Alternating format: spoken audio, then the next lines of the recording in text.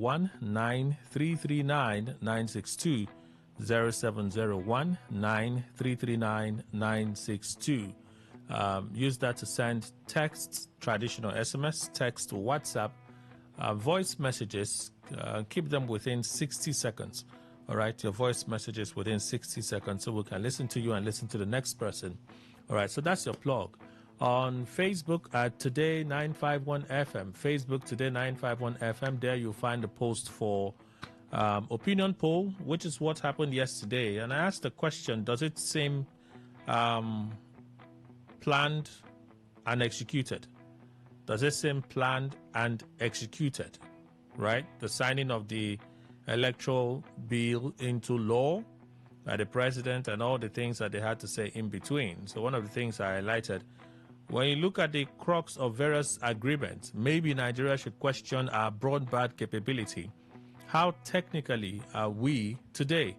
How technically we will be tomorrow? President Tinubu on signing the electoral bill.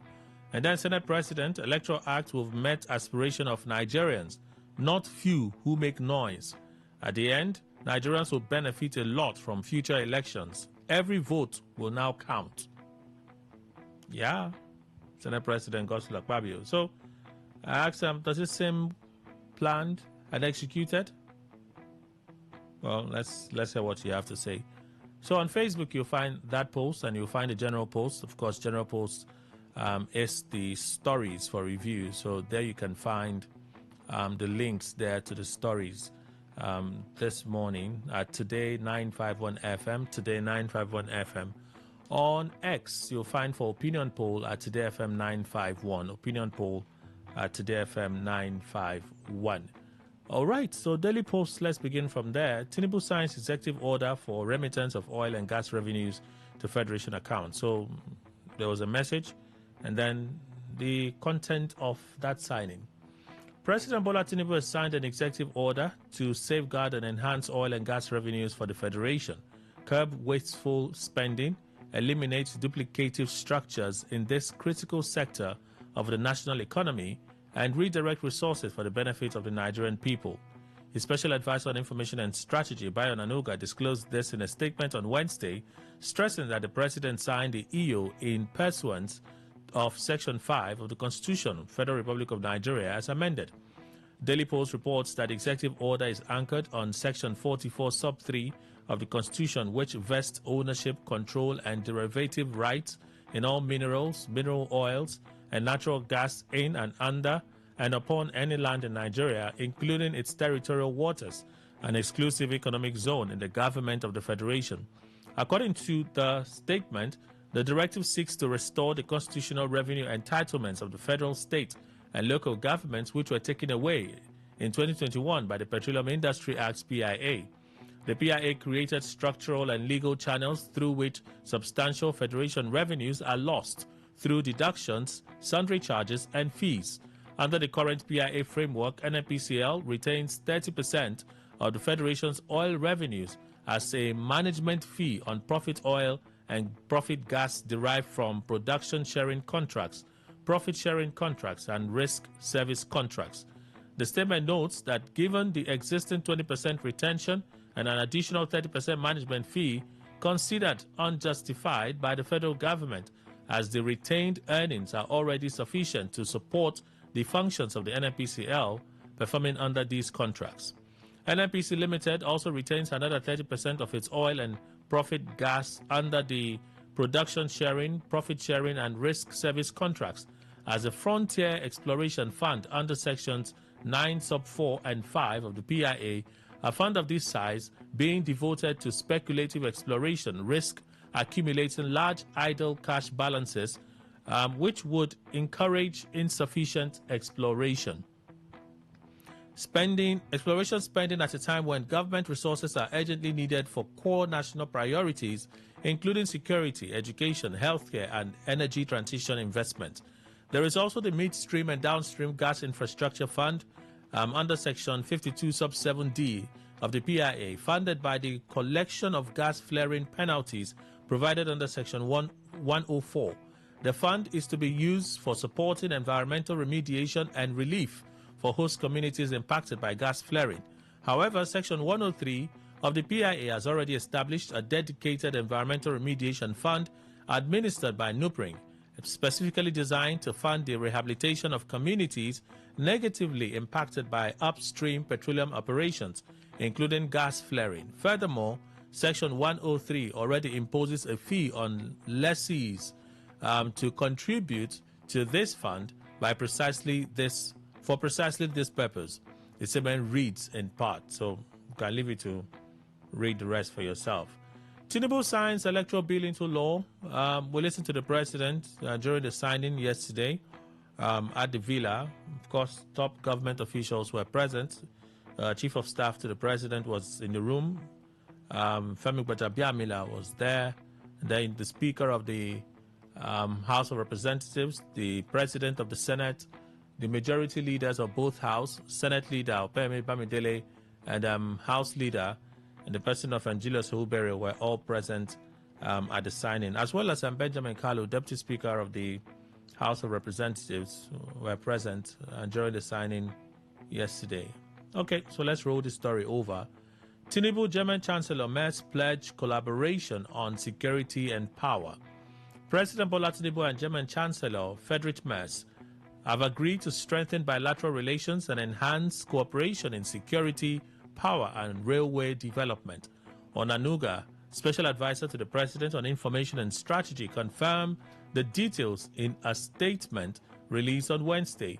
In a telephone conversation on Wednesday, the leaders also discussed collaboration in creative arts and skill development, signaling a broader partnership beyond traditional sectors.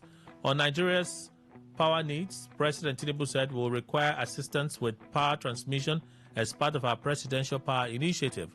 Chancellor Merz responded, Siemens is ready to assist and Deutsche Bank is willing to finance the project.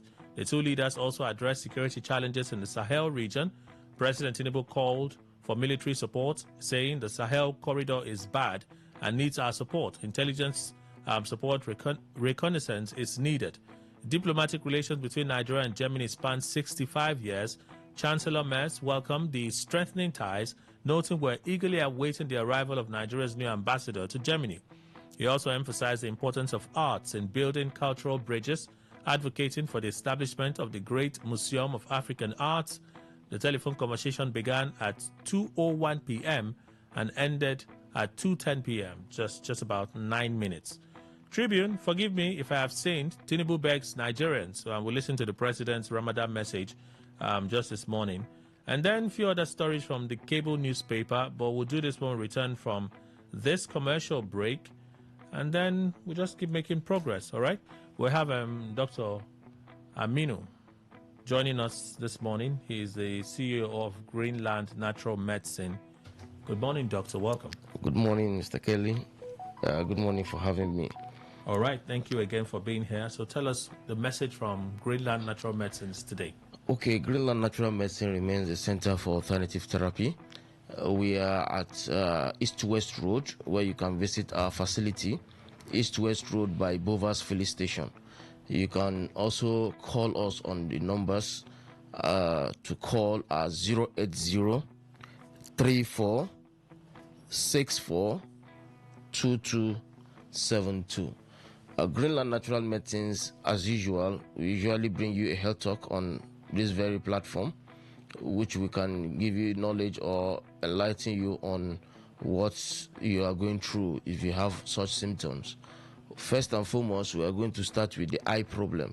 Yes, as usual, if you have anything that has to do with your common eye problems like glaucoma, cataract, pterygium, myopia, and so on, and you notice you have this called refractive error and so on.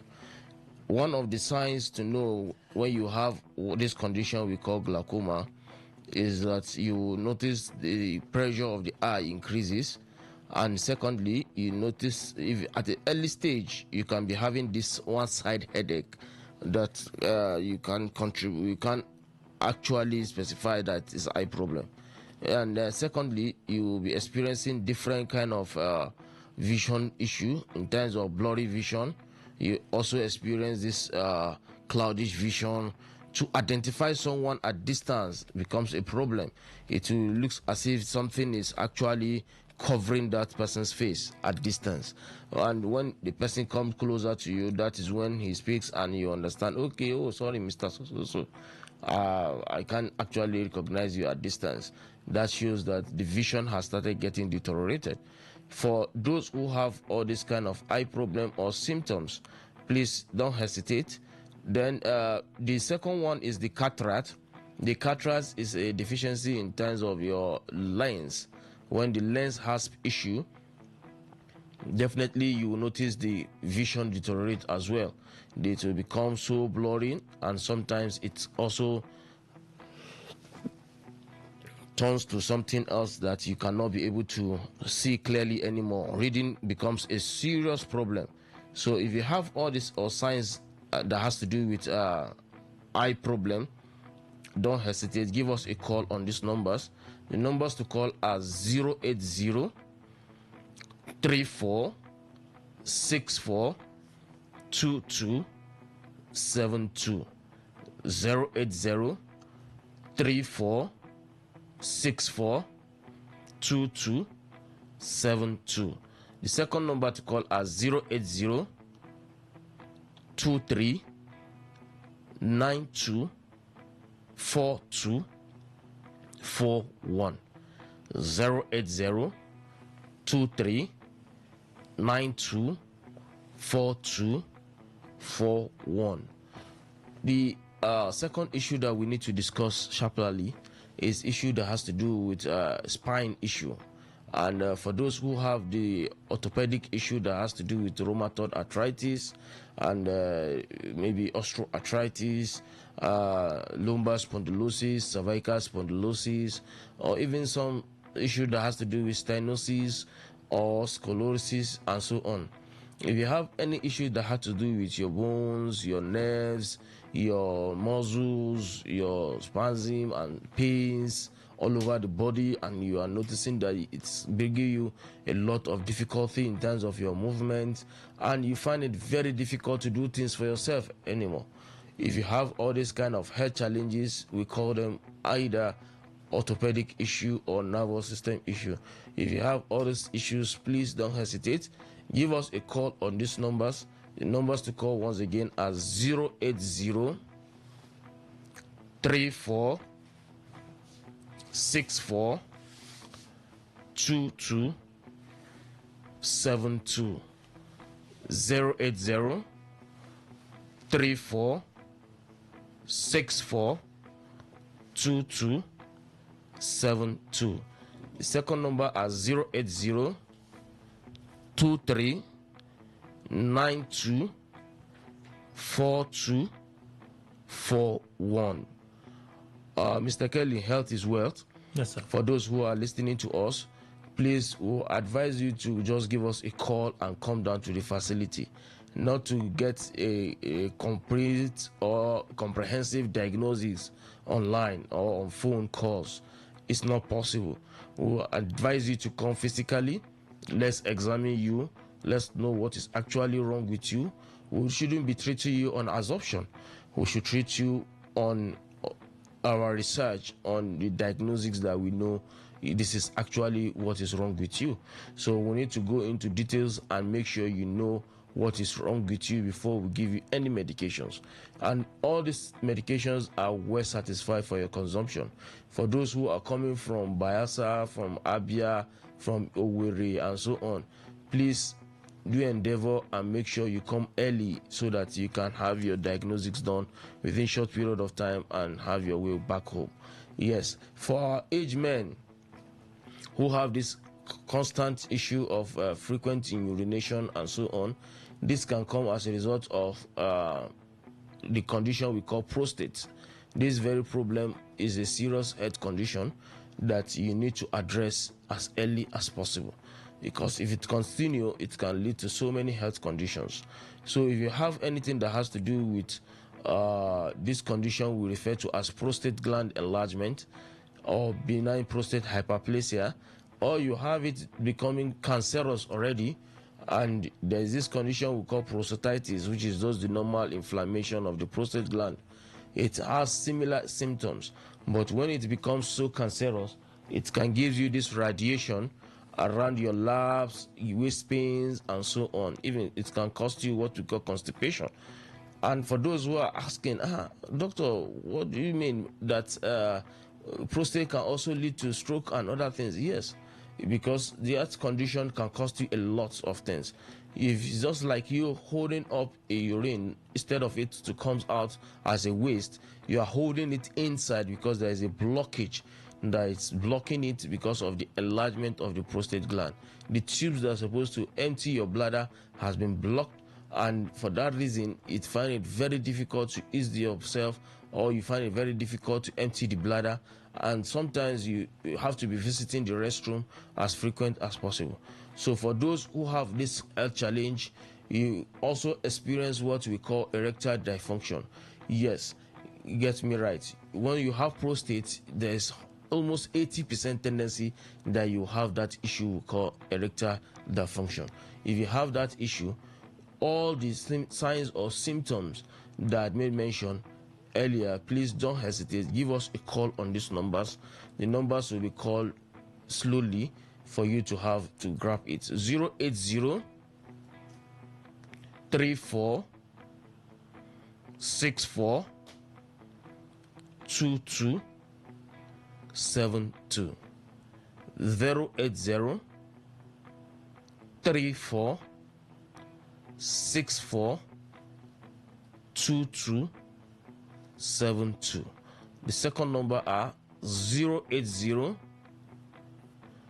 23 92 42 41. Greenland Natural Medicine. Our physical address in Port Harcourt here is in East West Road by Bovas Filling Station. For listeners that are coming from Elio's axis, you have to pass the Rumodara Junction. After the Rumodara Junction, start checking by your left, you will see the Bovas Filling Station. The plaza shares fence with that Bovas Filling Station. While for those who are coming from Tank, the plaza is before the Bovas Filling Station. We'll call it Gold Plaza, before Rumodara Junction as well. So for those who are coming for the issues that has to do with infertility, yes, Dr. Aminu is on ground to address all those health issues with you. And for those who are coming for eye problem, you can also come down to our facility. There is this common infectious diseases that we have in our society due to the hygiene and so many things, but we can't start mentioning them by names on air due to the rules and guide of the NBC rules. But for those who have all these infection diseases that you have been taking different antibiotics, taking different kind of medications, you are finding it very difficult to get to solve the problem.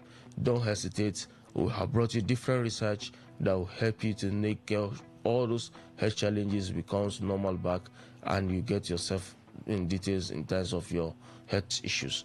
For those who are coming, the numbers to call are 080 34 64 22 72.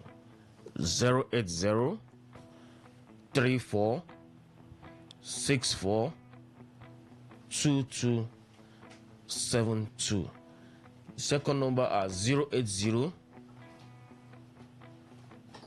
23 92 42 41. 080 23 92 42 41. Greenland Natural Medicines. For our women who have issues that has to do with early menopause, you have just clocked 40 and you notice that your cycle is no longer coming up again, and you have been seeing it maybe in a year 2 to 3 times in a year, and you noticed you have not even been married. Sometimes some of them are not even married, and the menopause has started coming with signs. If you have all these kind of symptoms of early menopause, hot flush, or so on, and you noticed you are looking more aged and so precisely to your age, please don't hesitate. The numbers to call are 080 34 2272. Try and visit our facility. Share your health problem with us. Greenland Natural Medicine will deal with broad health issues, so many things that we've not mentioned, things that has to do with your high blood pressure, issues that has to do with your diabetes, issues that has to do with hemorrhoid, issues that has to do with even liver functions issues, kidney functions issues. All these are organic medicines that we have researched from over 36 countries, brought to you here to your doorstep to make sure you utilize them and take care of your health. We use nature to take care of nature in Greenland Natural Medicines. Come and see the power of nature in Greenland. When you visit our facility, we assure you you'll never regret spending a dime in Greenland. Anything you spend in Greenland, you enjoy that figure. And we assured you, we are not just giving you back your health in details, we are also giving you advice on how to continue your lifestyle that will give you good health even in future. For those who are bringing their kids for glasses, or you age men who wants to change your glasses due to the deficiency you have in terms of your vision and so on. For those who have anything that has to do with refractive error and you noticed your glasses are no longer working for you, just give us a call or come down to the facility. We will address such issues for you. And our aged men, please, that have issues that have to do with stroke, that are finding it very difficult to come down to the facility, give us a call. We'll advise you on how to do and get to our facility. We'll usually get you to our facility because most of the equipment we are going to use to take our diagnostics, they are not something that we can move around with. Yes, for those who are coming for their physiotherapy sections, do endeavor and come. If you have been coming and you want to meet me one-on-one, I'm in town, and the facility will be open to the MD up to Saturday. Yes, the MD will be available up to on Saturday, which is next tomorrow, rather. Yes, by 5 p.m. the MD will be leaving for Abuja. All right. So for those who are coming, we've given you the promo. The price for registration now and consultation is just 7,000 naira. Okay. From morning till 12 a.m. 12 noon. Yes. For those who are coming from 8 a.m. to 12 noon, you have the opportunity to register with that figure of just 7,000 naira only. Yes. If you are up to maybe 5 minutes late of 12 noon, it has to be 10,000 naira for consultation or registration as well. All right. So the phone number lastly before we go. The phone numbers to call are 080 34 64 2272. 080 34 64 2272. The second number is 080 23 92 4241. 080 23 92 4241. Greenland Natural Medicine. Thank you so much, Doctor. Thank you for having me, Mr. Kelly. To be here. Let's Thank return, continue with what the papers have for us today. Please stay with us.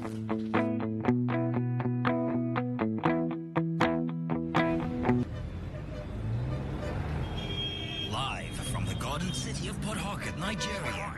This is Today 95.1 FM. All right, thank you for staying with us. Let's flip to the cable. RFI has his hands full, I tell you. He's about to be stressed. He's about to be really stressed. Well, ICPC detains RFI over ongoing investigations. The Independent Corrupt Practices and Other Related Offences Commission, ICPC, says it has taken RFI, former governor of Kaduna State, into custody. According to J. Oko Ode, I think it's Okoy Ode, ICPC's head of media and public communications, RFI was taken into custody on Wednesday night in connection with investigations. Okoy, in a statement, did not disclose the nature of the investigations for which the former governor was taken into custody. Quote here, the Independent Corrupt Practices and Other Related Offences Commission, ICPC, writes to state that Malam Nasir El-Rufai, the former governor of Kaduna State, is in our custody. As at the close of work yesterday, Wednesday, the 18th day of February 2026, Malam Nasir El-Rufai is in the custody of the Commission in connection with investigations. Well, the cable had earlier reported that the former governor was taken into custody by the State Security Services, SSS, after spending 2 nights at the headquarters of the Economic and Financial Crimes Commission, EFCC. It is not immediately clear whether the SSS handed him over to the ICPC for the ongoing investigations. Well, a follow-up on that. So this is a story before the one I just read. Sources, SSS takes El-Rufai into custody from EFCC. Operatives of the State Security Services, SSS, have taken Nasir El-Rufai into custody after the former governor of Kaduna State spent 2 nights with the Economic and Financial Crimes Commission, EFCC, sources have informed the cable. Multiple sources say El-Rufai was picked up from the EFCC headquarters in Abuja on Wednesday night by the secret police. Insiders say during his questioning at the anti-graft agency, investigators made several attempts to obtain a written statement from the former governor, but he repeatedly declined to provide one. Sources equally told the cable that the SSS action is not connected to the EFCC probe, but is due to a security matter. He has a case to answer regarding an escalating security matter. A senior security official told the cable this is not related to the EFCC investigation. It is a separate matter entirely. PDP candidate in FCT election steps down for APC rival after consultation with Wike. His name is Julius Adamu. Yeah, it's actually Julius Adamu. The chairmanship candidate of the PDP in Buhari Area Council stepped down for Joshua Ishaku Musa of the All Progressives Congress APC. We listen to Yes on Wike. We also listen to the candidates speak there. So let's roll this story over. 2 killed, 5 injured as violence disrupts APC World Congress in Ondo State. We've had stories of the state chairman of the APC being beat up by alleged thugs in Ondo State. I said that kind of thing. How? How now? To have access to the state chairman of the party. If someone up there does not want him to be humiliated, I feel like they were slapping the guy. 2 killed, 5 injured as violence disrupts APC World Congress in Ondo State. 2 persons were killed and 5 others injured on Wednesday following fresh violence that marred the World Congress of the All Progressives Congress APC in Idare, Ondo State. The incident occurred at Ododo Idare, the headquarters of Idare LGA, as the ruling party conducted congresses across the 203 wards in the state. The unrest is believed to be a spillover of Tuesday's disruption at the party secretariat in Akure, where suspected hoodlums invaded the stakeholders meeting and assaulted party leaders. One Raphael Adetime, younger brother of the state caretaker chairman, was among those targeted. He sustained machete wounds after assailants allegedly mistook him for his brother due to their resemblance. Eyewitnesses say his vehicle was set ablaze and was rushed to a general hospital where he remains in a coma. Ade claimed the assault was politically motivated and sponsored by hoodlums linked to Tajuddin Adefisoye, a former House of Representative member whom he described as an ally of Lucky Aiyedatiwa, the executive governor of Ondo State. They targeted my brother because they thought he was me. They shot him several times, but bullets could not penetrate.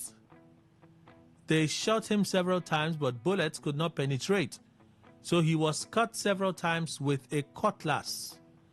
A family source, however, said Raphael may not have survived the attack, adding that 2 other men, including one driving a Venza, were fatally shot during the chaos.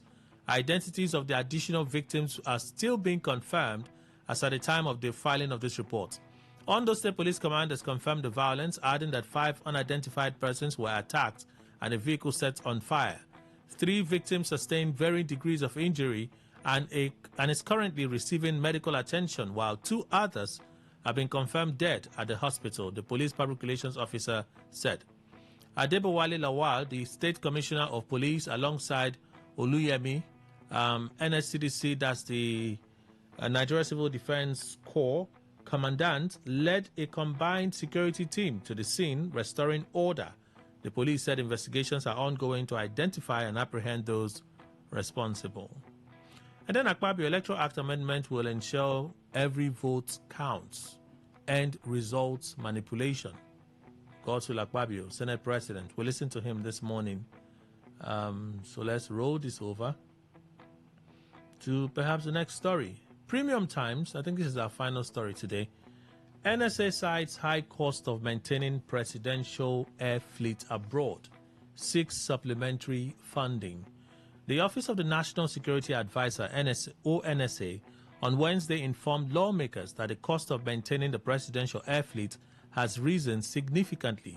The permanent secretary at the ONSA, Mohammed Sanusi, disclosed this while appearing before the Senate Committee on National Security and Intelligence to defend the agency's 2026 budget proposal.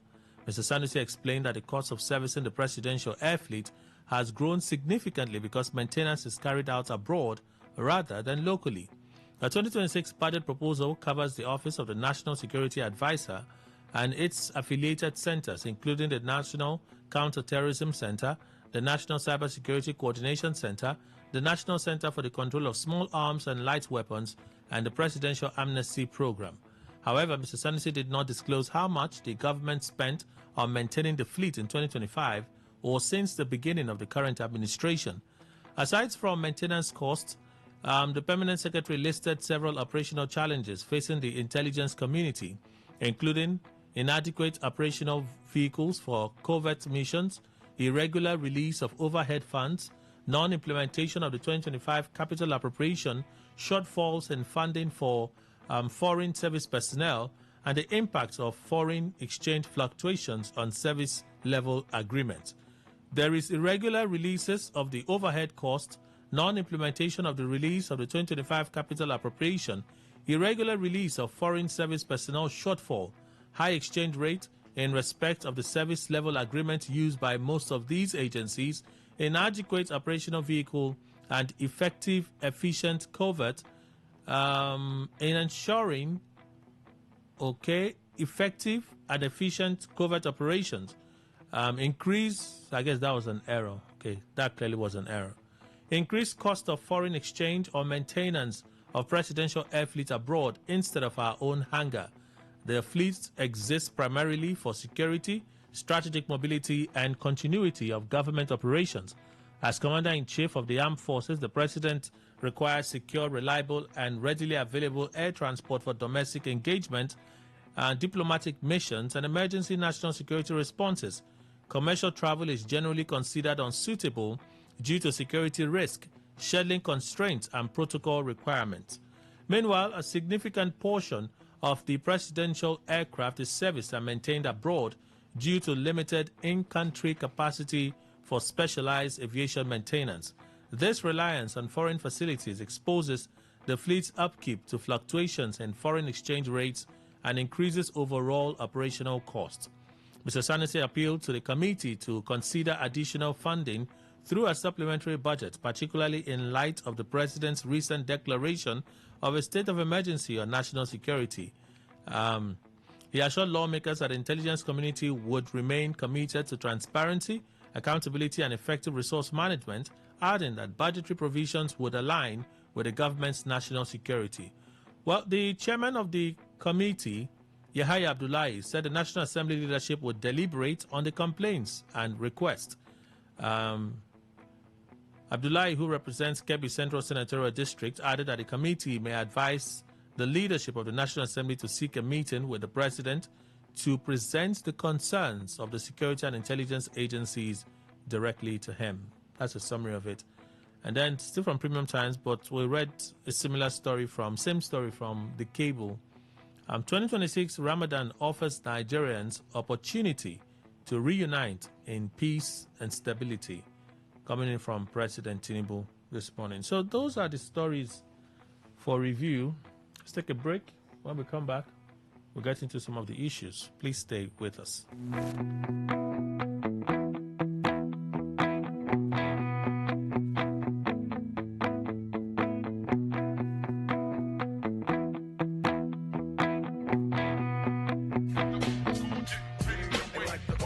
Nothing like the good old classic music and reminding the new school of where it all started from. Get the best of classic old school music back to back. Nostalgia Drive From 10:30 p.m. to 11 p.m. every Saturday on Today 95.1 FM. You're the bomb. 95.1 FM. Baby shark, baby shark, baby shark. Children are a beam of sunlight. On Kiddies Playground, smart is the new cool. We have interesting activities lined up for everyone, from storytelling to games to quizzes, where you get to win loads and loads of gifts. Do you have what it takes to compete and win exciting prizes? Then don't miss any episode of Kiddies Playground every Saturday at 7:30 a.m. only on Today 95.1 FM, where playtime comes to life.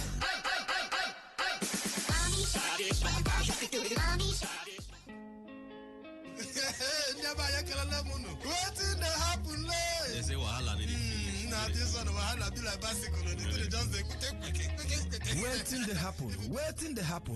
they happen. Now for Today 95.1 FM, 5 p.m. Monday to Friday, bomb quem. Now here you go here, waiting they happen for Niger and Obodo the world. Now that time where we they bring you Ogbonga story them, where go shock you. You go wonder say a person do like this. Now so we they bring them come give you acid the hot. Now where would they find way to sweep this country? Don't run. It goes their blood in the chopper. You say this one, no worry. When time I reach, I'll say I want to take them. I see where they go. Homeland is homeland. Me, I go put get for them. Now me go be get man at that time for airport. Waiting they happen. Make you know Miss Mazi Ike God Ike Machuku and MC Kuro for waiting they happen. You go enjoy yourself. No forget to say woman they chop our recharge card woto. I don't tell you say this place na education center. As you sit down here with us from Monday to Friday, you go enjoy waiting they happen. Waiting they happen. Make you know miss them at all.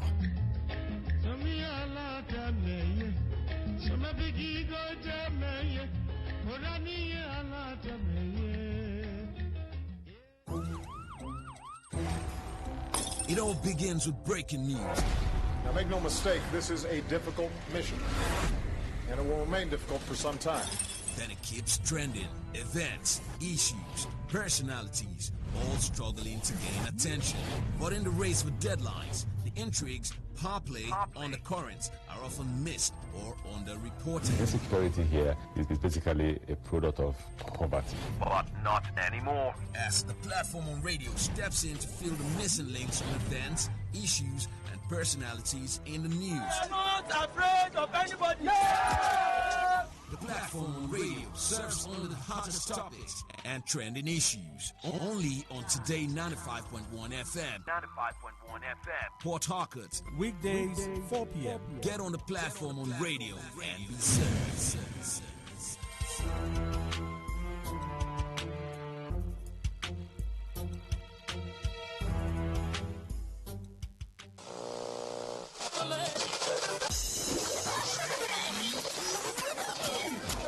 Hello, join us Fridays, 7:30 a.m. on Our Top Picks, and together we'll review the big national stories of the week, all in 30 minutes. It promises so much fun. Our Top Picks, Fridays, 7:30 a.m. Don't miss it.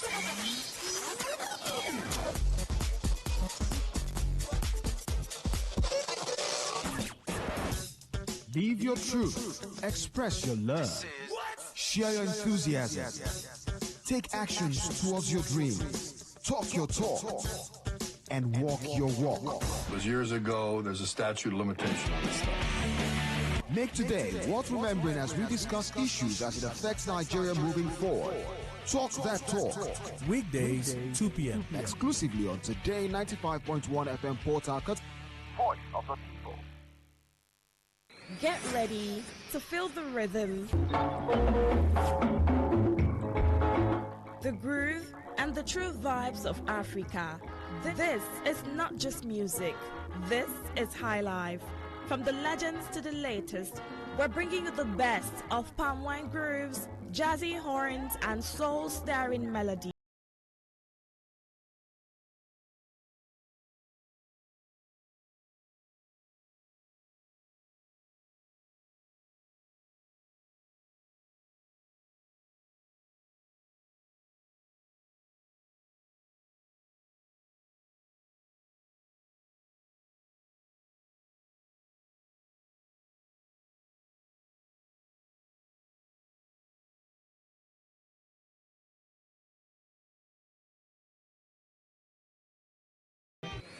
African style.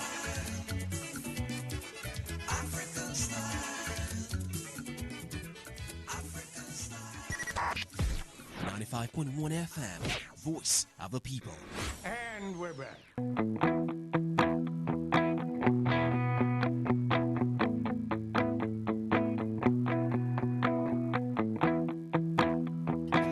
All right, thank you all for staying with us. Let's get into some of the issues this morning.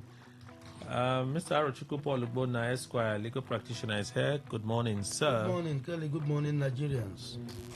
Dr. Richard. Okay, why Igwe Richard? That's the right order, right? If you want to start from Sunday. Sunday is the Mwingwe. Anyone can go. So, Dr. Richard Waigwe. Yes. Executive Director, Citizens Leadership and Rural Development Initiative, CLADI. Morning, sir. Welcome. Good morning, sir. Good morning, Nigerians. And Mr. Emmanuel Indukwe, our in-house analyst. Good morning, sir. Welcome. Good morning, Kelly. Good morning, Nigeria. Interestingly, yesterday we were looking at the key points as takeaway from what the National Assembly did with the Electoral Act. That has now been assented to by the President. It's now law, meaning that those changes are part of our electioneering process going forward in 2026. But I'll just take general opinions on what happened yesterday. The President, perhaps is it the fastest bill that we have seen an executive nod? I can't tell how okay, an executive nod. When the President asked for a change of the national anthem, it didn't take them this long, right? Yes. And I think the President assented to it in the National Assembly chamber. I can't remember, but I know it was swift. It was really swift. The President said, "We want to change the national anthem." As he sent it to the National Assembly, they agreed. Bah! Next thing, the President assented to it. I think he did that before he went there to present budget or something. I can't remember the occasion, but there was an event that took the President to the National Assembly. I think so. Oh well, Mr. Arochukwu. Yes. The President has signed a new electoral law. Perhaps we'll use this one for 4 years, and after these 4 years, after this election, we'll start shouting, "Oh! They will now assemble again. Oh, we need to amend there. We need to amend there. We need to amend there." Because, like you said before we went on air, it appears that for every election we've been amending the Electoral Act. Yes. So the President assented to this one. Well, for every election we amend the Electoral Act, and each amendment, none of the amendment ever reflected a better election or a better election outcomes. The primary issues and the primary challenges our elections has faced is still there. Okay? So, some of these laws are taken in such a way that it accumulates the ruling class. For instance, look at some of the arguments why on the issue of real-time transmission. And some people were saying, look, there is no network in their community or village or local government. Somebody has been in the Senate for 8 years, some 12 years, and there's no network in your place. You are talking about it as if it's a spiritual issue. You are discussing it as if, like, Jesus Christ died, he woke up after 3 days, very complex. How do you get network in your place? You approach service providers to put their facility in your neighborhood or in the place, or the National Communication Commission, and this is what you are doing here. They are saying it very freely, and you say such things, you get away with it. You say it in the open. You say it on camera that there's no network in your place. So what are you doing? The issue of having network and access to data and access to communication is a fundamental human right. So if you cannot even afford to give your community, people of your constituency, If you cannot afford to enable them have access to simple, easy communications, then what are you doing there? You have already, look, you have indicted yourself. You are doing nothing. So, the president assenting to it. Yes, general sentiment and opinion is that the law is stood or is designed in such a way that it aids the government in power. And of course, every government will always want to tinker with the law to see for their easy ascendancy or return to power or sustaining power. So it's not surprising that he quickly signed it into law. And of course, both the party, both the National Assembly and the president, they seem to be in tandem. You see, in this particular case, we didn't hear of different versions of it, as we were hearing with the tax law, where they were saying their version. They are very careful, no double version, because everybody's interest is in marriage here. No, they didn't even waste time now. They didn't waste time. As they finished, like they just carried the documents. They carried the documents straight to the villa. I said, Mr. President, we have come. We have done what you asked us to do, so we have come with the document. President said, people are here, bring a seat. All of you sit down. Where's my pen? Bayo, where's my red biro? Bring it. Sir. Although, but Kelly, look at it in another way. That shows the efficiency of the president and the efficiency of the National Assembly and the efficiency of the people working with the government. It shows that the government is proactive. It shows that the government is responsible. It shows that the government hates wasting time on issues. They want to give Nigerians the best and in their head to deliver. But is it not clear? Obvious. So that's another way of looking at it. No, but it's always been clear. There's no case of Baba go slow here. As the thing that government wants, there is almost no impediment on their way. It is the things that the people are saying government should do for them that they start speaking English. Possibly what the people are asking is too nebulous, too complex, very difficult. So government wants simple things, and so simple things sell simply. But when the people are asking for things that are very complicated, you have to travel a long road to arrive at the answer.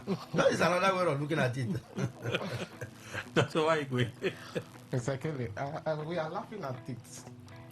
But for a very serious nation, right, in the developmental pedestal of Nigeria is, and we are saying we are a democratic nation. When you see those dramas and see the speed through which they pass those laws, you begin to wonder, is there any hope for development for Nigeria? Is there any hope for the masses, the generality of the masses?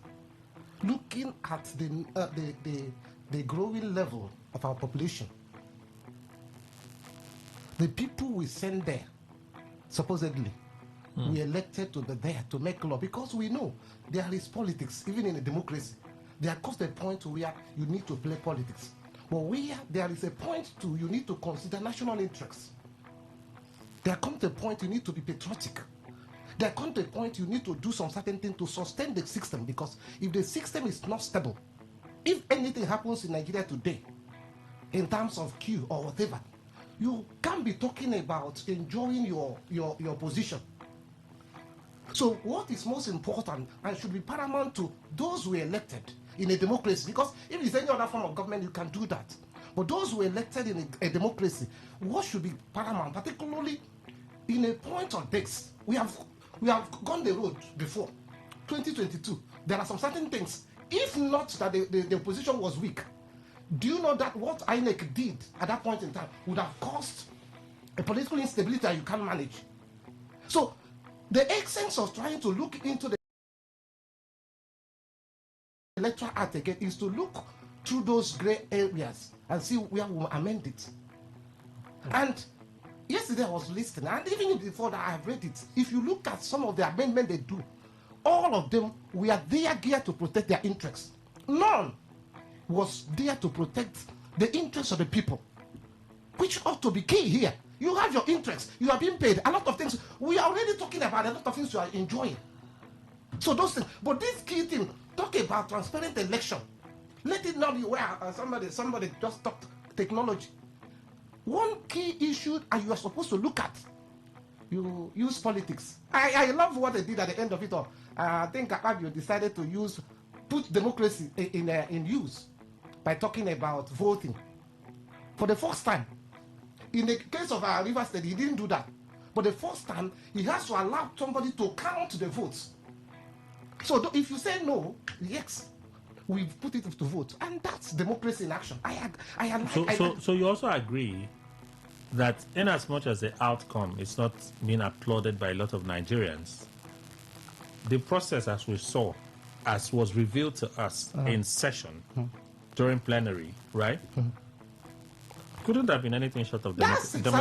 That's the democratic process. That's the most times, even when people talk about democracy of philosophers, most times it's not the best government. If the people say that's what you want, because at the end of it all, you allow the interests of the opposition, then you put it to vote. That's what he did. And he was smart to do it. But what we are talking about, because in democracy too, we talk about democratic values and culture.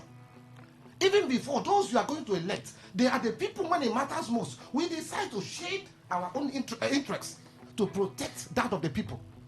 And what is key here is talking about transparent election, where there will be no crisis, because there's a way you rig Nigerians out, the opposition out, you cause trouble that you cannot manage. So in this case, and I know that the sitting government, the sitting party, has everything it takes to allow for free and fair and credible election. But what are you afraid of? Okay. What are you afraid of? So look at the provisions they did, all of the provisions, including Dr. Mugwe is stirred up. Including the provision of how do you provide money for INEC? 60 days. Intentionally. Because at the end of it, you see that they will cripple INEC. The provision for those who feel aggrieved that they can go to court. 60 days. If they shut up. So when you are trying to look at these things, what is the essence of making law? It's to correct the errors of the past. Okay. So that you can talk about something good, progressive. But here, they did the opposite.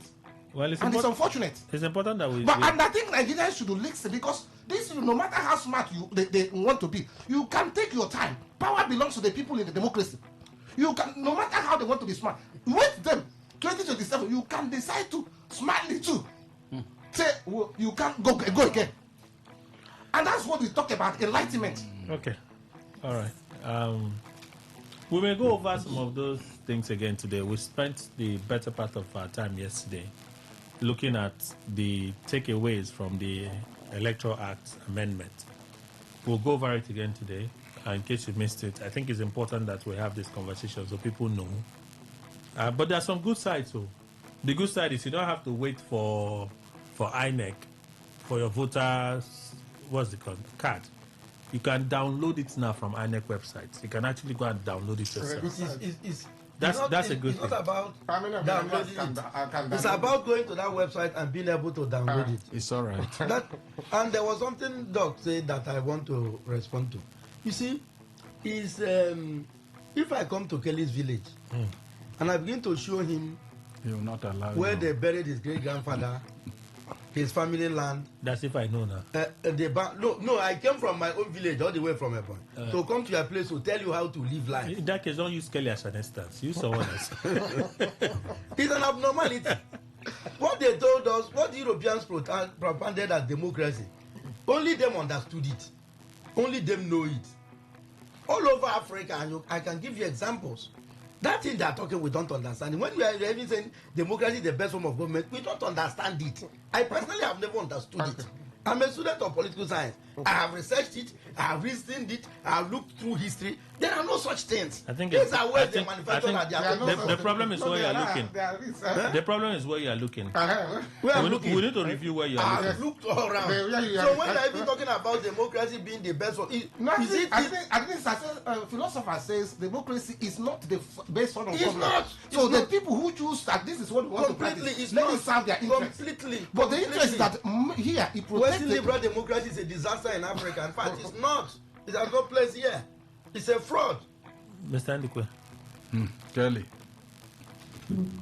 since the rain has subsided, you see, it's not a surprise to me that Electoral Act is signed with the speed of light and all that. You know, I had said it, I think, was it the day before yesterday, that let them finish everything, cobbled it together, send to us or rock, and they will receive his signature immediately. And that's exactly what has happened. I'm not worried, but I do not have much to say on this because in Nigeria, there is no democracy in place.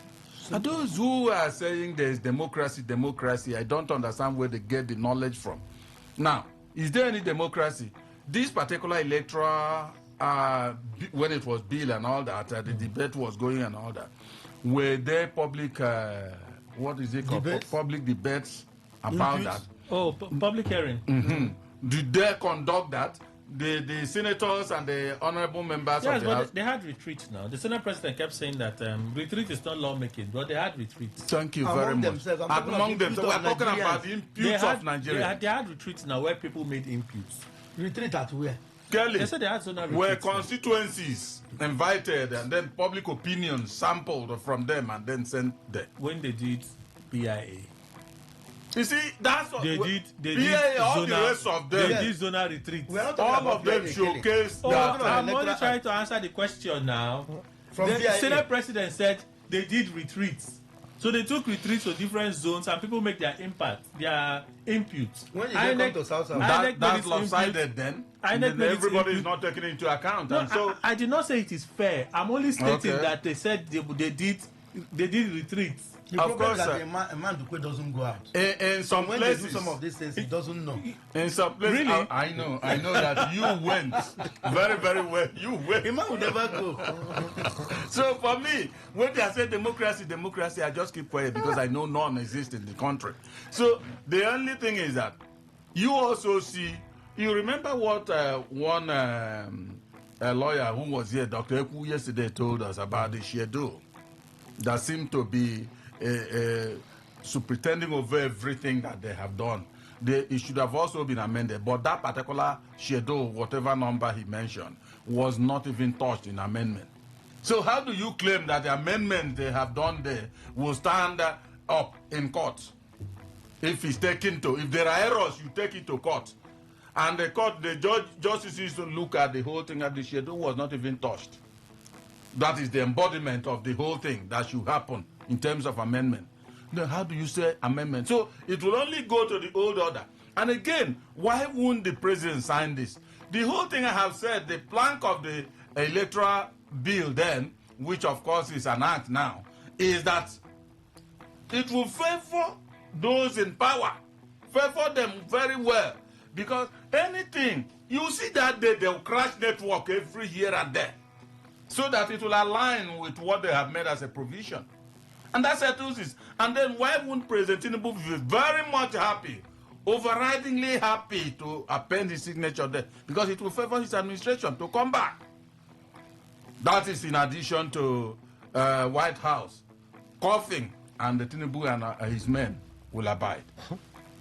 Yes. I want to say briefly that when we say like there is no democracy in Nigeria, I need to know, scholars have discovered that there are levels of democracy. For countries who decide that we are practicing it, whether you are faking it or not. That's why there is a classification of kinds of democracy. Okay. We have country with food democracy. We have country with a flawed democracy.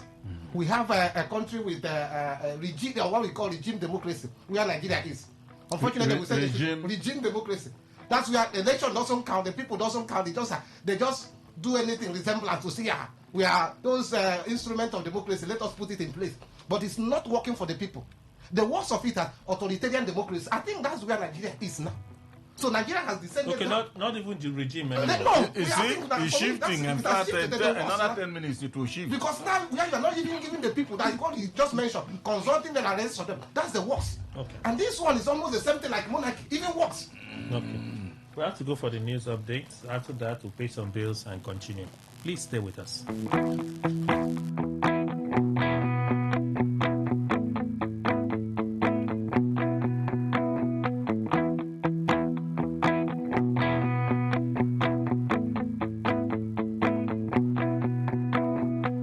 Whether it's happening in Port Harcourt, South South, Nigeria, or around the world, we've got you covered. On air, online, delivering balanced news and unbiased analysis. Today, 95.1 FM. Today, 95.1 FM, Port Harcourt. News update.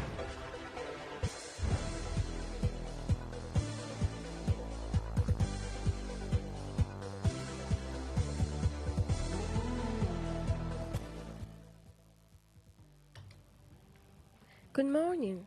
Here's a news update on Today 95.1 FM. I am Miracle Emmanuel. The chairman and chief executive officer of the Nigerians in Diaspora Commission, Abike Dabiri Erewa, has outlined plans to deploy Nigerian medical professionals living abroad to various states this year. Speaking to journalists in Abuja, Dabiri Erewa unveiled the Diaspora Health Impact Initiative 2026. The initiative with the theme, Harnessing Global Diaspora Medical Expertise to Strengthen Local Health Systems for National Development, will bring diaspora-based doctors and specialists to various geopolitical zones to conduct medical interventions and provide professional training. Dabiri Area 1 noted that although Nigeria benefits significantly from diaspora remittances estimated at over $20 billion annually, the technical expertise of Nigerian medical professionals overseas remains largely untapped. The NEEDCOM boss added that the initiative provides a coordinated framework to align diaspora expertise with priority national and state-level health needs, particularly in underserved communities in Nigeria. The Director General of the Nigerian Civil Aviation Authority, NCAA, Chris Najomo, has reaffirmed the authority's commitment to strengthening passenger protection and tightening visa verification processes as part of efforts to promote safer and more accountable air travel. Najomo stated this while receiving a delegation led by the Managing Director and Chief Executive Officer of a travel company, Adenike Macaulay, during a courtesy visit to the authority's headquarters in Abuja. He said although the NCAA remains committed to improving the ease of doing business in the aviation sector, regulatory standards and consumer rights will not be compromised. The Director of Public Affairs and Consumer Protection at the NCAA, Michael Achimugu, reiterated the authority's resolve to enforce consumer protection regulations, stressing that airlines and service providers must resolve passenger complaints and process refunds within the stipulated 14-day timeline. Achimogu added that the renewed enforcement drive aligns with the aviation reform agenda of the Minister of Aviation and Aerospace Development, Festus Keyamo. Chairman of the Dangote Group, Aliko Dangote, has predicted that the Naira will hit 1,000 to $1 this year. Dangote said this while speaking at the launch of the Nigeria Industrial Policy in Abuja. He said the reforms by the government mean better days are ahead. Dangote called for the protection of local investors through the provision of incentives and infrastructure, such as power, which he said remains a challenge to doing business in Nigeria. He said while the policy is in order, it must be backed with full protection for industrialists to drive the nation's goal for industrialization, job creation, and economic growth. And on the foreign scene, a group of United Nations experts have suggested that abuses carried out by convicted sex offender Jeffrey Epstein could meet the definition of crimes against humanity. The independent experts appointed by the UN Human Rights Council released a statement in response to the millions of files released by the United States government related to criminal investigations into Epstein. They explained that the records tell a story of dehumanization, racism, and corruption. The UNHRC panel called for an investigation into allegations around Epstein and his associates, who include prominent figures in global politics, business, science, and culture. They added that the revelations from the files suggest a global crime enterprise. And that's the news update on Today 95.1 FM. I am Miracle Emmanuel. Thank you for listening. Today's news, today's entertainment, today's sports, today's issues. Today on Today 95.1 FM, Port Harcourt. Long time no see you, which one you do? Oga builder, Oga contractor, long time no see. That thing where they look for Sokoto, it don't land for Shoko say we don't carry our product enter River State, but say we still there for Aba. Anywhere where you did Agnes roofing product, go find you come. Our product don't enter market, long span, made couple, step tie, small gutter design. As big man consign, we still get stone coated roofing sheet, shingle, mineno, glass, board, wood shake, and rubber. No forget saying Dr. Agnes one man where they manufacture Agnes one man delta tooth powder. Nice to carry this product enter market. Wakaskele Wukali has not only enter our office waiting for kilometer 20 about Port Harcourt Expressway. Equated by Akaso bus stop behind Antwerp filling station or Bibo LGA or Port Harcourt. You feel Waka enter our head office waiting for kilometer 7 about Enugu Expressway. Ositema Bar for Abia. For more inquiries, call us on 0816-719-5073 or 0811-201-2831 or 0803-500-5489. Agnes Aluminium Roofing Product. I'm the product where go make your house the smile, whether under the sun or in the rain. Stay informed, stay ahead. Tune in to Today 95.1 FM for the latest news and exciting sports updates. Your trusted source for everything you need to know. Today 95.1 FM, the voice of the people.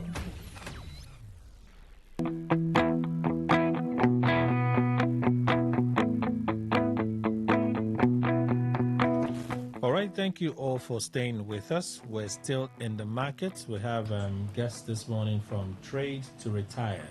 Good morning, sirs. Welcome. Good morning to you. So let's just know your names individually, then we'll get into the meat. All right, Prince Ochidi, co-owner of Trade to Retire Academy. And? My name is Ebitimi Keleboglafa, Head of Operations, Trade to Retire Academy. Okay, we need to hear you speak up a bit more. Yeah? Okay. Great. So what do you do at Trade to Retire?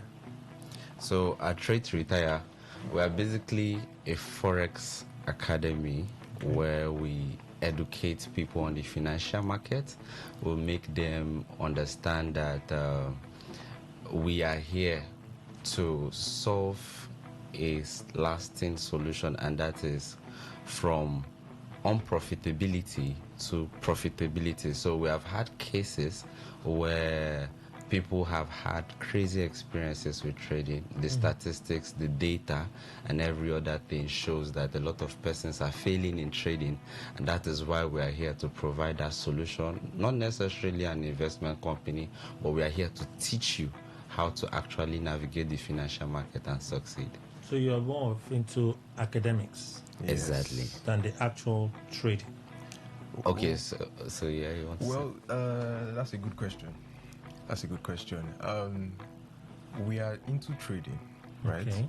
But we throw a lot more light on trading. So when people come, we teach them their way around trading, and we teach them how to trade.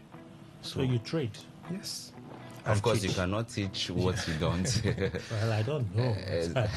For the it's just benefit like of those driving listening, yeah. it's important that we put it clearly for them to Exactly, understand yes. what Trade to Retire is about. Yes. So are you saying that you focus more on teaching them how to trade? So we are an academy who have succeeded in trading from experience. And since we're a success, it is better we now translate that same success into the lives of others. So, of course, you cannot have someone teaching you how to drive if the person doesn't know how to drive. That would be catastrophic, right? And so because we have our track record, because over the years, I have been trading 13 years, he has been trading over 10 years, and likewise. So you have experienced traders who have gone through profitable traders. Exactly. Very Let's even put it there. Profitable traders teaching you how to be profitable. Okay. So over the years, you've established that, and you feel this is giving back? Exactly. It is very evident in our Google reviews all over social media, YouTube, Facebook. You can just Google right now, for those of us listening, best Forex academies in Port Harcourt, and we are less than a year, and we are already under top 6. You see Trade to Retire Academy. As it stands now, we have the second highest Google rating, and this is actually organic.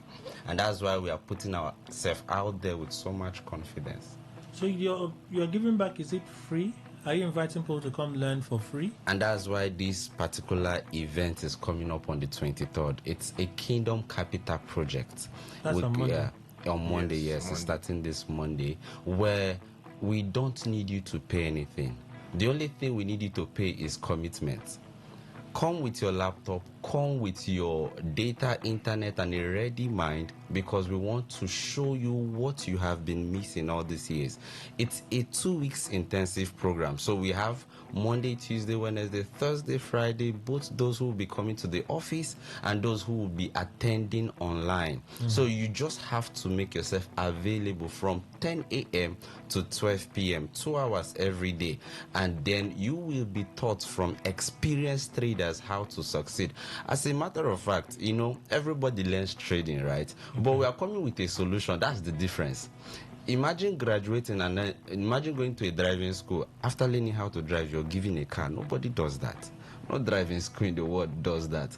But now you go through this forex training process. You are certified because it's a practical training. It is not come and learn theory. Go on YouTube, you see a lot of theories there. Let's teach you the real things that works in the real world. Okay. So that's why this KCP intensive program is out there for you, which starts on the 23rd of this month, which is this coming Monday from 10 a.m. to 12. So whether you are available to come to the office to learn or you want to join online, we have made everything conducive for you, and the learning environment and everything is so relaxed. Like once you come, you know that these guys have already made it in life, so it's a case of, okay, let me be in that position where I get the best out of this, so that they too can make it. Yes. And so for you to reach out to us, you need to send, you would be available to 0916 141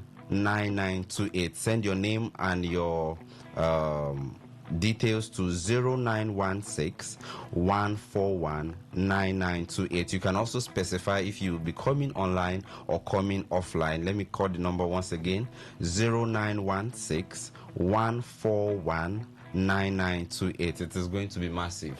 Okay, you called it a name, KC something. Yeah, Kingdom Capital Project, and he will say something about it. Sounds religious. Yes, you see, in as much as we are giving you the blessing of financial knowledge, we also want to give the blessing from above.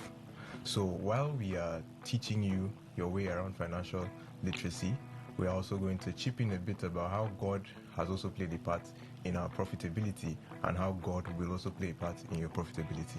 And so it's a kingdom approach, because at the end of the day, it's not about the strategy. We are trying to also build personalities. Over the years, we have noticed that you teach people how to trade, but because they have a wrong approach based on the kind of lifestyle they live, it is not sustaining. And so we give you first, see, beyond having this skill to be profitable, you still need that personality to maintain that skill.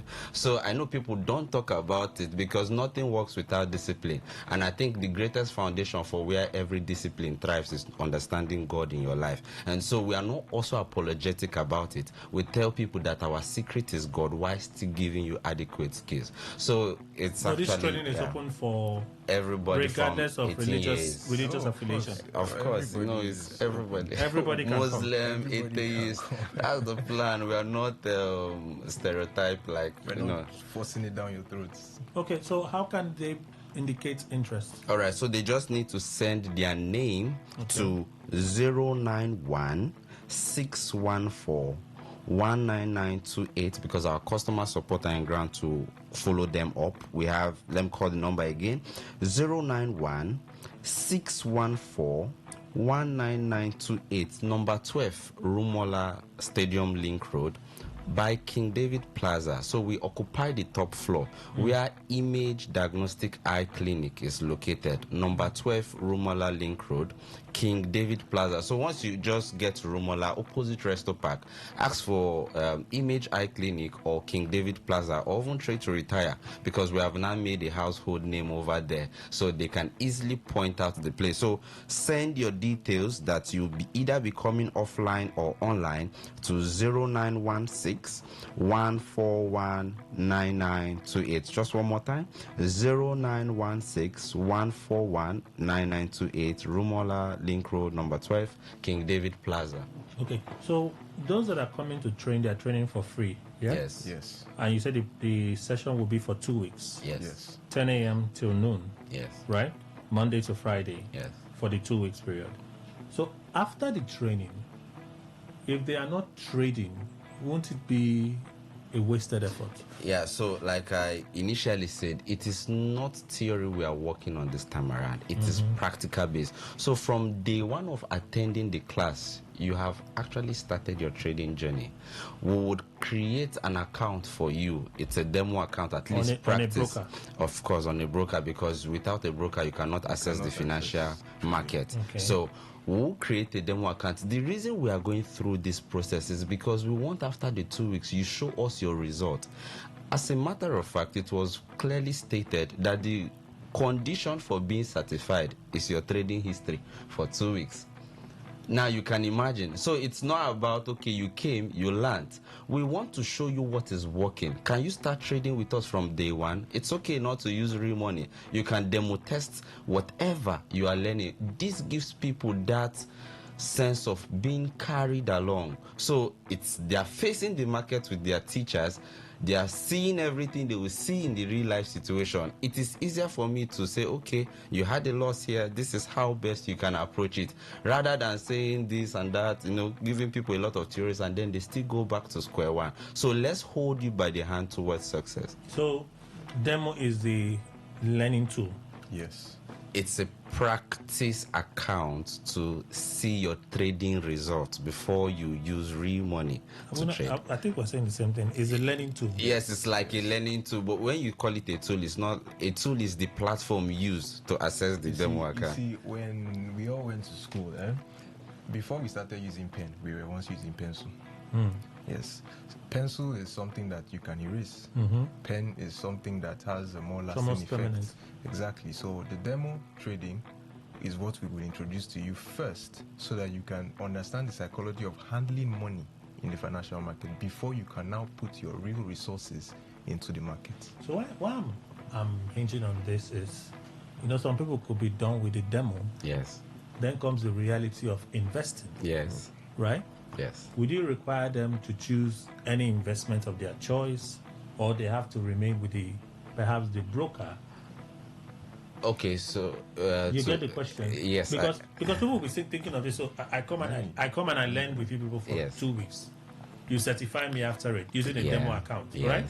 The money doesn't come from trading demo. Okay. The money comes from trading life. Of course. Right?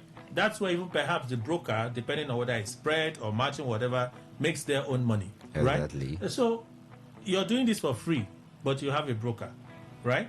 You train them. After the training, is there a way to check the progress of these people, whether they have remained at demo, just looking at the screen every day, without the guts to jump in live?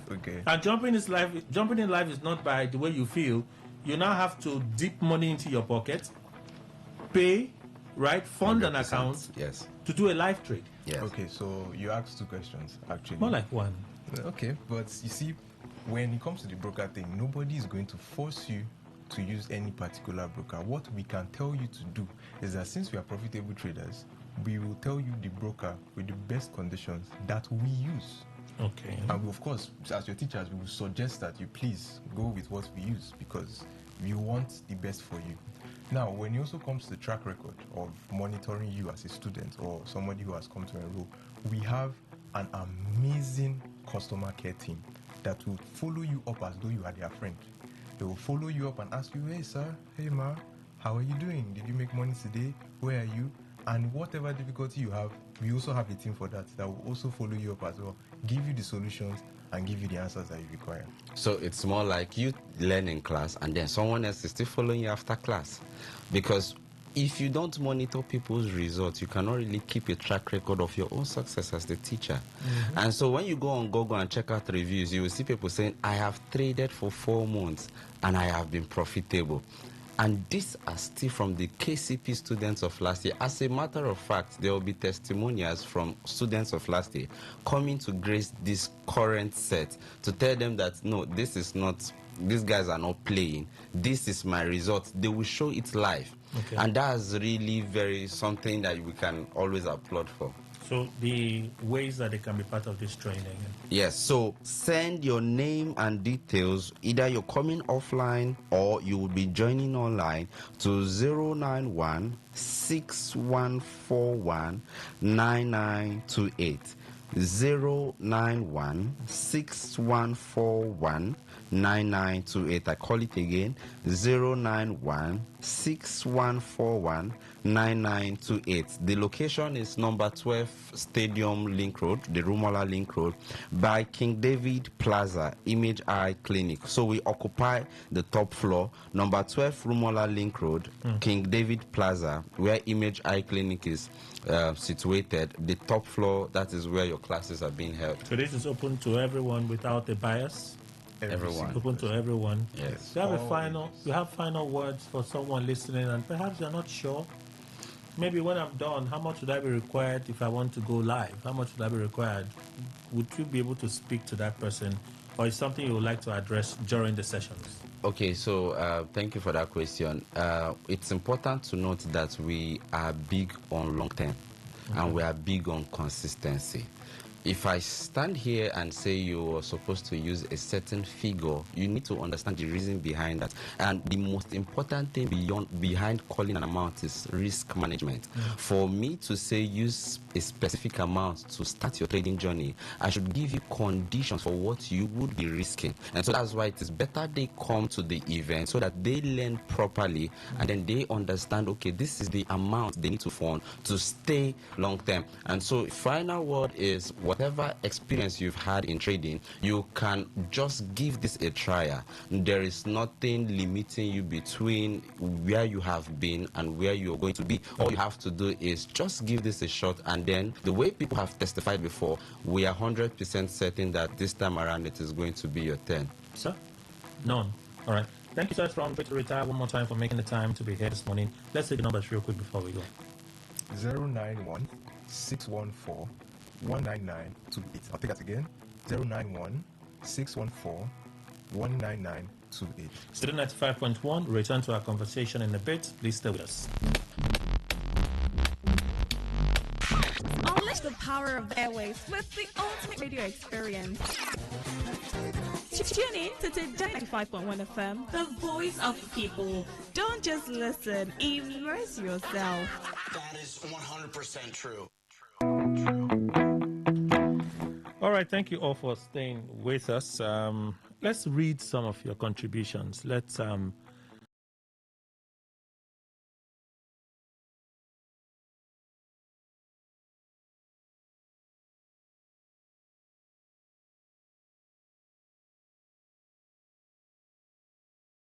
read some. Let's begin with the WhatsApp channel. We'll listen to the voice notes later on. Fine John, I hope the government will take the issue of mass lootings at the secretariat seriously. It's unfortunate the manner both workers and outsiders are looting at the secretariat due to the renovations going on.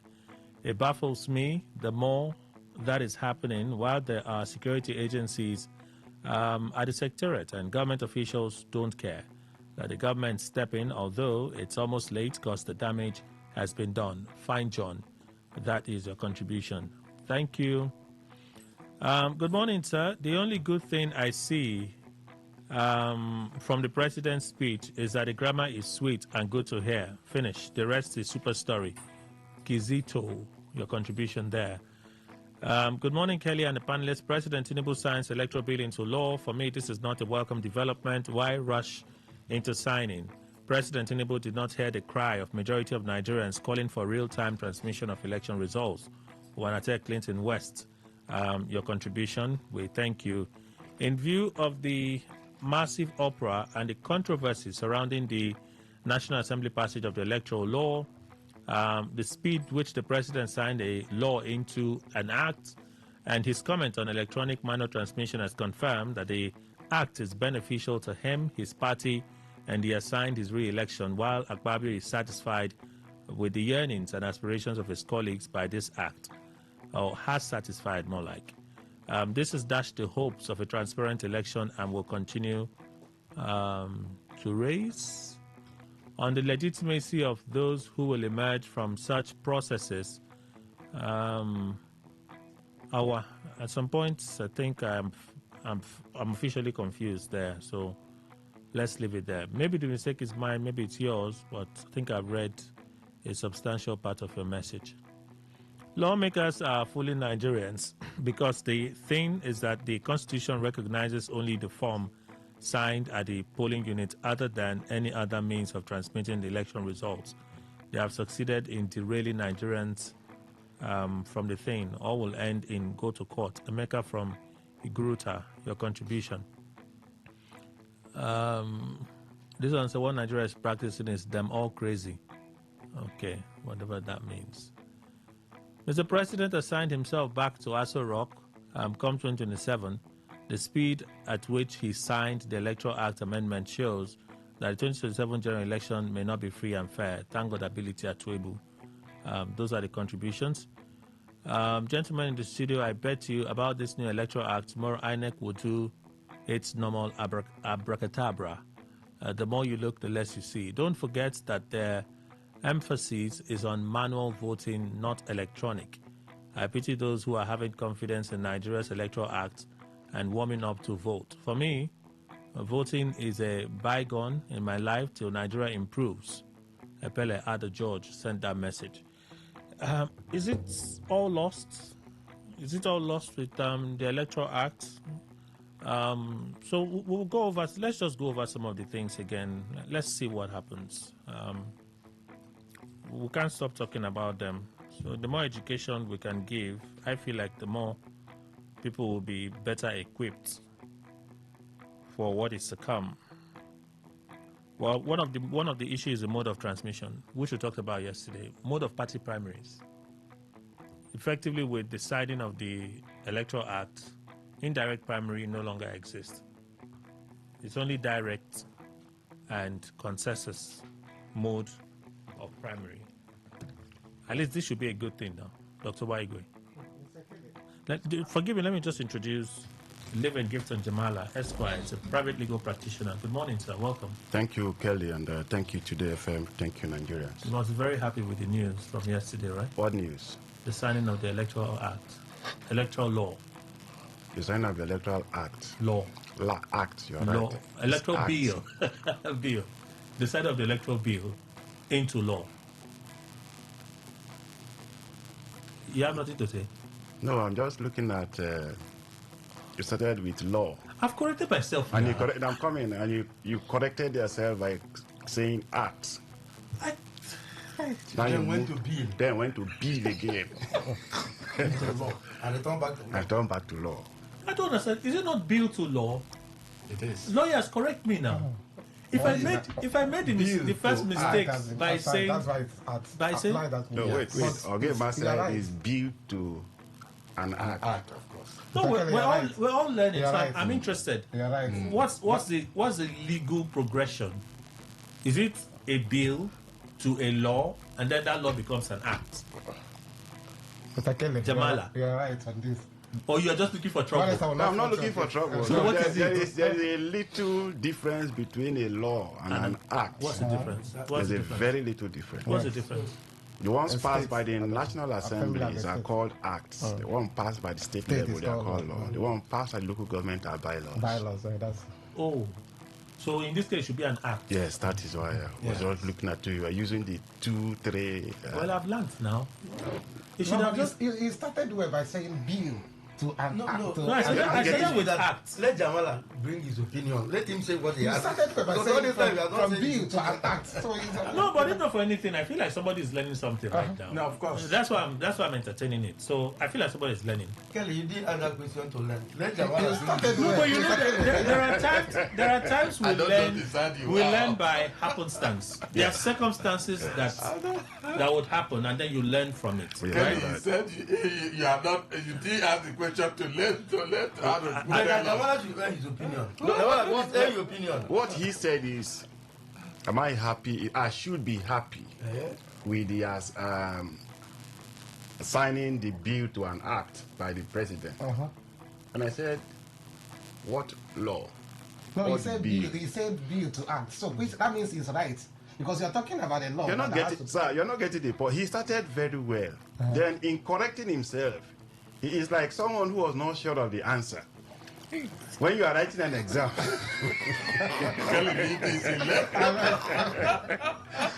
if you are writing an exam and you're not sure of the answer, most times you see yourself, you have the right answer, but unknown to you, you're looking at your neighbor who has shaded the wrong answer. And you are deleting the right answer that you have. It's not like you don't understand. You didn't understand the question I asked. No, I did very well, completely. But because you want an opportunity to drag my leg in public. No. Kelly, and the satisfaction that gives you. And the satisfaction that gives you. Okay, so you feel good now, right? That what? That you have dragged my leg in public. Now, your opinion.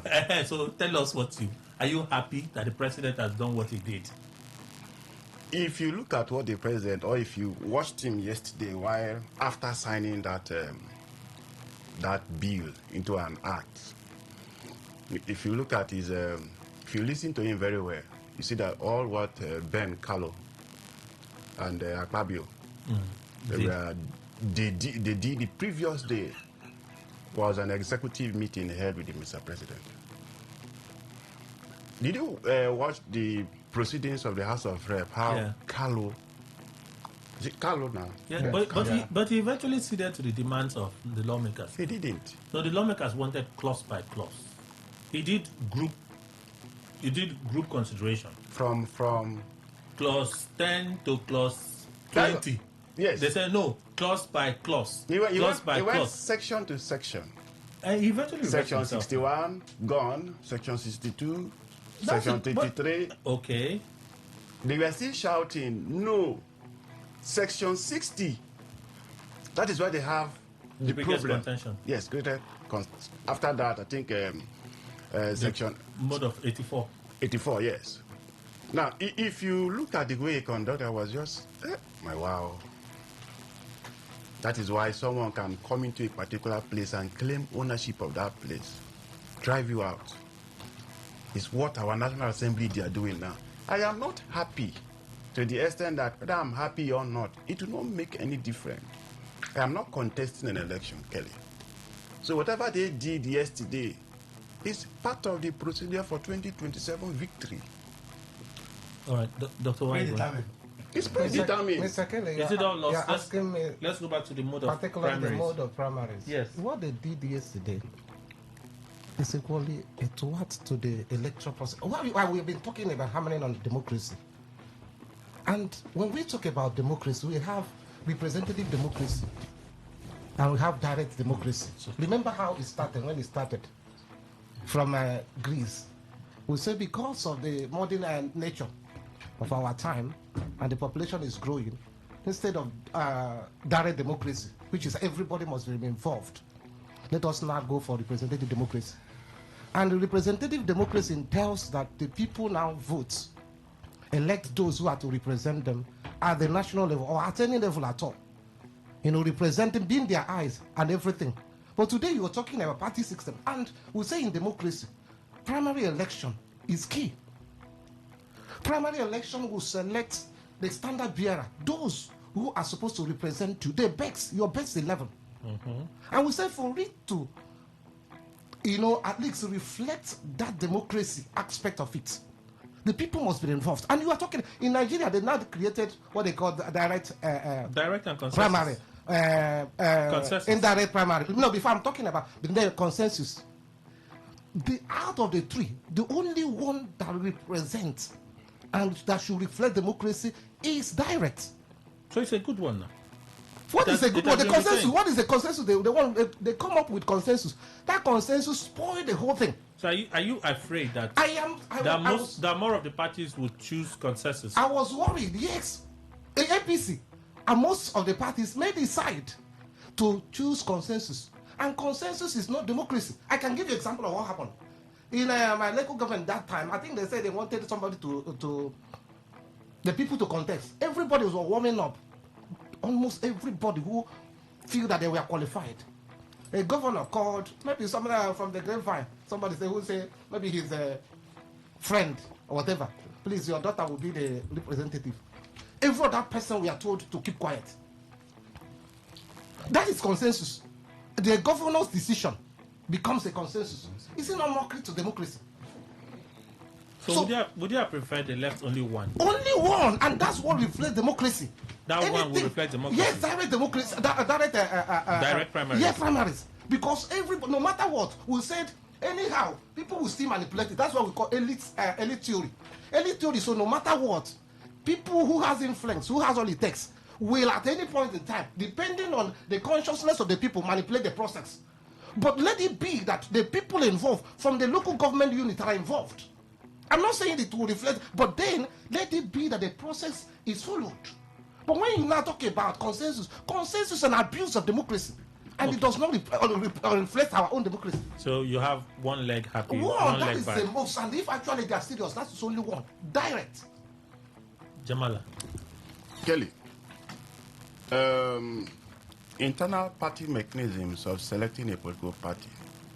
The court have held, yes, candidate. The court have held that it is purely the business of a political party.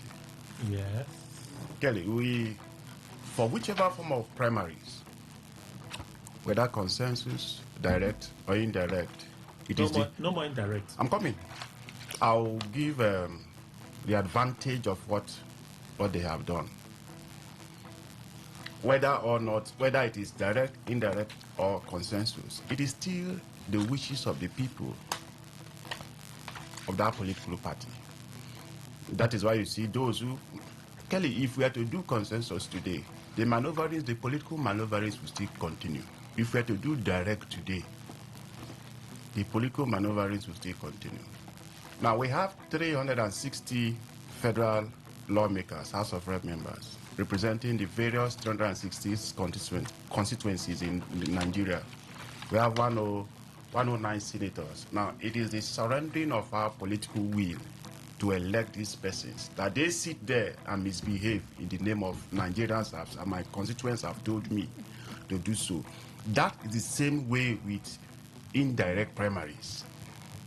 It flows from the various route, which is the unit, to the ward selection. They said, we are electing you, go and speak on our behalf. What they have done, ordinarily to me, is neither here nor there. But I pick one thing to say as an advantage. Now, the money you spend in direct primaries, especially governorship and presidential elections for primaries level, the money you look at, that of PDP, it was rumored that between Nyesom Wike and Atiku, dollars, thousands of dollars. Some were receiving $60,000. And that primary was indirect primary? Yes, indirect primaries. And some were receiving $50,000. For delegates? For delegates. Can you do that to consensus? Can you do that to direct primaries? Direct primaries can also be circumvented by the persons who have politically maneuvered their way at the top. So that's why I said, whether you look direct, look indirect, you look consensus, those who wield the political power at that particular time will still have their way. Thanks. And so what they should have done is to leave it at the whims and caprices of every political party to determine what method is best suited for them. Let me read one of the things from the new law, the new act, sir. Only direct primaries and consensus are recognized. Political party guidelines will regulate direct primaries, not electoral acts. I agree. No, we're saying the same thing. I am saying for them, before now, there's a guideline for the conduct of these modes of primaries. Yes. Right? It's clearly stated how the party should do it. But in this case, they are removing the authority from the Electoral Act. Electoral Commission. And placing it on political parties. They say you have two options. How you do those two options will not depend on the party. No, you've been caged already now. You are not understanding Jamal. Look at it. Jamal has started by telling you that the Supreme Court has held, as of law, that what you do as a political party, how you arrive at your candidates, is entirely your business. Now, somebody is trying to tell you that by virtue of law, you can only choose between two. That is, you can only take A or B. However, how you administer A or B is entirely your business. By giving me A or B, you have already predetermined me. It's either I do A or I do B.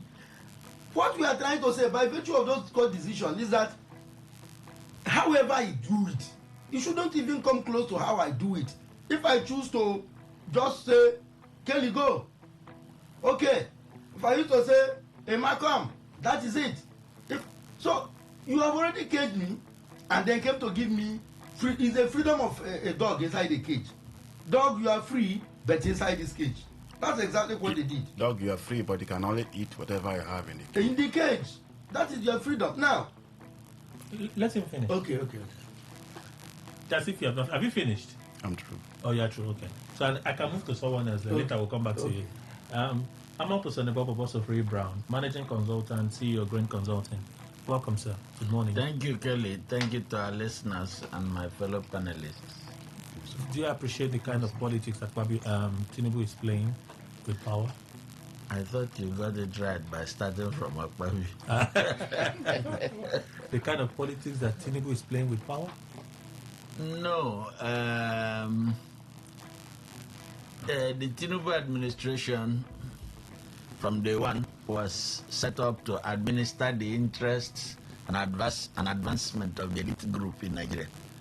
He did not deceive us about serving the interest of the poor. No way.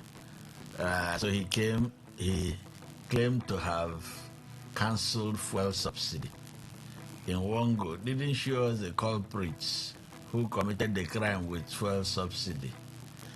Since then, for 3 years now, we've not brought anybody to trial. The only thing that has happened is that life has been harder for the poor. Everybody who buys up to 5,000 naira worth of fuel daily, at every time you buy 5,000 naira worth of fuel, you've surrendered almost 4,000 to feeding fuel stations and the federal government. That does not look like being friendly to the public. He talked about CNG buses. Remember, in 2023, that it's coming. That's how to cushion the effect on the masses. CNG buses for federal government has taken 3 years to mature. They're still on the road, though. It's just that Dangote arrived earlier. Dangote ordered this, and within 6 months, we have results. So you see, the federal government it had no intention to find out what will be good for the public. It would seem that Tinubu's philosophy is, as long as you can get some section of the elite to work with you, agree with you, and benefit from your generosity, Nigeria can run into your pockets. And that's what's been happening. Since he came, he's been loading in the pockets of the elite group working with him who have been placed in authority. National Assembly, state governments, local governments. He keeps saying he's giving them more money. It's more money that is not underscored for specific projects to improve the lives of the people. Is this supposed to tell them how to spend the money? Oh yeah. A national program should have been put in place because he has a contract with the Nigerian people. Yes. A social contract. Yes. So if he brings money he has taken from the Nigerian people, he should tell them how he should tell the states how he wants the money to be used. His money. Let me finish. It's not his money. That's the more reason why he should tell the owners of the money how it should be used to benefit them. No, but he's been announcing that states are receiving more money. Yes. The president has been announcing that states are receiving more money. That's not why you... And the states have also been confirming that indeed they are receiving more money. Yes, Kelly. What happened to the idea of a national economic emergency program? A Marshall Plan for Nigeria, in which you say, Northeast, we are going to get this many tons of food from you. Southeast, we are going to get this year. Southwest, Niger Delta, and every year we will up the margin by 10-20%. Would he have For this reason, we are sending you this money. There are two things here from my understanding of this. Yeah. If the federating units are supposed to be independent, the states are supposed to be independent. States. The states are supposed to be independent. That's why you talked about a Marshall Plan for the nation, wherein it is integrated economic planning and execution. Precisely. In our so-called feeding bottle economy. It doesn't have to be a feeding bottle economy. If we're modeling after the established America, the states are supposed to be independent. There are national. There are. Yes, I just he has to. No. There's a reason. There's a reason I'm doing that. Yes. It's established America. Trump cannot. America is established. Remove it. Were they established 100 years ago? America is established 200 years ago. No, it was Trump the today. Marshall Plan that supported everything. Trump today cannot tell a governor in America how he's going to spend funds that are coming, that are the rightful revenues for the states. No.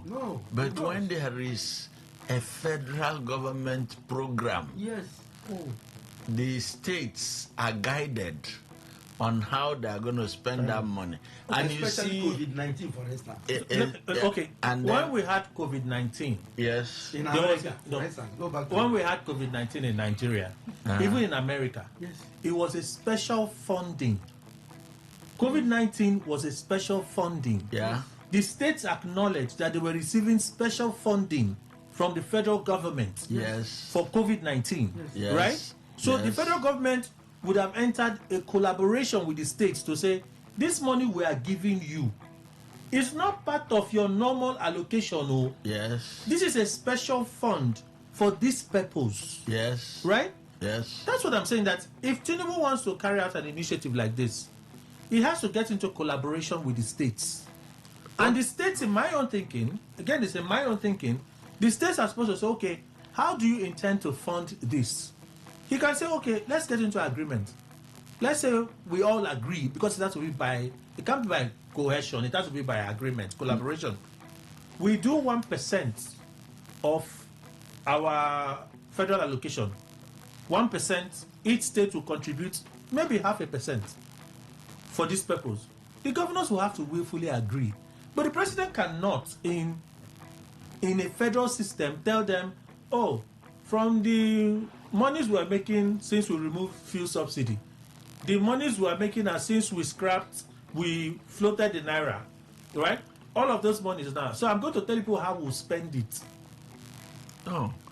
You see, when you are setting up a federal program that has benefited from disguised taxation imposed on the populace, you owe a duty under the social contract philosophy to compensate the public for the impact on them.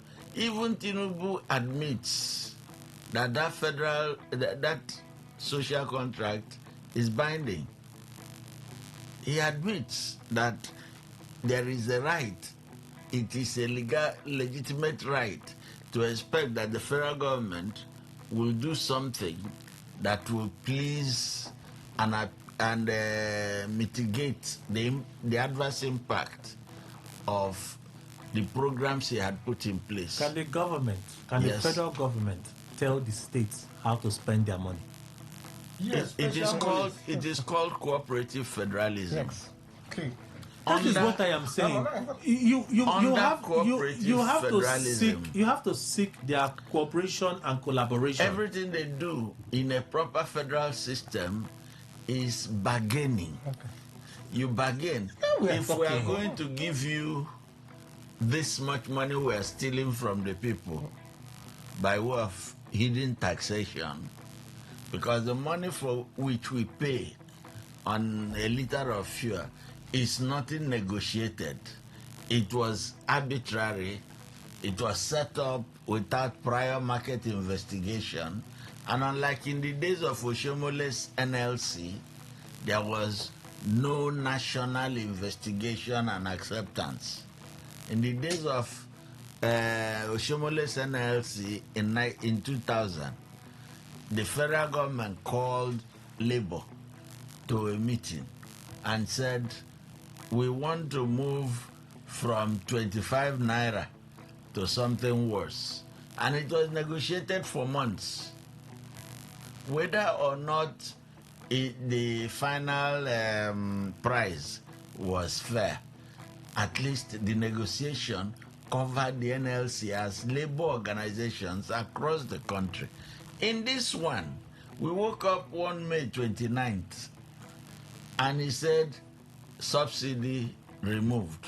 the chaos it was going to cause in the country and the economy, the impact on the population that has no official cars and that are not provided fuel by government, everybody knew was going to be high. Also, when he said he was floating the naira, for which they are beating their chests in conquest, I hope so, not in policy victory, more in conquest. You are floating the naira. We floated the naira without reference to the impact on the minimum wage legislation in Nigeria. But it has been increased. It may still be small, but it has been increased. I'm talking about comparative analysis.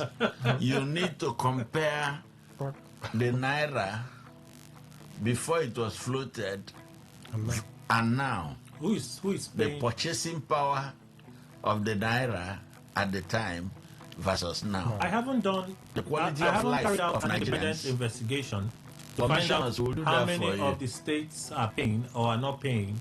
But we're not hearing civil servants groan that the 70,000 minimum wage is not being paid by some states. Kelly. I'm just stating public information. Kelly. And I'm careful to add all of these caveats in and out. I haven't done an independent investigation.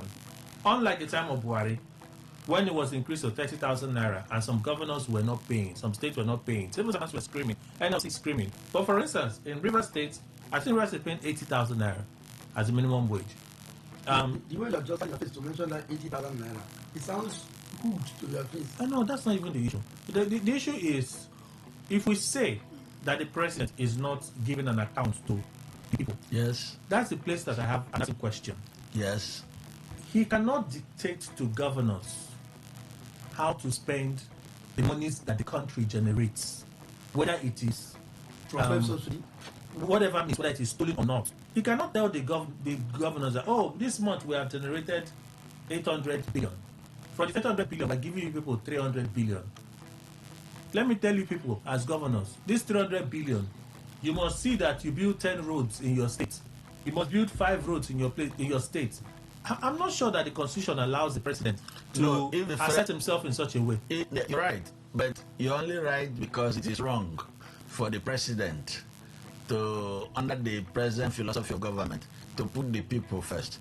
If he had put the people first, the thing to do would be to call the state governors and say, we have 300 billion we have raised from fuel price management. And this fuel price management, you and I know, not all the states consume equal amount of fuel. Therefore, not all states suffer the impact of this illicit taxation. If my state consumes 1 million liters of fuel every month, it means that we are paying more than a state that is consuming 200,000 liters of fuel every month. Okay. Right? So if he says the federal government removed this because it was a federal largesse, this so-called subsidy was a federal largesse, right? So the federal government wants to put a hold on this. Therefore, we're trying to make sure that we translate this into better condition of living and working for Nigerians. This is how we do it. We have a federal program that will cover all the states. It's on a ratio of 5:2. Federal government will sponsor 5 portions of the cost, and the state governments that want to participate will cover 2 portions of it. Those that don't want to participate. Those who don't want to participate get a flat rate. And you think that court cases will not swing out everywhere in this country? Court cases. Because the question of fiscal federalism will come up. Wait a minute. That's a matter that is also before the table. What has happened to the money paid for the desertification in parts of Nigeria? Mm.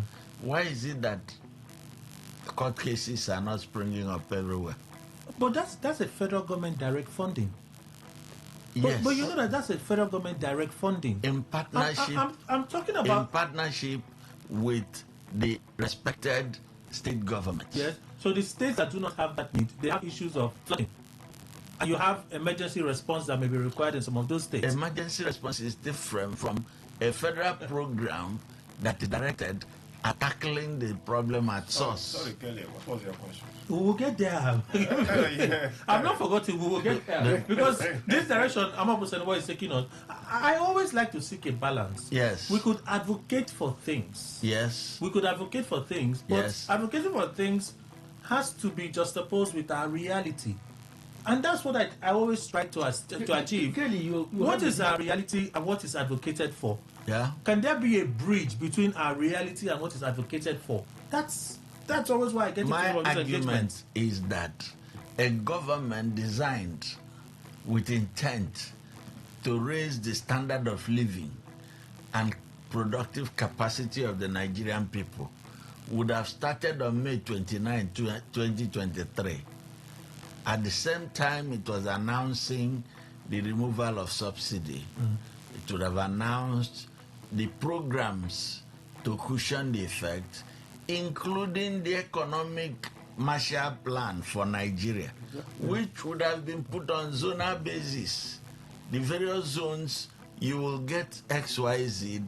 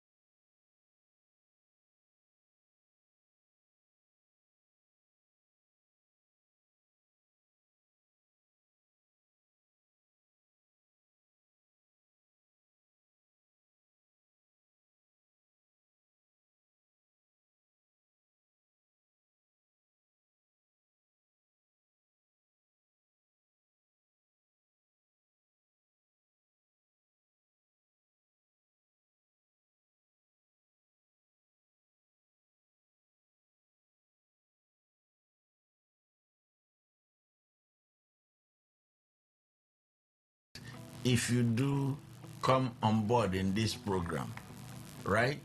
Look, when Obasanjo introduced needs and seats as programs to integrate the national economy into a more productive focus, he did not decree it. He introduced the program and states were invited to be part of the negotiation. They negotiated those who wanted to join in the seats program. The only problem why that was the key to Nigeria's economic transformation at the time.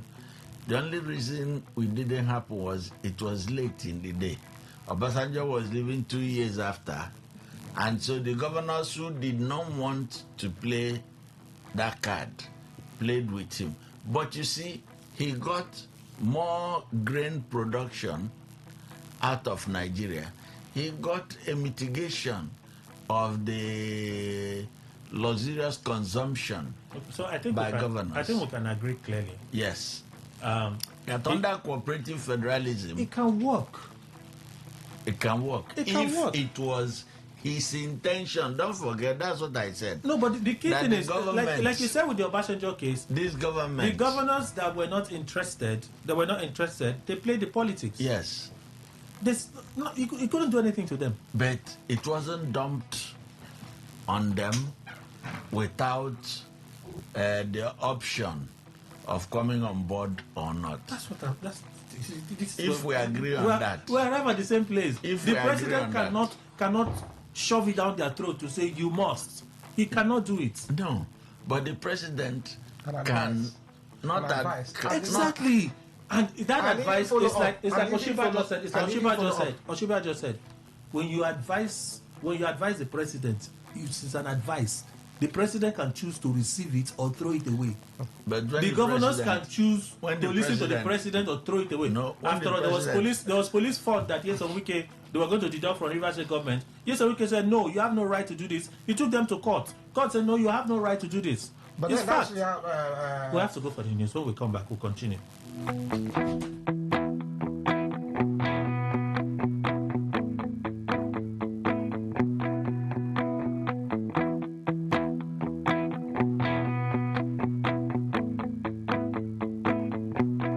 Whether it's happening in Port Harcourt, South Sound, Nigeria, or around the world, we've got you covered. On air, online, delivering balanced news and unbiased analysis. Today, 95.1 FM. Today, 95.1 FM, Port Harcourt. News update.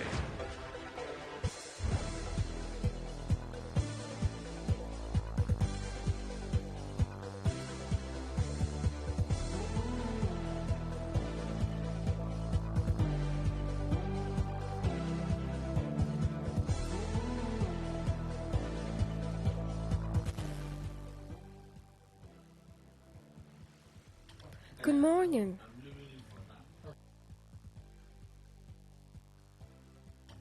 Here's the news update on Today 95.1 FM. I am Miracle Emmanuel. The National Secretariat of the All Progressives Congress, APC, has assured members and stakeholders of a peaceful, transparent and credible conduct of its forthcoming ward, local government and state congresses in Benue State. The nationwide exercise is scheduled for February 18, ward executives, February 21, local government executives, and March 3, 2026, state executives, in line with the timetable released by the party. Speaking at the APC State Secretariat in Makurdi during the distribution of materials to returning officers, Chairman of the Benue State Ward and Local Government Congress Committee, Awalu Ishiye, said adequate preparations had been made for a seamless process. He noted that aspirants had been screened and a single list of cleared candidates submitted, expressing confidence that the exercise would be peaceful. The State Caretaker Chairman, Chief Benjamin Omale, said the congresses would strictly follow guidelines issued by the party's National Working Committee. Taraba State Governor Abu Kefas has dismissed allegation that he received a bribe to defect from the People's Democratic Party (PDP) to the All Progressives Congress (APC). Speaking to State House correspondents after his first meeting with President Bola Tinubu at the Aso Rock Villa, Abuja, since his formal defection, Kefas said his decision was based solely on conviction and the best interest of Taraba State. Looking ahead to the 2027 general election, Kefas expressed confidence that he would deliver Taraba State to President Tinubu. He said ongoing grassroots projects and policies had strengthened public trust in his administration, adding that he had already secured the support of the people. Kefas said his meeting with the president focused on security, agriculture and social welfare in Taraba, describing the engagement as productive and vital for enhanced collaboration between the state and the federal government.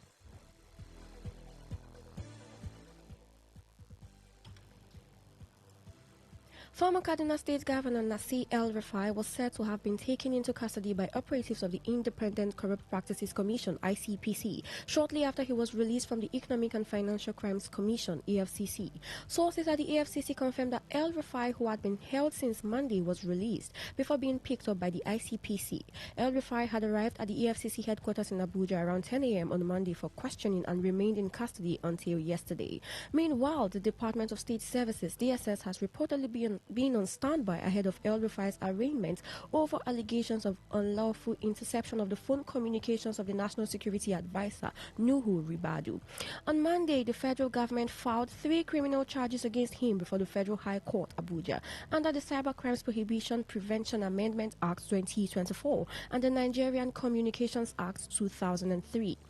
And on the foreign scene, a powerful gas explosion has ripped through an apartment building in Karachi, Pakistan, killing at least 13 people, including women and children, and injuring several others. According to police and rescue officials, the blast caused part of the residential structure to collapse in the densely populated port city.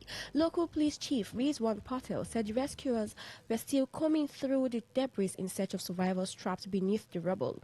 Most homes in apartment buildings, in as much as Pakistan, are connected to natural gas lines for cooking. However, many households also depend on liquefied petroleum gas (LPG) cylinders traders due to inconsistent or low natural gas pressure, a factor that has previously raised safety concerns in residential areas.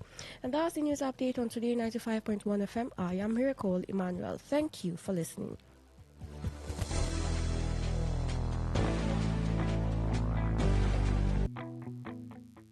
Thank you for staying with us. We have guests in the studio. They're from Prime Waves Market.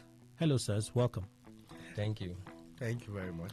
Kindly introduce yourselves and tell us what you do. My name is Jafet Chukwemeka, and I'm the CTO at Prime Waves Market. And? I am Chigozirim Darlington. I'm a digital trader with over 8 years of experience, and I'm also the co-founder and COO of Prime Waves Markets Limited. Okay, when you say digital, it sounds like Forex? Exactly. Everything digital trading, Forex, crypto, everything inclusive, but majorly Forex. So let's break it down. What are your services? All right.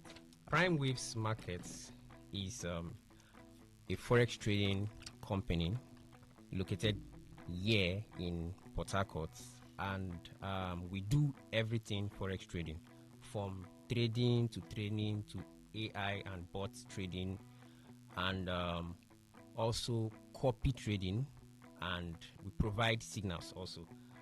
The first service we operate is called the copy trading. It's a system designed for people who want to make money from trading but don't know how to trade and are not profitable yet.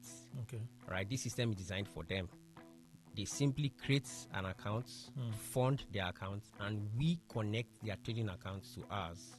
And whatever we do on our accounts replicates on their accounts. All right? Okay. So that's for the copy trading. And then we also do AI trading and bots trading. Okay. All right? We built an AI software that help us trade. And the AI performs magnificently. Okay. All right? In a month, the AI can do over 50 to 60% of your trading equity. All right? And then we also provide signals, trading signals, and we also provide training for trading. And it's a 3-month training, intensive training from the scratch, from beginners to advanced, and also to professional level. So copy trading is signal from providing signals for people? All right. No. The copy trading is quite different from signal providing. The copy trading is automated, right? Okay. You create your trading account. Mm-hmm. You fund it, and we connect your account to our own account. And whatever we're doing our account replicates on your account. As we trade and make profit, you also make profit. So providing signal, what's the difference? Okay. Now, the signal providing is we telling you when to buy and when to sell. All right. We tell you buy USD now, sell USD now. So the account is not connected to your account? No, it's not connected to your account? Yes, it's not connected. Okay. So this is an investment opportunity, obviously. Yes, it's a very great investment opportunity. Are there a set of people you're looking to invite? All right. First of all, we are looking to work with people whom are ready to take advantage of the rise in dollar, and also we are looking to work with people who have the capital, have the money, and looking for where to invest, or looking for where to invest and grow their money. Okay. All right. And then we are open to people who are also determined to make more money this period, and also people who want to have an extra source of income. So long as you are above 18 and you are willing and determined to make money from the Forex markets, we are open. You can come and work with us. And also to existing Forex traders who are not yet profitable, you can come and earn and make money from the experience of traders who have been profitable for over 8 years in the Forex industry. 8 years is a lot to be doing Forex. So exactly. How many times have you been burnt? A lot. Prior to 2024, I've been burnt a lot. Wow, that's a lot. You also talked about training. Yes. It says 3 months training. Yes, it's a 3-month intensive training. Intensive training. Yes, and then after the 3 months, we still carry on with our students because we have a WhatsApp group and Telegram channel where all our students are being added. All right, after the 3 months, we still give them signals, carry them along. We do time-to-time boot camp and mentorship. Okay, so someone can join for training. Yes. Right? Yes. And not pay for the other services. Yes. Someone could also pay for the services and not join the training. Exactly. You know, some people will say they don't want to stress themselves learning how to trade and make money for themselves. That is why the other services are there for them. Okay. Mostly the AI trading, it makes a lot. Okay. It makes a lot. Okay. All right. And then the copy trading, we are expert traders. We are trading ourselves. Okay. Right. Once your account is connected, whatever we do on our account also replicates on your account. All so right. at the end of the month, you are sure of seeing certain amount of profit. Where are you located? What's your phone number so people could reach you for more information? All right. We are located at number 5 Bender Street, Rumumasi, Port Harcourt. Number 5 Bender Street, just along Market Road. Okay. Rumumasi, Port Harcourt. And you can reach us on WhatsApp, text, and phone call on 081 05 34 0873.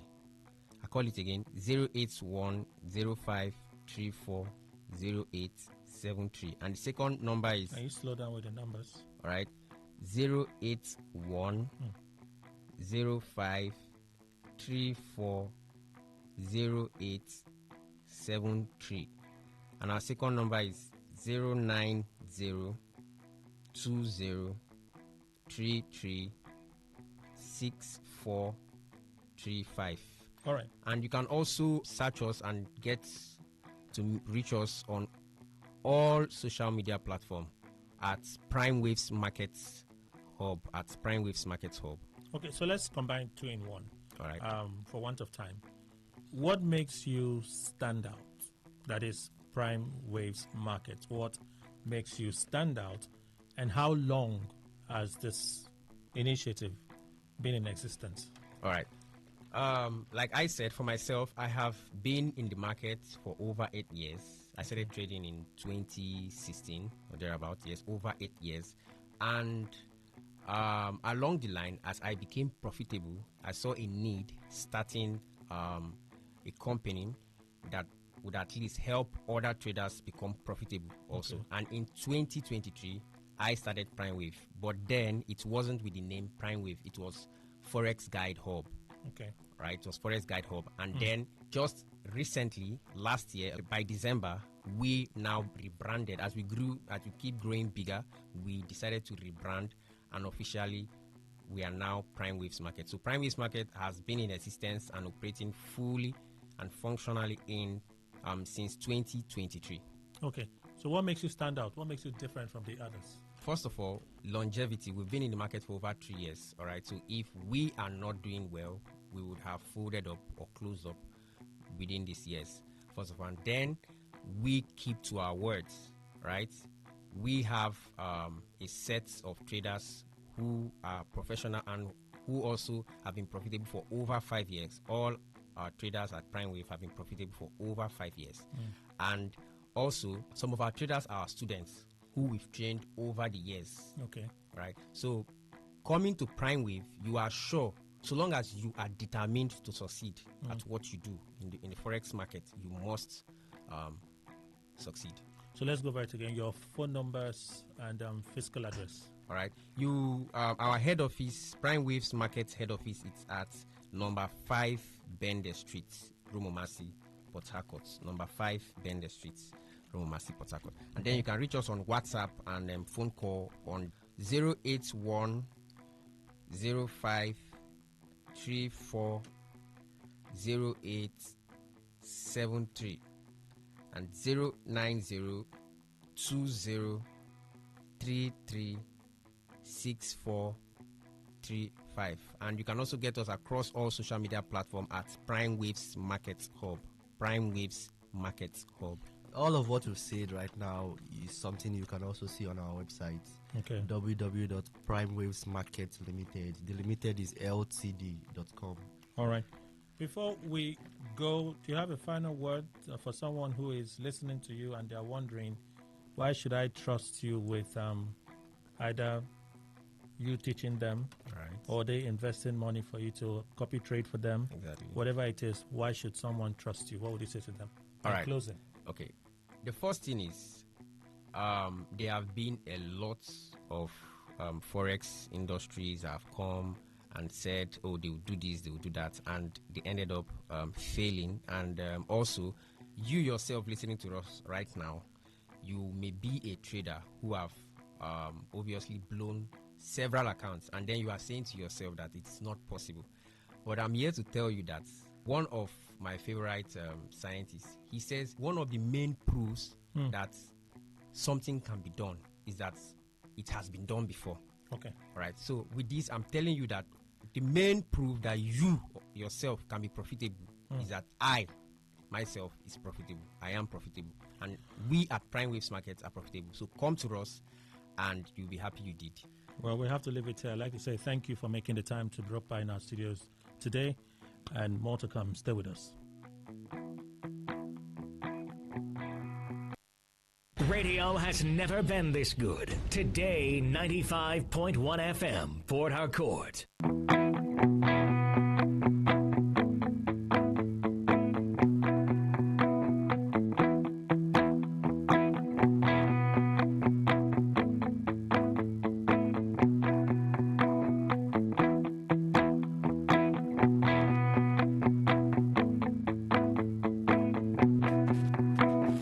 Thank you all for staying with us. Today's quest on Today 95.1 FM, the newspaper review segment. So when we went on that break, I just realized that even when Amechi was governor and Goodluck Jonathan was president of this country, they wanted to save money. They wanted to save money. And the governors forum at the time, led by Amechi, said, no, you can't save anything. Share the money. Okonjo-Iweala told us at the time, share it. Well, for those that understand, that's enough said.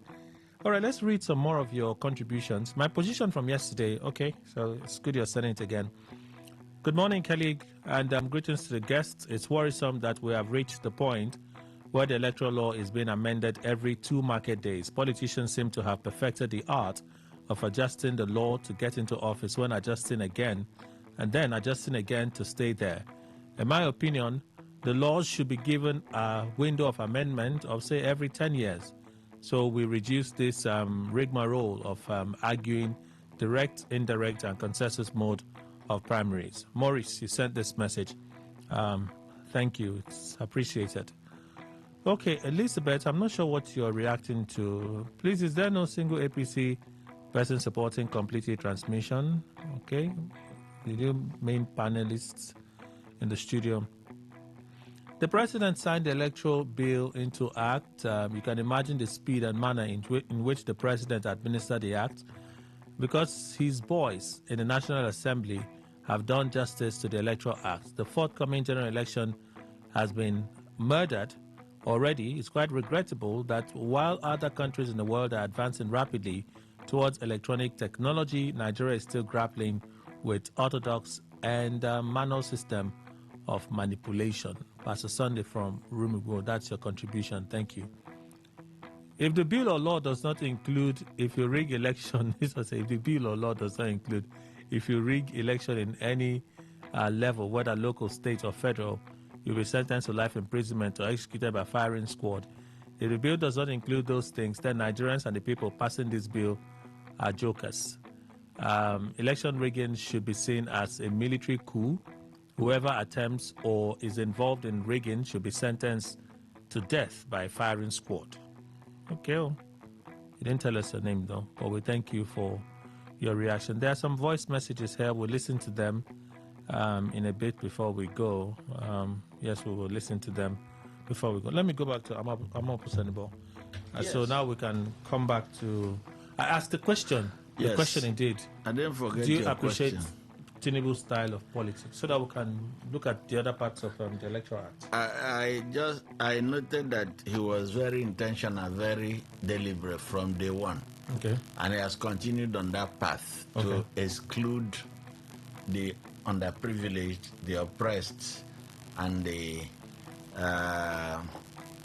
defenseless citizens of our country. Okay. What we see in what happened yesterday, his signing of the electoral bill into an act of the National Assembly, is something predetermined. It didn't happen overnight. He had decided that this must become the law of the nation. They were surprised by the way Nigerians tried to react to that direction. And in their haste, the Senate and the House of Reps panicked. They didn't know what to do. So they started trying to mend fences with the public. For me, there is a big lesson there. The big lessons are, one, Tinubu didn't sign the law yesterday. It's just the appearance he signed. He signed that law from June 2023. This is the way we are going. This is how I'm going to stay in office. Two, what he did yesterday is not his lack of good intentions. He has good intentions for all of them in power. But for the rest of us, he doesn't even know we exist. Okay. He doesn't know our problems. Okay. Three. In a world where other political leaders of other aspiring democratic nations are struggling to reconcile public will with executive capacity in order to get their country to look like what the public wants. In our own case, we are trying to get the public to look at what the executive wants, not the other way around. Okay. The final point is that we lost the battle because all along we were acceding to the National Assembly a goodwill it doesn't have towards the Nigerian people. If all Nigerians, even 30% of us had mobilized, and this is the important point about democracy. I hear my fellow panelists arguing about democracy. Democracy was never made to come out from the tube perfect. It is supposed to be the people who should be custodians of democracy, not the elected, not those in office. All right. Once, look at what is happening in America. The fact that President Trump moved 3,000 immigration and customs enforcement agents, ICE, into Minnesota has led to the death of 2 Americans, and that is unacceptable to the American people. Even though it's a majority of white people in that state in the country, they all came out to say, no, it's wrong for any American to be killed in his country. All right. And what has happened? Trump has chickened. He has played chicken. He has removed 700 of them from participating. He has also whittled down the enforcement drive of the ICE group. So what we need to recognize in Nigeria... What? The pack of documents. What? The pack of documents. What we need to understand in Nigeria is that every time Nigerian people fail to get up and fight for democracy, democracy is lost. All right. So we're talking about the mode of transmission, the mode of primaries. Yes. Direct and indirect. You think it's all lost as well? For now, yes. Unless we fight for it. Because no matter how it is structured, you and I do not have the money to buy forms for all the candidates, like somebody famously did. If he bought forms for all the candidates, he direct election, direct primaries, and he controls who says what at that platform. Okay. So until we change the system that allows one man or a few to own the parties, to buy forms for all those that want to go to a vote, and to dictate how government in each state should run, we cannot. Primaries, they're a waste of time. Democracy is not happening. Mr. Arachiko. I've said it here, Kelly, and I wish to reiterate it. It's not the duty of the oppressor to give the oppressor. No. It's the duty of the oppressor. The problem is not the slave master. slave master is doing that. What he's doing is a correcting. The problem is a slave. First realizing he's a slave and fighting for his freedom. Now, unless the Nigerian people become vigilant, and I've said it before, but I stated that it's difficult to discuss Nigerian politics without you contradicting yourself. Because if we go now to ask who are the Nigerian people, it becomes problematic in itself. But the same Nigerian people become vigilant. Power, naturally, power is not effort made all through history. Political philosophers, monarchies, was how do we contain power? How do we check power? How do we control power? How do we manage power? Since the dawn of human community, since we gave the Leviathan, submitted to him, look, pretend over our head. How to control the Leviathan has been a problem till today. So the National Assembly, and you can see that the National Assembly or the ruling class is working in complete cooperation, and their interests are fused. Their interests are fused because practically every senator there wants to go back. Although I can see from the screen now that like 15 senators voted against against it. I know some people against 55. Yes, and some other ones. We can always have such people who will always say no. Ideologically, they differ, but they are still within the mold of the ruling class. So, unless the people become vigilant by wielding the instrument of democracy, which is their population, their synergy, their cooperation, to wettle and to check the excesses of those in power, they will always do whatever they want and get away with it. A good example now is America. Okay, let me give you an example. Why is it that the policeman in America is more careful than a policeman in Africa or Nigeria? Why? That the policeman held a person, tied his hand behind, he knelt on him, he died, and the court awarded either $27 million to the family. The police units and all the people who were in duty lost their job and got their own punishment. And of course, the particular policeman that did it is going to waste in jail. I was reasoning it why, because no state government will want to lose that amount of money in a regulated society, because these are taxpayers' money. In fact, it's capable of collapsing your government. But in a part of the world where a police officer or a security agent does something and I go and sue the CP and the Inspector General of Police, and when I win, I have to go and start looking for police accounts to get my money. They'll tell you that account is domiciled with the CBN in the presidency. And the particular policeman that committed the infraction has no punishment. Nothing comes to him. Definitely he will do it over and over again. Okay. So unless the Nigerian people, and Kelly, we can discuss in this studio as far as we like. The people in other platforms can discuss. You see, words don't break bone. One politician told me that words don't break bone. Actually, they don't. People must take advantage of their numbers and begin to raise questions. Now, let me tell you what is going to happen in that issue of consensus. I hope you know what is consensus. Mm-hmm. Consensus is that somebody will sit at the comfort of his house, make a call that who is the person going. That ends it. That is the consensus. Okay. Why do you use that name? Because this time it has to do with the National Assembly. I won't use Kelly this time around. For what? So what if it happens again? Kelly can go to local government. No, Kelly can go to the chief council. That is the traditional rulers council. To be a chief there. That is to represent women and children. While I go to the National Assembly on the House Committee on Appropriation. Do you understand? So appropriation. Appropriation, exactly. So that I will see how these monies are allocated genuinely, meticulously, so that nothing will be lost. So, Kelly, until the Nigerian people become vigilant, then our democracy, it will continue like an oligarchy. Okay. Understanding yesterday, Mr. Ndiko, we talked about this yesterday now, so let me pass on you. But let's look at what the president said. In rationalizing the actions carried out by the National Assembly, apparently he was in sync with them, hence his signature to that document. In fact, for final results, you are not going to be talking to the computer. Maybe I've gone too far off. Okay, let me go back.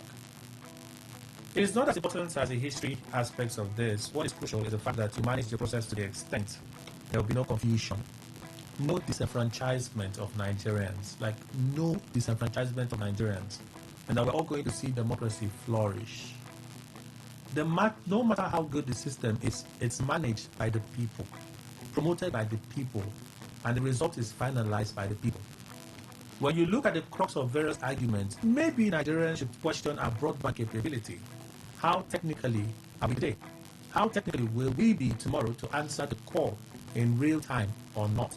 And as long as you appear personally as a manual voter in any polling booth. A ballot paper is given to you manually. You decide in a corner and thumbprint the person of your choice. You cast your vote without hindrance and any interference. Ballots are subsequently counted manually, sorted and counted manually. That will be like the fourth time I said manually. It's just the arithmetic accuracy that is to enter into from EC8A. It's the manual again, essentially. The transmission of that manual result is what we're looking at. And we need to avoid glitches. I'm glad you did interference, unnecessary hacking in this age of computer inquisitiveness. Nigeria will be there, will flourish. That is the president. The president believes the process is still pretty much manual. So he doesn't also believe that we're ripe enough for full electronic transmission of election results. The president doesn't believe that. He said, well, the process is pretty much manual. So no, it's what not they have that done, it's Kelly. It's not that he doesn't believe. The critical thing for Nigerians is that your president is not aspiring for Nigerians to go technological. The president says it's manual, and like Akpabio said, give it to them. But for the first time in our history, we're going to have electronic transmission mentioned as law, because it's not contained in the Electoral Act. The officer shall, after you've done EC8A, you shall transmit that result electronically. But if there is a network issue, you will now resort to EC8A for the manual collation of results in that ward or in that unit. So they seem to be in sync, but isn't there any part of this whole thing that encourages you as a Nigerian? Dr. Waigwe, do you are looking at me like I'm the president? I'm not the president, I'm only relaying the message of the president. I'm only telling you what the president said. The president said, manual, everything is manual. We do not have the competence for technology at the moment. Perhaps a slap to reality. Mr. Kelly, if you listen carefully to that voice of the president, we think it's patriotic enough. You will believe that he's a Democrat. And I told you, I think I have said it several in this station, that there was a time I was thinking that this president is a patriot. He's a Democrat, and his position was standing up as opposition for several years without minding what happened. I believed that he was a Democrat. And reading his message here, I was thinking that, in fact, I think I have assumed that he's realistic and has a love of Nigerians at heart. But unfortunately, words are different from what you do in action. To be frank with you, I will tell you that in Nigeria, even though we need to blame the political class over the years, our developmental levels, you discover that yes, you can't talk about totally, you can't remove the fact that when they are emphasizing on manual issues, looking at how many local governments, 774 local governments, if you have been there, most times you can talk about difficulties in technology and the rest of them. But expert has equally told us answers to those things. Yes, what you said is real. But expert has said, we can solve this problem within 6 months. Does it mean that the president can't hear that or is doubting them? So, but even if we have to go by what he said, the question is, our political orientations and the realities, are you going to assure Nigerians that actually, even if you go manual, that their vote will count? That you will do everything to mobilize them. The agencies in charge will do everything to mobilize Nigerians to vote. Let it be that I am not going to hold their mandate if they didn't vote for me. If you read these things, you think that's exactly the mind of the president. Looking at the politics I've been doing so far, I hear people say that he's expert in politics, and that's good. In a democracy, you need to be there. For instance, what he's doing, as long as you are not forcing them, intimidating them, even though we have, as long as if you can allow those party members to say it's APC, what you end up with is the dominant party system. But we still know that we are practicing a multi-party system. That is politics. But I can tell you, when the chiefs are down, you discover that the same people, the people you are reading their message, will be the one do everything possible to what? To undo the people. Because they know that what is on ground cannot represent the interest of the people. I can tell you, I can bet you, watch out on that very day, you discover that the INEC that has a responsibility to be independent will mess up that day. And they will do it under duress. You mean INEC under INEC, it doesn't matter who is there now. Because the system. You mean INEC under Mokito? Yes, because the system will not allow the sound him. lawyer. Yes, he can do is to the resign. Senior advocate of Nigeria. I am telling you this. If you doubt me, you will see that will happen. Remember his position in genocide. Genocide issue and the rest of them. He has been a critic of but don't be surprised. Past elections. I know that, but I'm talking about the level of our system. The system here will suppress him that he has no option than to resign. But he can't resign because it's going to be very late. Wow. And the question is, that returns back to the people, the power of the people, and the power of the opposition. Now that you know that it is not possible to go for the for total transmission, if we have a vibrant opposition, this is where now you need to do everything possible to mobilize the people.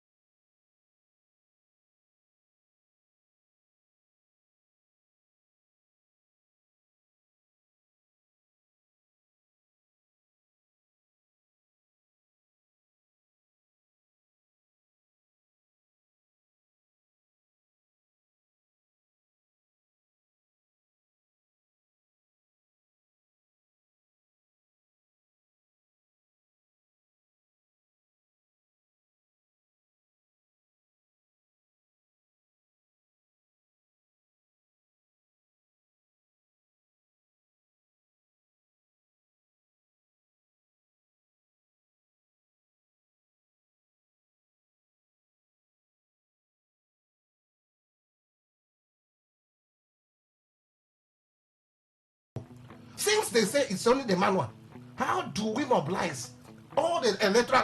No, they didn't say it's only manual. No, I'm talking about because there's still electronic transmission. Yes, but I'm saying that those areas I will feel that no option is than manual. So how do we, as opposition group and party, how do we make sure that we checkmate the riggings? Right. So apart from that, I hardly will believe the president, no matter how you want to put it. Jamala, our president has spoken. Yes. Since he has spoken from a true point of reality. How are you looking at your shoe? Is this still on your foot? Kelly. These days, you need to be sure. I asked him a question, he's looking down. For Jamala's problem. I don't understand why he's looking. Why are you looking down? Today I came with a very good spirit. Spirit, we've seen it. and that spirit, Kelly wants to turn it around. We saw it earlier. We are still seeing it. Kelly, yes, the president may have spoken. That's why I said that electoral act was predetermined even before it was that hula baloo we saw in the National Assembly. It is true, it may be true that we are not totally ripe for electronic elections. Wow. But we cannot say at this age and time we are not ripe for electronic transmission of result. Now, I agree, yes, the Form EC8A is going to be manually, the figures are going to be manually inputted. Now, at the various units where Nigerians are becoming more enlightened, the awareness as to our electrical rights is being spread every day. So the vigilance is also there. What happened in 2023 has opened the eyes of so many of us, so many Nigerians, including the actors themselves. That is why the fear of having a clear or removing that proviso becomes a problem. It's not because Nigeria cannot achieve it. Nigeria can do it. I said the other day, and someone was trying to even quote me one of those days. I think that was on Monday. The system is programmed or configured to be that once you move to the nearest possible network signal, it transmits. It automatically transmits. But they're saying that will also happen. They're saying it will still happen. No, but see, there is a caveat. That's what they said there. No, it said where there is no network and you move to using the form ECHA, the copy, no matter how mutilated that copy is, takes precedence of whatever you have preloaded. So, if we decide to use the hard copy, but you also know that just to see if there may be some pros in all of this, right? I think it's the EO. Is it the EO? Electoral officer. Is it he does the collation now, right? Yeah. Who announces the results at the polling unit? Is is it PO? Polling unit officer. Polling unit officer also, right? That's a caucus now. Sometimes a caucus. Okay. Sometimes political parties members. You have like 3 political party members again now. Yes, now. How can political party members be announcing the results? Presiding officers recruited from the political parties. Oh, presiding officers in our own sense and the knowledge we have. Presiding officers are usually corpus, and then ad hoc staff that INEC would recruit. Not in all polling units, Kelly. In the ones that I've observed, INEC has not told us that they're recruiting card-carrying members of political party as ad hoc staff. Okay, we are waiting for INEC to tell you. No, I'm going by what's official. You are waiting for INEC I'm going by official information. No problem. If you have unofficial information, so let me continue. So why are we debating the official information of Mr. President? Can I continue? Yes. Let me just ask the question I wanted to ask. Yeah. The presiding officer at the polling unit, when the election is done, right? The count is closed. People can't come in anymore. He counts the votes in the glare of everyone, right? He counts the votes and he will record for no go. He will record for every party what they have scored, right? What they have scored.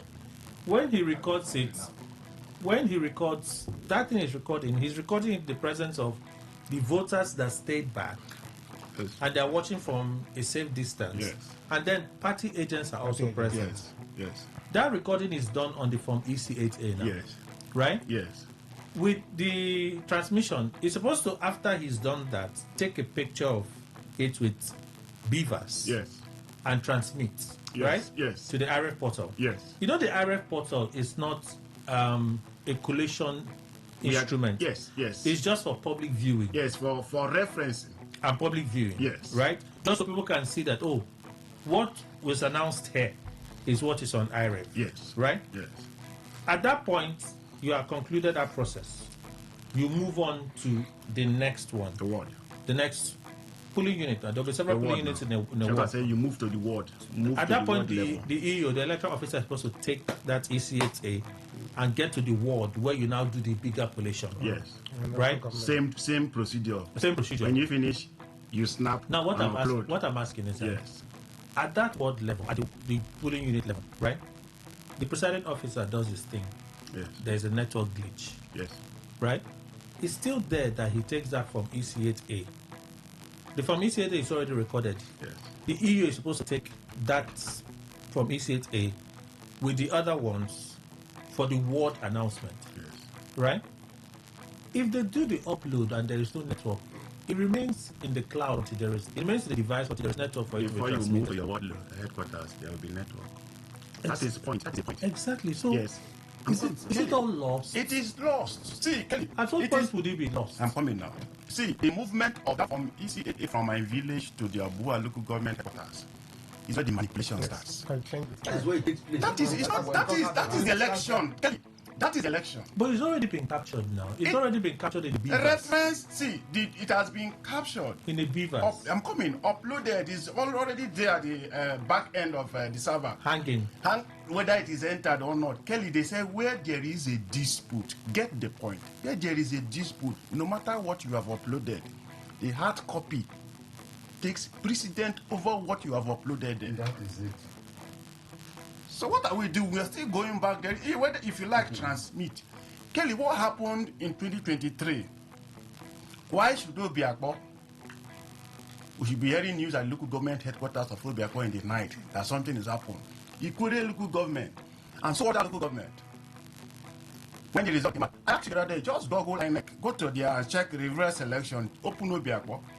If you can read with your glasses what is contained there. Then go and view unit by unit results of that same Obiakpo and look at the scores there. Marry it together. Look at the one produced at the local government headquarters. Whether the unit result that you have corresponds with the master sheets of the local government. So it is the point of movement that is the problem. It's not about the transmission. Yes, we'll manually enter them and they will manually doctor them. Kelly, what is the question? Tinubu's statement. What Tinubu said. I read out what Tinubu said. That everything is manual. Our process is manual. It's manual now, Kelly. There's no doubt about it. You know, I said every attempt they made to have a departure from the ugly past has just come down like a pack of cards because of that particular caveat that where there is no network. That has given, you see, it's bad to say something where you have people whose minds are not for good, but for evil for cheating and rigging. And as you know, politicians are the mastermind of rigging. All of them, no political party that is different. Only that those who have maybe financial watches will rig more than others. And that is why when elections results come out and there are some are crying, I say, what are you crying? Because you were not in a position to have rigged those people. So just wait. Perhaps when it reaches your own turn, if ever you find yourself there, you rig yourself into authority. See, what I am very sure of, except otherwise, it will change now. Because I cannot also say that everything will be stagnant. There may be a change. If there is no change, that is the undoing of this amended electoral act. Because when it reaches that day, they'll crash all the networks. Check all the states that are very populous, all the units that you know there are many persons that electoral votes will come out and block. There's no, in fact, network has never come close to that place. Network. So, where is that form? Bring down the forms and do everything. As soon as they do all those things, they will do. Bring them out. Is it not what the record? You know, I have said Nigerians are saying a full electronic system. I say even if that one is adopted in this country, but for purposes of clarity, I don't know why people are saying Nigeria has not reached that. If America, for instance, is doing that, but remember, even manual says in America sometimes. No, America is still manual. Good. So what's the essence of saying Nigeria has not reached? They have electronic transmission of results. No, so that's what I'm saying. Even if we are fully electronic in our electoral system, it is humans that will key in the figures. That's what people is saying. And at that time, if one is recorded there, you are having it. You are seeing it is one. You have no astigmatism, nothing. You are seeing it one, but you write 50. No, I'm not sure it will work that way. Well, whichever way it will be doctored. No, let me give you an instance. Give me an instance. The reason why people are a bit more certain for electronic is yes. If, for instance, you're looking at a word and you want to filter, yes, you probably use filtering. You filter for votes for APC. Okay. Right? When you call up the number, it will give you a total. Yes. Right? It will give you a total based on the command you entered. It will give you a total. Based on the command you enter. Yes, and you cannot. It's how do I put it now? It's a function. Let's say they are using any of these, whatever tools they are using. Okay. When you filter and you filter, the result comes out. You see APC maybe 10, PDP maybe 10, Labour Party maybe 10. All of them they are tally in that local government area. It will just be there for everybody to see. Good. Without it being altered. Kelly, let me tell you something. It's easier It's easier to alter a manually I imputed understand result you, but than an electronically collated one. I want also to tell you that there are electronic wizards. We have them in this country, Nigeria. Then you are talking about hacking. Whether it's hacking or not, all I'm saying, the last result that will come out must be tampered as far as Nigeria is concerned. I tell you severally, which year, I can't remember exactly, when Mike Okiro said, as Inspector General of Police, I'm going to, from Germany, bring out bullion vans that you cannot use bomb and whatever and destroy. He brought them truly. He lived up to his word, brought them. But at Imo Gate here, nobody knew that as soon as these people heard it, they went underground and started planning what they can use and then destroy this, and they still carry the money. At Imo Gate, they used dynamite and broke down this thing, bullion van that Okiro has certified, and of course, with other experts, that bomb and all the rest of them cannot, nothing. But the money everywhere was strewn with money, and they carted away. Is it not the same thing? So whichever way you go, like I always say, you want to go to Aba, you follow Choba, or you follow Ozuoba, whichever way you follow, your destination is Aba. The last result will be tampered with, and that is why they are saying we are not.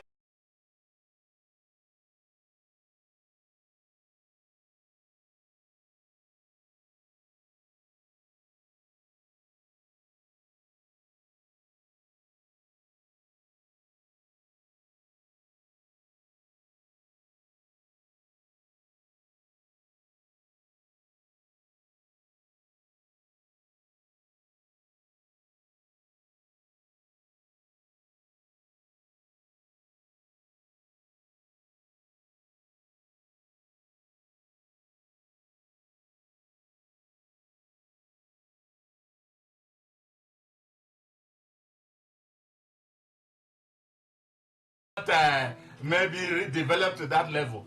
Now, if Nigeria wants to develop this year, because someday Nigeria must also try that one. But I'm only saying that we are adepts at things that are very egregious. I'm telling you. So there is nothing for me. It's still manual, because collectively they will go to attend meetings before the election, and in that meeting they will educate themselves egregiously that, gentlemen, you know what to do for us to comply with this electoral act, and they will crash all the networks everywhere, giving them an edge over anybody that wants to raise any question about what they have done. Well, the truth is that we are lying to ourselves in Nigeria, and it is not wrong. It is not abnormal among men for people to lie. You know, in a human community, there must be thieves, there will be liars, what we call wrong behaviors, as you may call it. You know, such things are expected. But what society does is that they keep on advancing their civilization in such a way that it makes it difficult for people to be deviant. We cannot say we'll catch all the thieves. People wouldn't steal. No. But we keep on making stealing unattractive. And that is why when you misbehave in the village, they can parade you around the village. Your act of misbehavior can even rub off on your entire family, and even on your entire relations, or even on your entire village people. So we keep on making it difficult for people to misbehave. The colonial masters conducted elections here. They conducted election from the 40s up to 1960. It was election done with paper and pen, and of course there were cases of rigging, but if both parties, both the participants and the citizens, accept to the extent to which those elections were credible. The problem with our elections is the same problem with our courts, it's the same problem with our ministries, it's the same problem with our security system. I have told you in this studio before, you cannot treat the challenges of national development or state making cannot be treated compartmentally, because each one rubs off on the other. It's not difficult for us to do electronic voting. Take the example, Nigerian Bar Association, we do our elections. I stay in Port Harcourt. I vote. Yeah, a small group now compared to the size of Nigeria. And that argument you made is very cheap and simplistic. But let me explain to you. Yes, what is it? But it's a valid argument. Wait. INEC knows the number of people that vote. Yes. The number of people that vote can be broken down to states, to units, to local government up to each unit. Isn't it true? I don't know. Of course, now. If we say 1 million Nigerians are voting, that are qualified to vote, yes, as at the time the election is coming, we can break this 1 million Nigerians to 36 states, including the FCT, 774 local governments, and break it down up to wets and polling units. Over 800 and something units. We can know how many people are voting in Unit A by virtue of that. It's the same thing. 1 million of them don't need to go into one unit. Exactly. So when the day of election comes, you design a system where somebody somewhere in Kano voted. It reports to a central system. And Kelly is seeing it, I'm seeing it from our end. We can even design the entering of the votes in such a way that I will know the votes coming out from Kano in real time, Kaduna in real time, in River State in real time. And we are seeing it. What if they hack it? What if it is hacked? Remember I started telling you that deviant behaviors are expected. But we keep on making it difficult for you. We know you will hack it, so we are prepared for you and you are hacking. Simple. It's just like police know people who do robbery today. Some people who do child defilement today. That one is certain. But the police is stationed to contend with you in that robbery, but much more than important, stationed to make it difficult. Then when you see how equipped and ready they are, you change your mind from doing robbery, possibly go to carry block in a cement factory, in a block molding factory to eat. Instead of doing that thing, not that you don't want to do your robbery, but the way these men are positioned today, I don't think this business will work today. So we can do it. Kelly, that thing MBA did, and around 25,000 of us are voting simultaneously, and everybody is seeing it. And why is it that we're able to do it at the level of MBA? They know. Everybody knows that if you mismanage that process, if the Nigerian courts cannot contain the cases that will flood it, in fact, the organization will die. Because you know that everybody is vigilant in this organization, looking for trouble where there is none even. People even go to court in anticipation of fraud. Talk less on when there is fraud. The managers of that system are very careful. If we say stop campaigning by 12, you know somebody has prepared the process in his computer, waiting for you to talk after 12 o'clock. The flying money, they serve everybody. Look at it. And we know we can try and tear ourselves. So we are not being honest. Remember I told you earlier, we are tinker with the electoral law each time. If another party comes to power tomorrow, that is what they do. PDP started by doing every time we tinker with the law, we tinker with the law and do it in such a way it will favor us. We are just being, it is just part and parcel of the national philosophy of corruption. You know, a political economy that is predicated on mismanagement. That is just it, deliberate, conscious. If not, how can you be thinking of managing the Nigerian election now, manually? All right. It's difficult. How about the president's remarks?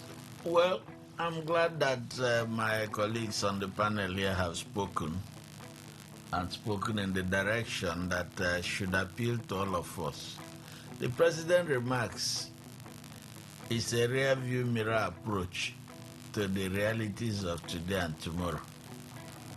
He's not looking ahead at all in a constructive and inspirational way. A leader has to be inspirational to make society better than he met it. And you are a leader only when you can produce a system or make the system to lift people to positions that you didn't attain. You know, in terms of competence, in terms of efficiency. But here we are being told we are not ready for that. Look, all we expected the president to do is the kind of thing Yaradua did before he passed on. He said, next election, we will not have the kind of antisocial behavior that brought me to power. He recognized that the election that brought him to power was not what it should be and felt ashamed by it. Here we have a presidency where there is no shame about the brazen stealing and mutilation of voting process. So let me ask you, Kelly, what is it about the electoral system that anybody from outside of Nigeria has tried to copy? Isn't it a shame? The so-called giant of Africa has nothing to teach the rest of Africa in terms of electoral decency. So the other nations that come to observe elections and have consultative meeting with INEC, what do they come for? They come to say, God forbid. Clearly that's not the case. I'm not sure a nation will fund this official to come and say, God forbid in Nigeria. You know nothing they are coming to get? I don't know. They are getting intelligence information and to know how deep the line fully I don't know all this. So that when they go to make their national policy, they will know where to place it. I'm sure that clearly they're not that stupid to fund their people to come and find out how foolish another group is. The reports of electoral observers. Have you been reading? Yes, EU and the rest of them. Yes, I've been reading those reports from 2003. Oh, I'm only stating. You asked the question, yeah, what are and they usually I don't answer questions. But I recall that we've had some of these visits from the electoral bodies across Africa to Nigeria, including to Europe INEC. and North America. Yes. They have come to visit INEC. There is not they have also come and they have said, we came to learn from Nigeria on how you are managing your elections. It's on record. And when they wrote their report, did they say they learned how to count? I did not from read. I did not read their Nigeria? report. What they learn is what they choose to probably learn. there. It's on In the fact, website let me tell you of- what you may not No, know. he has to finish. It's not about what I know because you What want to you may not insist. know. You want to insist on what you They know. even give you money. You want to insist. No, Mr. Arochi, Yes, you want to they insist. made your election. You want to Your insist on election. what you know. That's. I'm trying to do what is public knowledge. I am not disputing what you I have refer said. you to literature. What they is wrote also after coming public here. knowledge is that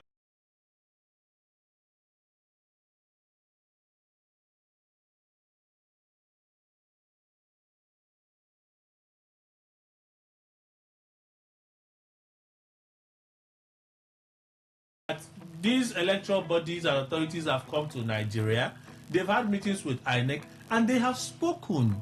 We came to Nigeria To help you. to learn from your electoral process help because you. we believe That is there are help things you. we can learn. That What are- they choose One to of the learn things they is can a learn is different matter. foolishness. To help No, you, no, not to no, learn. no. Not to learn, to help Kelly. you. I only try to answer your question. Deflecting, Did you hear you are Andrew? deflecting You the can learn question. foolishness. You can learn And how not to run elections. I'm also saying that a country will not be so foolish to fund the people to go another place to go and learn foolishness. Yes, You are it does. No, sir. deflecting It happens. the He question. is deflecting the question. You are not me. deflecting the question. He is, not me. My position is, tell me one thing we do in Nigeria about our elections that other countries in Africa have come, learned, and gone home to implement. There has to be more than one for them to be coming to meet INEC They for those come meetings. as election observers. No. They come, meeting, interagency meeting is simply courtesy. Is simply an act of perhaps preventing oneself from falling into the traps that another is in. Isn't that learning? Yeah, not in implementation. Isn't that learning? They do not go home. If I can come and look at your process and I observe the flaws in your process, I know how not to make the same mistake. Precisely, I have learned. you and I are saying That's the why I same tell you, thing. you have to No, learn I how have not to manage learned. elections. I may have also come and seen that there are certain things that you're doing that may be better for us in doing. I take that and go. I have also learned. Yes, but what we are here to, in my conversation with you, what we are supposed to be checking is what they take back and implement and point to Nigeria and say, this is what we learned. Kelly, have you forgotten that in 2020, Trump was voted out? He claimed that it was, what was the famous expression for it? That in fact that the voting was rigged. Yes. He went to court, 67 courts he went to. All of them said there was no proof.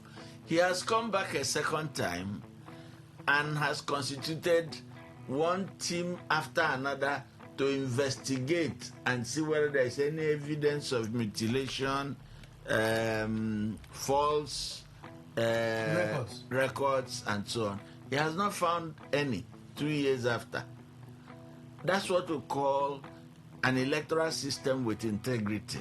Okay, so the president's statement, so I can open the phone line. So, for us, we need to say to ourselves, the president and his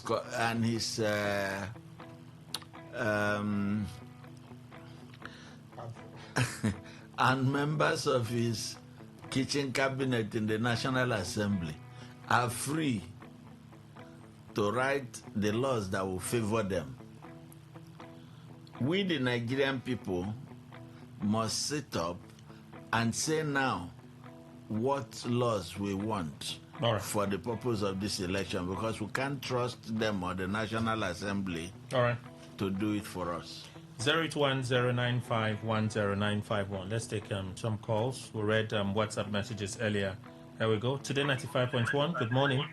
Hello, Kelly. Good morning. Welcome, sir. Yeah, my name is Steve Ngbo. I'm coming from Port Harcourt. Please, with all due respect, I want to appreciate my very senior brother, Senator. There were these people, team, Senator, Alasia Eke, and Chief Justice Adoke Amesmeka. They were three young men in position of management who were young boys we are looking up to, and we appreciate them. They were selecting jobs. So I want to ask today, sir, please, when you are holding this position that you are looking for you, and you are in a very good position, what people not suffering in this country, three of you were so prominent that anything you want, you always get it through. Other people are... Today 95.1, good morning. We lost the call. Kelly. Good morning. Yes, Kelly, can you... Hello? Hello? All right. Yeah, Kelly, can you hear me? I hear you now. Thank you very much. Well, I agree to all your guests. Thank you very much. Thank you very much. Ogaima was trying to make a point, but I disagree with Ogaima. If it was possible to infiltrate or hack 2027 election, APC would have gladly allow in total, pure electronic transmission of votes. But it won't be easy now. They need to take time to know how to hack into it. Probably when they have learned it ahead, they will allow it. But what I want to say is this: glitches now will be pro-mass glitches. But I encourage all Nigerians, let us all go out and vote and follow them bumper to bumper. We can make a change. Thank you. All right. Today 95.1, good morning. Good morning, Kelly. Hi, Obed, welcome. Yes, Kelly. Kelly, there is something I observed before this electoral bill now becomes an act signed by the president. I discovered that there was a meeting between the APC to come up into conclusion what they really want, how this bill should go. That's exactly what is happening, because all APC stakeholders, they are speaking in one voice. That voice is that Nigeria is not due for real-time transmission of election results. That's what you should hear.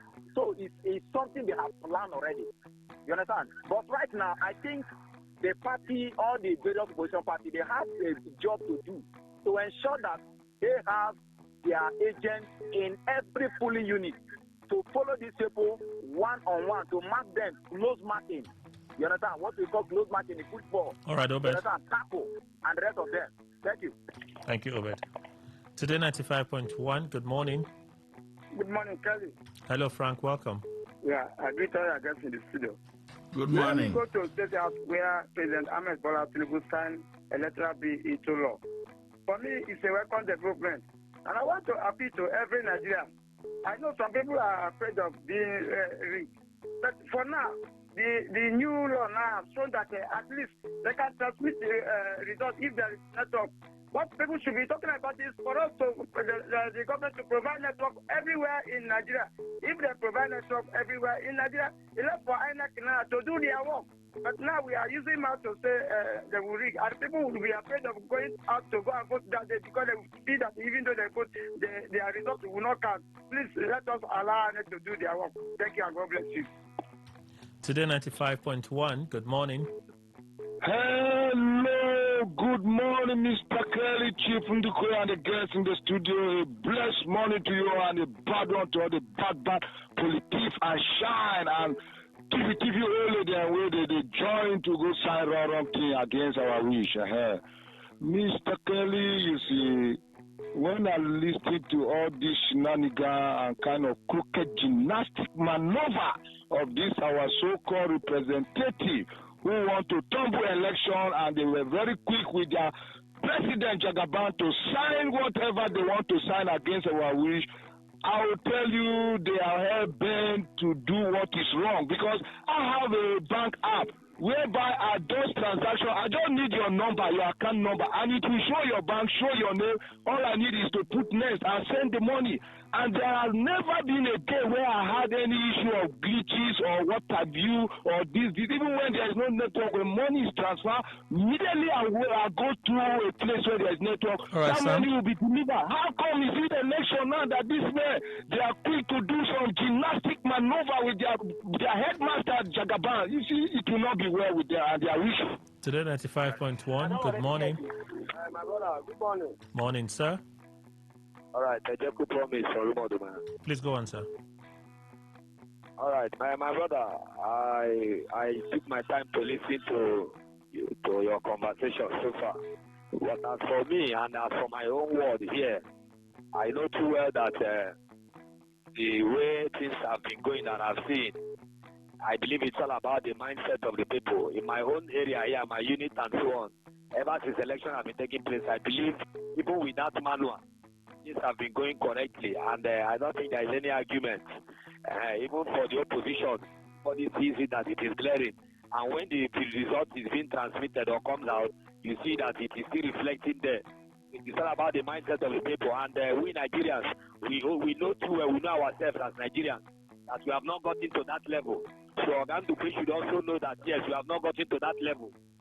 We should just wait till that time. We are working towards perfection. So the president is right by taking the steps they are taking. Thank you. Likewise, the National Assembly. Thank you. Today 95.1, good morning. Yes, Mr. Kelly, good morning. Welcome. Yes. How do you feel now that you transit as a radio station from manual broadcasting to digital broadcasting? What's your name, please? I am Mr. Joseph. I am calling you from LMS. It is so unfortunate that we transit from manual banking into electronic banking. We have other stuff we do in this country that we have innovated. But when it comes to elections that should produce a credible candidate, we deliberately refuse to do the needful. I want to say that this time, these same people that work against the electronic transmission of results will be the same that will protest by 2021, calling for cancellation of manual voting. Okay. All right, Joseph.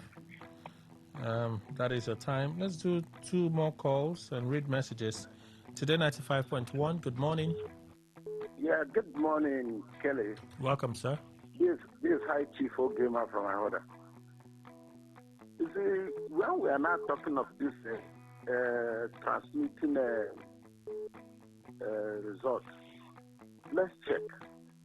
On the issue of this registration of this APC, everything was going well. In all the remote areas, they registered through the e-registration. And they are not talking of election. Then electronic transmission will have a glitch. Let's look at it. I know. I want to go by what one of your analysts said there concerning when this issue of the election has finished 2023. You know, there is nothing that the House of Reps or Senate members could, because the president had promised them that come 2027, as all of them APC members, all will be returned to the distance. So all right, we are sir. doing everything based on that, what the president said. Thank you. Final call today, 95.1. Good morning. All right, so we lost that call, so let's take another one as the final call. Good morning. Good morning, Mr. Kelly. Welcome, sir. Our president signing that law, that was the same law signed by the but I want to keep the line at the time like this. When they do their ear, we know that the network what you one another on the time. I don't to breathe no time for me to go to the game. I don't have myself out. But I think that is the what I do. Thank you. Thank you so much for calling and contributing. Let's read messages via the WhatsApp channel, a few more. So Elizabeth, you asked a question. Please, why is there no single APC person supporting complete transmission? There are APC members now, meaning the Senate. That's the count now when they did it. When they did the count, when Abaribe asked for a division, right, and the Senate President put it to account, 55 senators out of the APC, I think one was of the minority, though. I saw one on the minority side that raised his hand. But majority of them that raised their hand, stood up and raised their hands, are APC members and APC senators, majority of them. So I guess I've answered you correctly. Okay, let's do this as the last one from here. Good morning, Kelly and everyone in the studio. APC has laid a landmine for other political parties through direct primary. Other political parties should immediately challenge that in court. It's a clear interference to the working of other political parties. Obialo promised you send this message. Thank you. Voice messages at this time. Let's listen to the few that have come in. Okay, so this one first. Good morning, Mr. Kelly and the Big Bros in the house. My name is Tony Chinoso from Port Harcourt. Very sad this morning about this Electoral Act Amendment Bill signing into law by the Mr. President. I call Nigerians to stand up for what they believe. It is a pity that in the country I found myself, I didn't choose to be born here, but nature brought me here, and I can't express myself. I can't even tell, the populace can't say this is how they want to be governed. And the few individuals, not up to 2% of the populace, we mortgage us and will not allow us to talk, to express ourselves, even to say a word, because you carry us and move us as you want. I call Nigerians to rise up against these evil cabals and stand up for what they believe. Wherever it is called, I will be there. Civil organizations, NLC and co, rise up. Greetings to you, the presenters. Well, Mr. President saying that he should be forgiven if he has done wrong. Mr. President, you are forgiven, but you have not done any wrong because nothing good comes easy. You have been trying your best to reposition Nigeria, under the APC government, and you should continue because the generation of tomorrow will enjoy all the efforts that you're putting. You're a visionary leader. And I'm wondering why the state governments were not seeing everything. Federal government do this, federal government do that. Let the state governments key into the federal government, projects. My name is Chile Edu. All right, thank you. Those are some of the WhatsApp messages we've captured today. Okay, let's go to the traditional SMS channel review. Very good morning to you, Kelly, and the respected guest, and so on and so forth, Okay. All right, Austin George. So if I didn't read your message one day, it doesn't mean I've committed the worst crime. If out of 2 weeks there was a day we didn't read your message, we couldn't have committed the worst of crimes. Mr. President's assent to the electoral bill now perpetually puts to rest the unpalatable sensationalization of real-time transmission of results rather than actual electronic voting itself, just as he calls for the avoidance of glitches and unnecessary hacking by mischief makers. Importantly, too, the Senate President as well espoused the fact that such sensationalization was just by impending election losers who probably thought they were the majority. Congrats to Nigerians, Jerry. Special Douglas from GRA, your contribution. The President offended us by not making provision before removing fuel subsidy. He announced minimum wage. Okay, you're reacting to what Amopus and the Board was talking about. So would you like to react to the main issue? His Eminence, Manager Sir Festus Tigwani. All right, I've moved on. Thank you. Hi, Kelly and others. President Tinubu, President and co are just mocking Nigerians and themselves because they know they can do whatever they want and get away with it because they know even the people are defeated.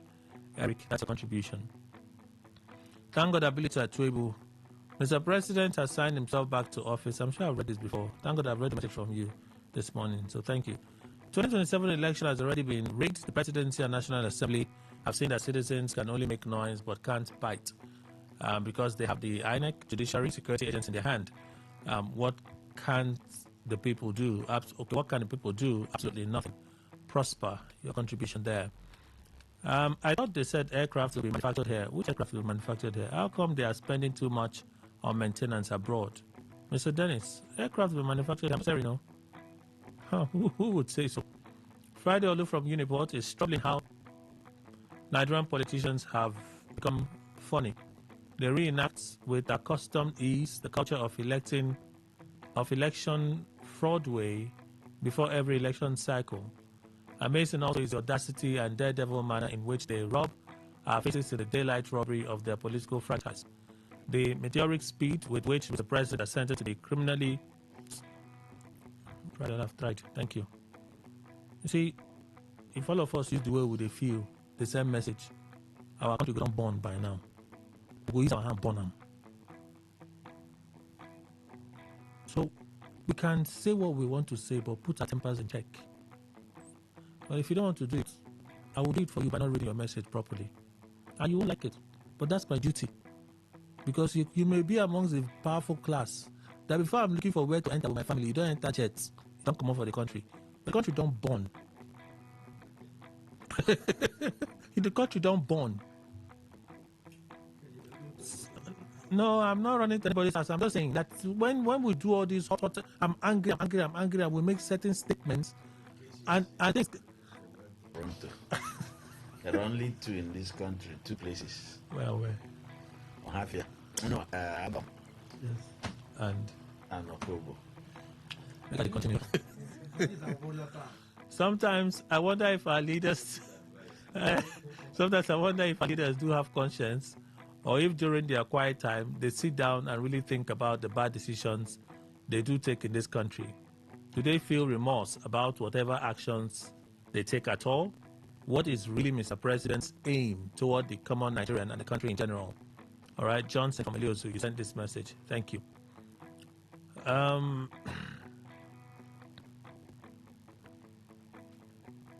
All right, let's take another one. Okay, I from Choba. You behave as if you are not alienated. Tell you behave as if you are not alienated. I came from Choba. I don't even understand what you mean. I behave like I am not alienated. I behave like I am not alienated. No, I am not alienated. In other words, to him you are alienated, yes, but you are behaving like you are not. The hosts are not affecting you. They are not affecting you. You are speaking for the state. He doesn't understand that you are creating a sense of balance for purpose of public legitimacy. Yes. They don't need to understand. When they catch you on the road and flog you, don't complain to Arochukwu. Don't come and say, Arochukwu, come and help me fight. I'll tell you, Kelly, I'm busy where I am. Don't sort it out with him. I'll see you later. Have patience. Have patience. Endure the flogging. I'll deal with him later. Opakadokovo on X. The president swiftly signing the act shows that this was well planned. It's unfortunate that these people perceive us to be weaklings and we do nothing. What they don't know is that this might in turn come back to haunt them. Nigerians must not allow this deter us from voting. Okay. That's a contribution on X. Let's go to Facebook. We'll read a few. Just a few. It's 11:25, so we have to go in 2 minutes. Like 1 and 2. Lorenzo Delight, signing the electoral bill into law is a good one. Let every vote count. We want better, credible election. Olowu John, truly this is a script planned, directed and acted, finally executed by the President, Senate President and House Speaker. I didn't know that the president could take action very swiftly as signing the electoral law in such a short time. Don Perisky, I don't blame these politicians. I blame those who will vote them back to office. Oluna John Amechi, this is not a welcome development, and Mr. President did not hear the cry of Nigerians calling for real-time transmission of results. It's proved to us that he can win election if it's transmitted on.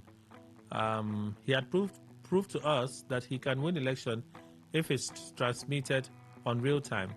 When did he finish reading through the document before signing it? Sunday Enwin, if there will be no rigging, good for those who will vote. As for me, I have stopped voting after the last election. Final one we can take because of time. You can see that everything was planned, stage managed. Tinubu doesn't care about citizens. That is how strategic they label him. Otherwise, they have all that governors, everything still went ahead. They have all the governors, everything, and still went ahead to subvert the will of the people. You say so there. General was just one. Good morning, Kelly, and the guests, Dr. Indidi Quaranta. El-Rufai, with all the amount of intelligence he was proud to parade, has fallen into the hands of the opposition. He severely did not recognize Tinubu as the leader of the APC during Buhari's administration. This matter will drag him into losing concentration in major strategic plans and campaigns for his new party, the ADC. Dr. Mrs. Emma Lebara, Mr. President has rushed to sign the bill into law. We reject it in its entirety. We have now known their plans for the 2027 elections. Yimo, good morning. Tinubu signed an executive order for remittance of oil revenue to Federation account.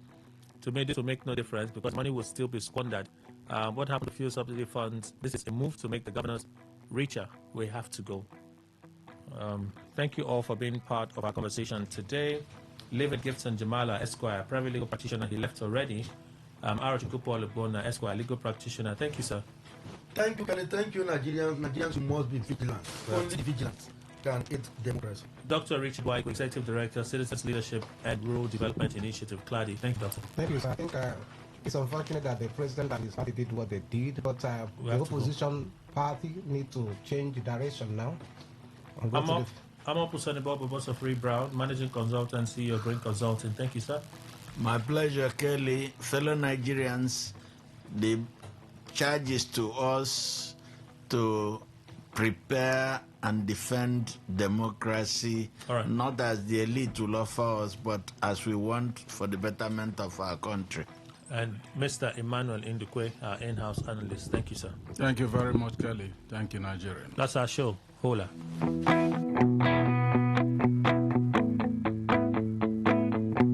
right. All you need to know about this one is that 95.1 FM.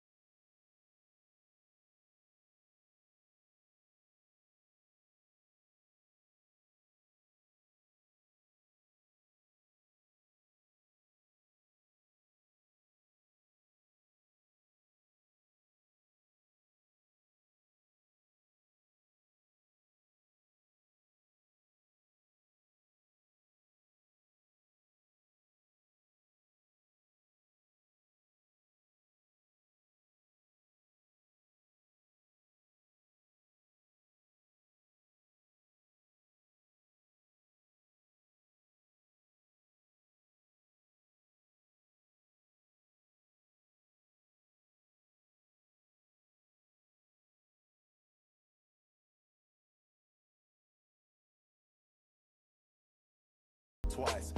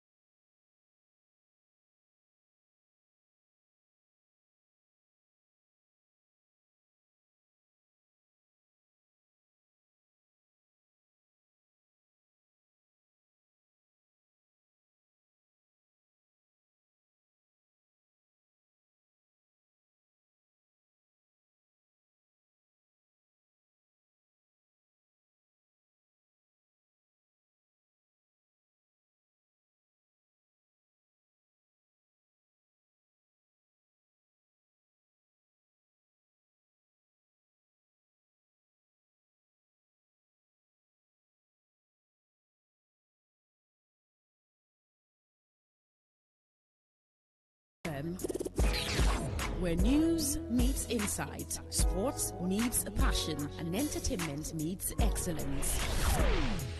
Expert analysis from seasoned professionals and our top analysts, informing, educating, and entertaining you. Your voice, your station. We are the voice of the people.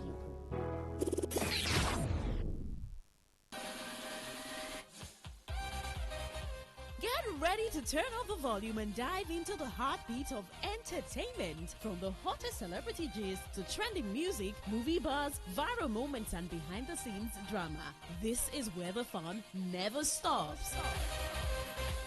Tuning to Entertainment Today, only on Today95.1 FM, Voice of the People, your station for pure entertainment. Weekdays, 11:30 a.m. Entertainment Today, where your favorite stars and stories come alive.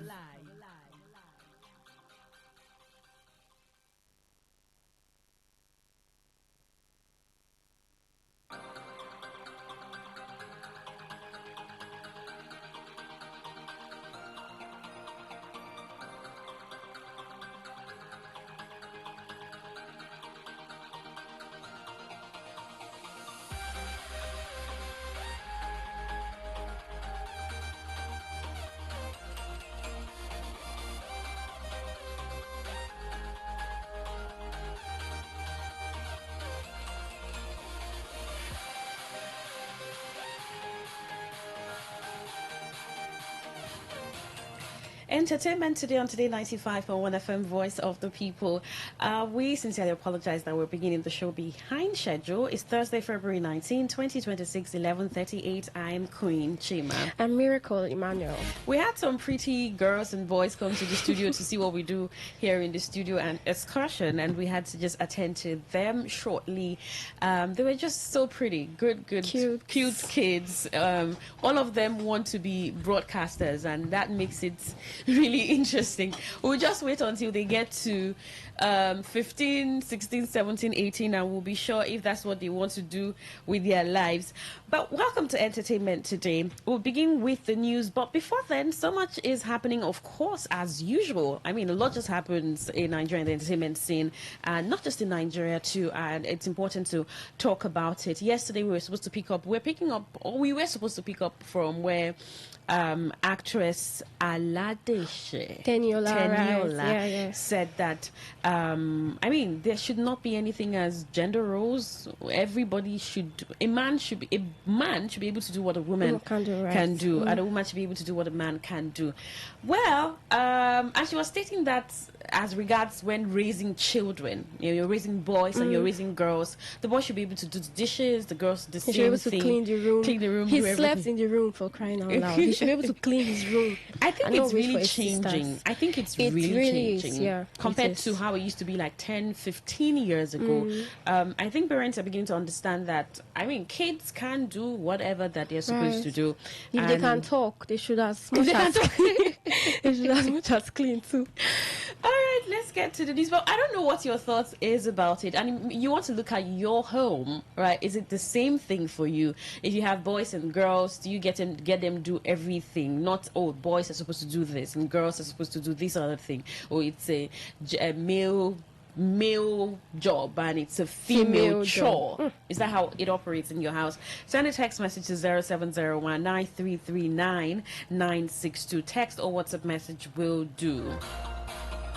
Well, on the foreign scene, where Drake makes Spotify history as the first artist with 300 songs over 100 million streams.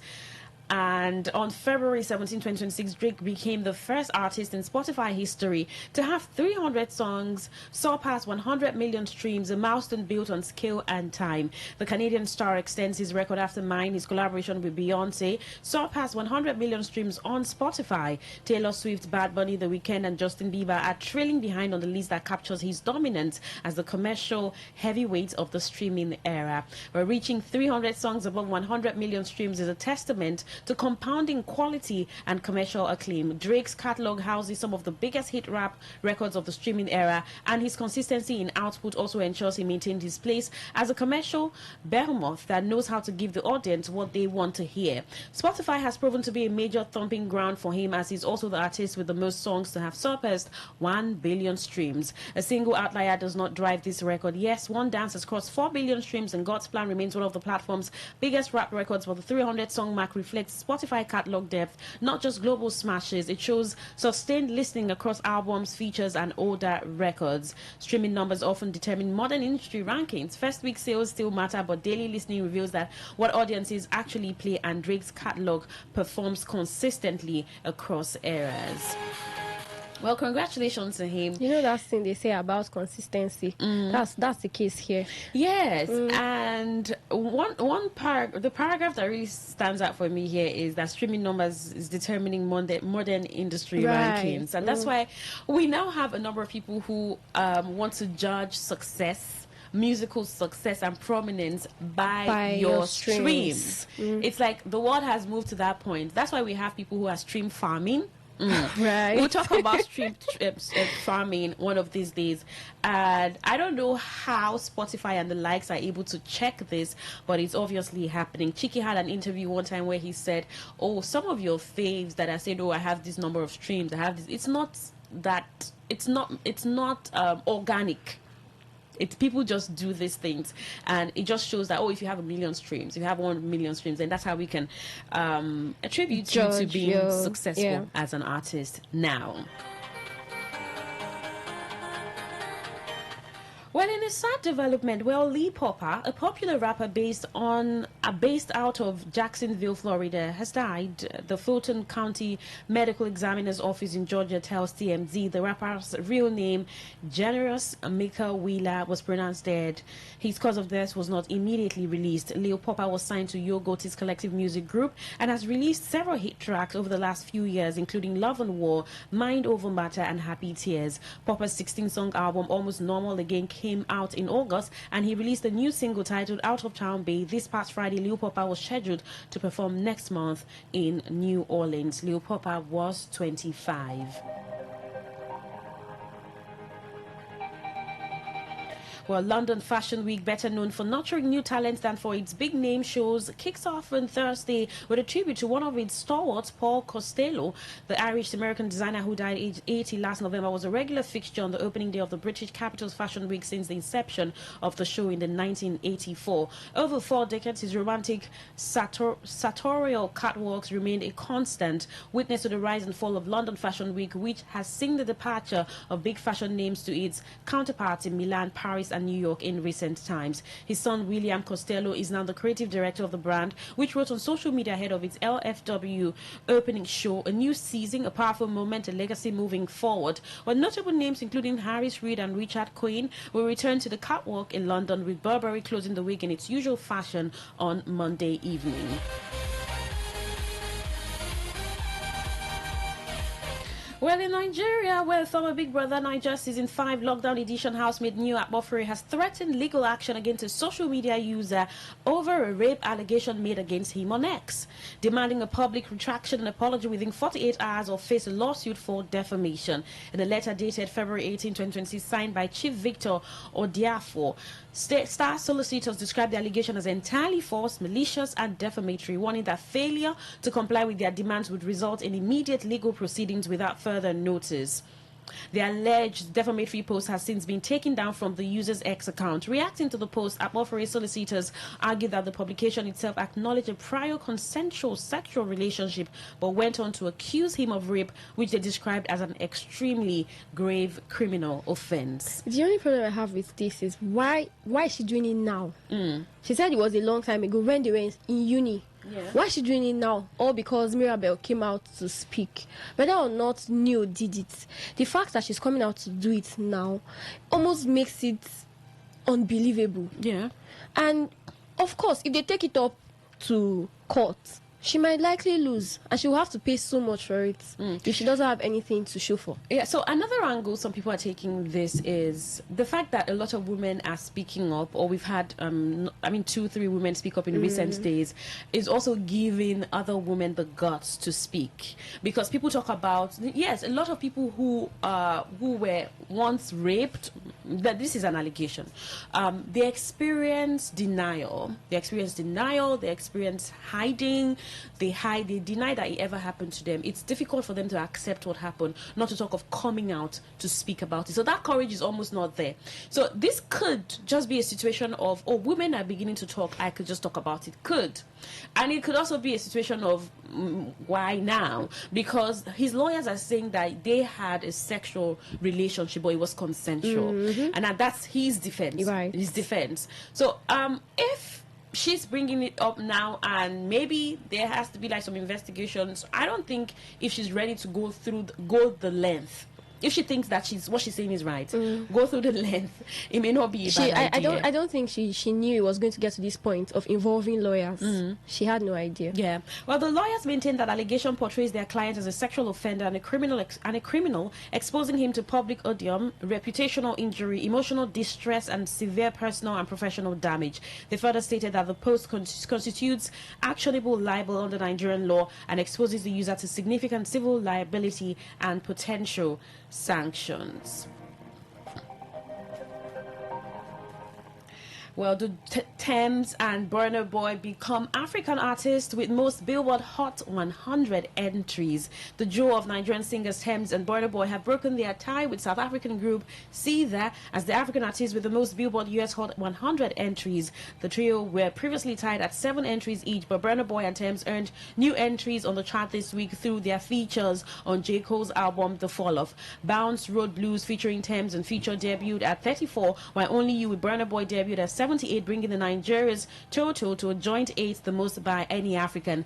Thames has now earned 3 Billboard Hot 100 entries this year, with Raindance, with Dave, What You Need, and the latest Bounce Road Blues. She has the most entries for any African artist this year so far. Meanwhile, Burna Boy has become the first African artist to have a song on the Billboard Hot 100 for 6 consecutive years. His entries over the years include Loved by You 2021, Last 2022, Sitting on Top of the World, and Taliban's 2 2023. Just Like Me and We Pray 2024, YGFT 2025, and Only You 2026. I'm so happy for Thames. You know, Burna Boy has always been the giant of Africa. Okay, He has always been there. But Thames, she's doing great. I wish I had so much money. I would have just What do you have? I would have just given her a little. Okay. She's doing great. Absolutely. It's amazing and to see. Yes, the female representation in the industry is great. And for some people, we hope it extends more. We see more females come up in the industry and do as much as the males are doing. Now, this is no competition, but I mean, for an industry that is highly dominated by men, so women thriving also makes a lot of sense. And we're also beginning to see collaborations. I mean, some of these female artists do songs with male artists that are good. Ira Star said Burna Boy is her person. Like, I want to do a collaboration with him. And I mean, I can't wait for that collaboration. We're going to see what it is like. Well, you're still listening to Entertainment Today on Today 95.1 FM, Voice of the People. Teniola actress Aletta, she says, please, no gender roles when it comes to chores. Parents, let girls and boys do the same thing in the home. Now, what's your thought about this? 0701-9339-962. Send a text or WhatsApp message to that number, and we can get to know what you exactly think about this. Now, so much has been happening with Tonto DK and her ex-husband Churchill, and then his wife Rosie. She comes out and says a lot. We're going to find out and talk about what that a lot is. Stay with us and enjoy the show.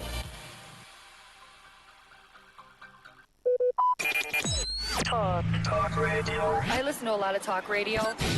95.1 FM.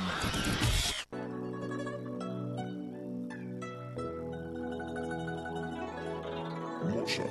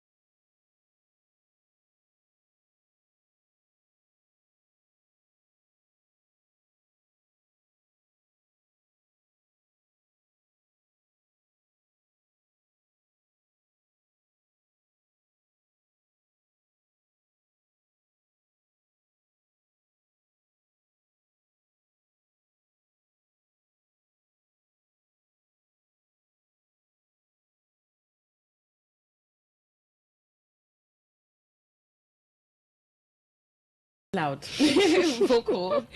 $15,000. That's quite money. some. That's quite some. Not 1,000, not 5, not 10, 15. That's quite some money. Well, Omale always surprising his fans. He had his hair shaved this time around. I don't know what he's up to. He's always up to something. You know the way Omale acts. He acts according to his mood, to the way he feels, and then it just shows on the outside. Every time he does something different. Later we'll hear that he was going through something. He just had to shift. He just had to change his looks. Let's wait for it. And the next thing we hear is song. A Right. song that we just hear a release that we okay. I mean, going through a lot kind of release, and that's what the girls and the people like. But then that's our show, Entertainment Today on Today 95.1 FM, Voice of the People. Thank you so much for tuning in. And once again, we apologize for starting behind schedule, but I'm sure those kids will be happy. If 1, 2, 3, 4, 5 of them become broadcasters, great broadcasters, you'll be proud of them. Maybe your child could have been here, your child came to the studio, or if all of them, nah, that's not going to be possible. Well, the World News at 12 is up next. My name is Queen Chima. I am Miracle Emmanuel.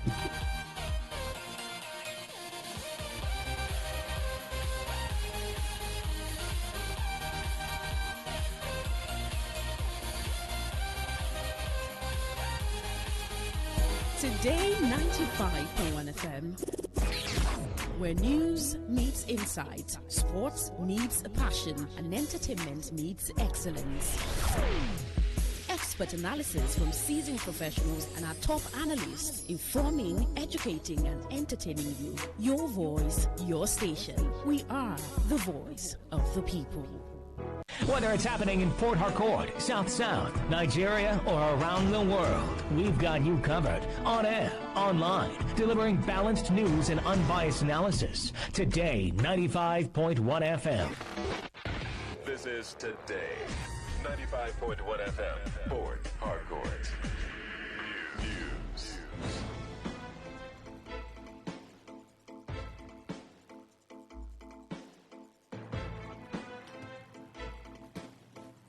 Good afternoon. This is the World News on your premium talk radio, Today 95.1 FM, Port Harcourt. I'm Queen Chima. The headlines. A reps committee petitions police over alleged land grabbing in River State. NANS demands probe into death of student at Federal University of Environment and Technology, Ogoni. APC assures peaceful and credible forthcoming congresses in Benue State. On the foreign scene, former President of South Korea Yoon Suk-yeol sentenced to life in prison over 2024 martial law decree. Now the detail. The lingering dispute over alleged land grabbing in Obio Akpo local government area has escalated following a petition to the National Assembly by the Council Chairman, Gift Nwulu. The controversy centers on disputed lands between Rumekini and Alu communities, as well as Ohia Ibule Rumusi, Victory Estate along Airport Road.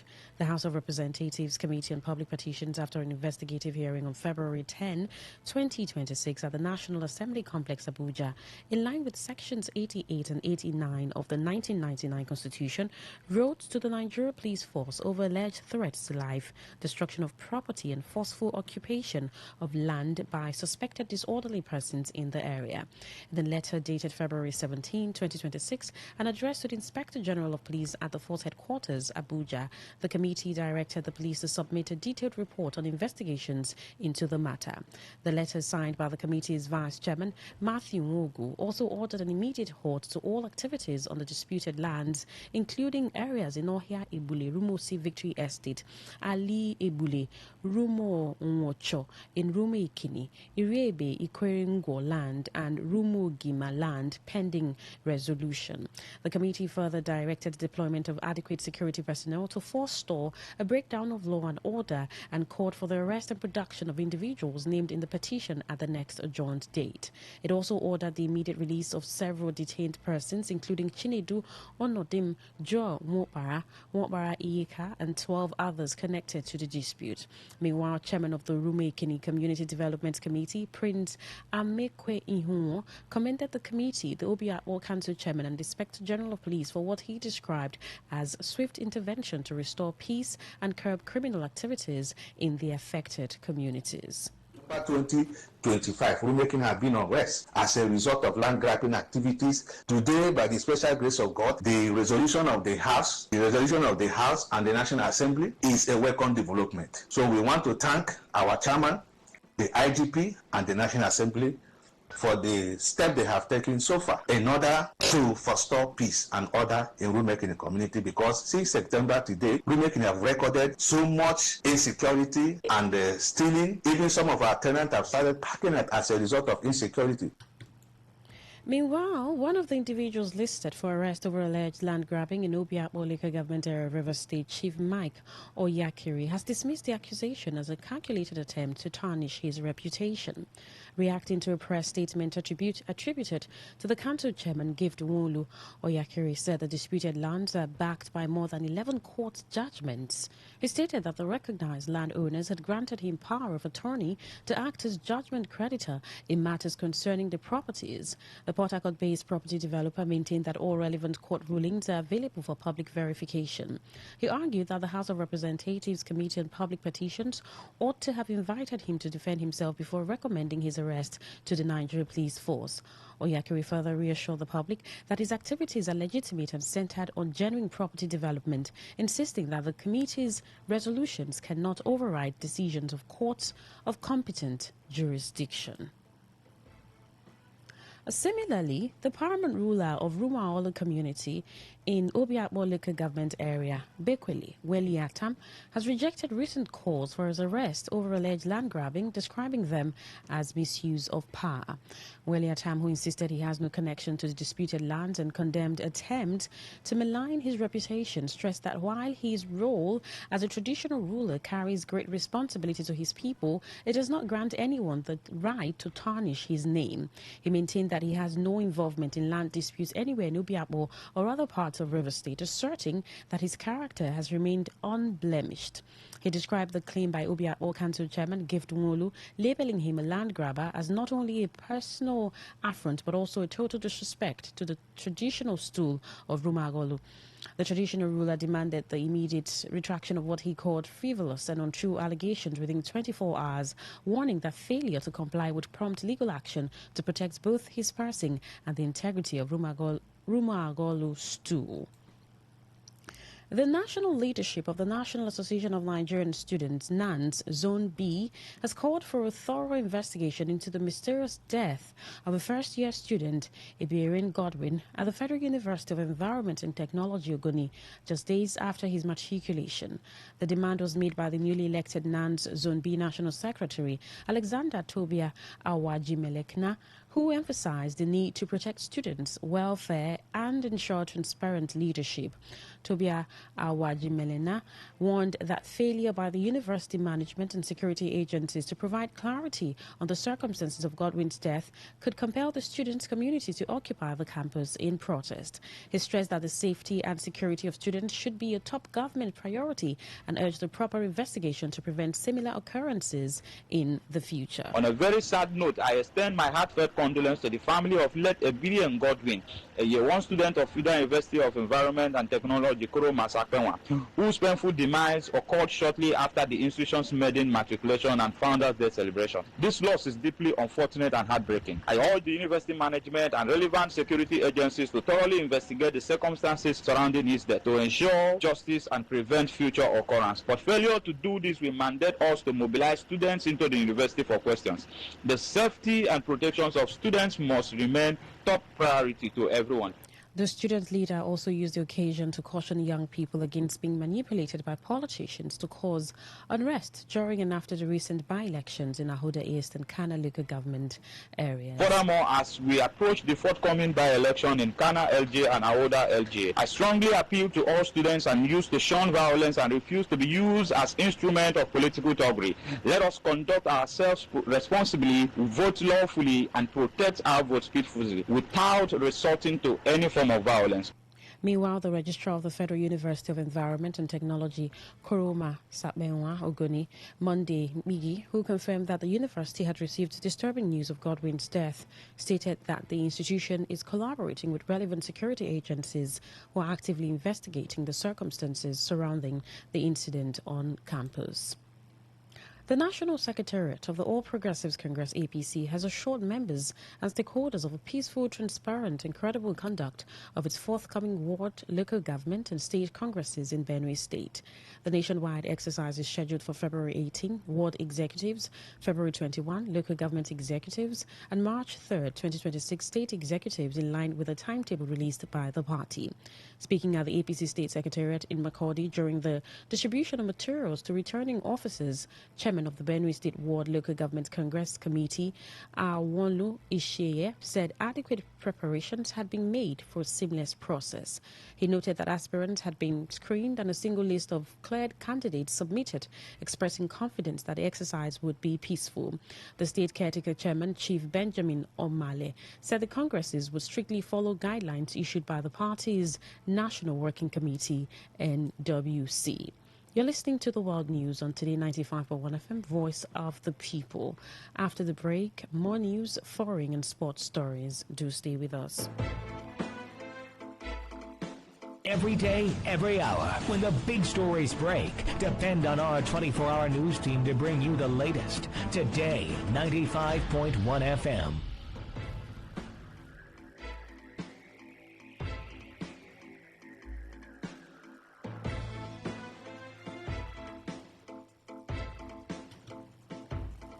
President Bola Tinubu has signed the Electoral Act 2022 Repeal and Reenactment Bill 2026 into law. The signing took place at the Presidential Villa Abuja around 5 p.m. yesterday with principal officers of the National Assembly in attendance.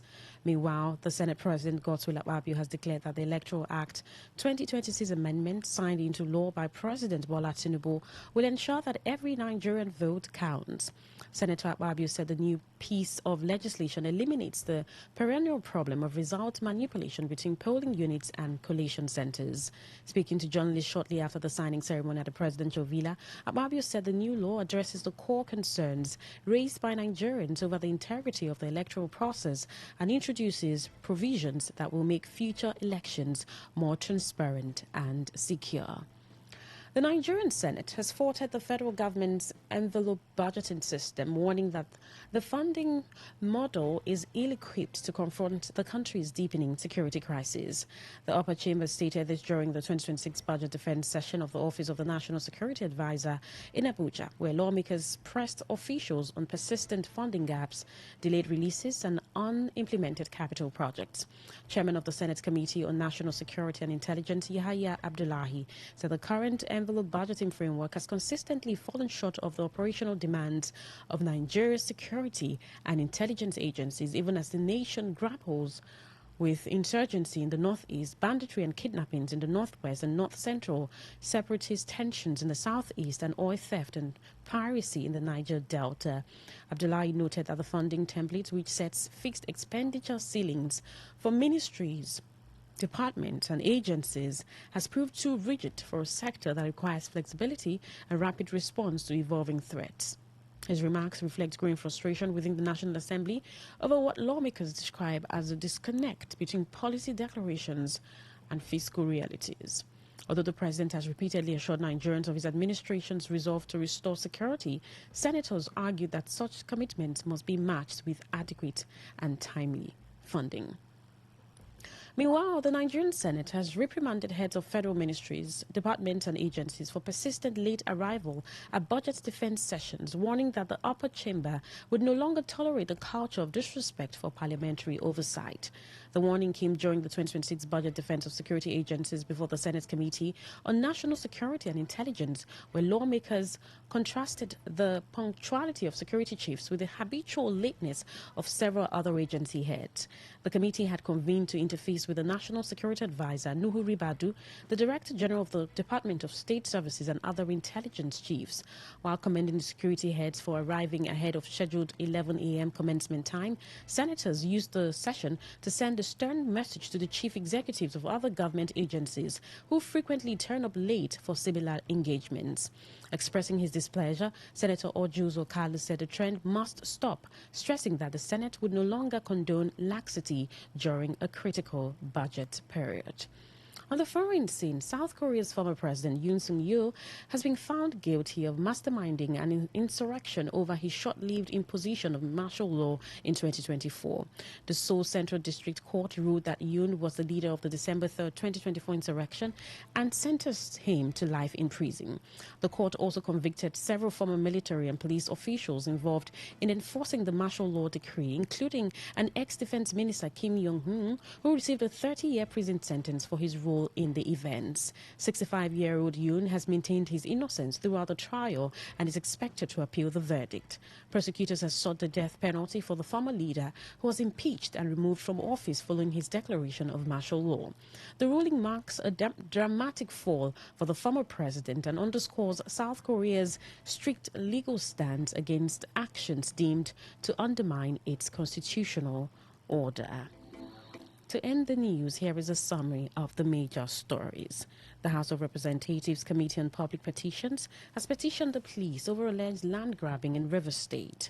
NANS has demanded a probe into the death of a student at the Federal University of Environment and Technology, Ogoni. We told you that the APC has assured of its peaceful and credible forthcoming congresses in Benue State. On the foreign scene, you also heard that former president of South Korea, Yoon Suk-yeol, has been sentenced to life in prison over 2024 martial law decree. That was the news is edited by Stella Sasongo Curry.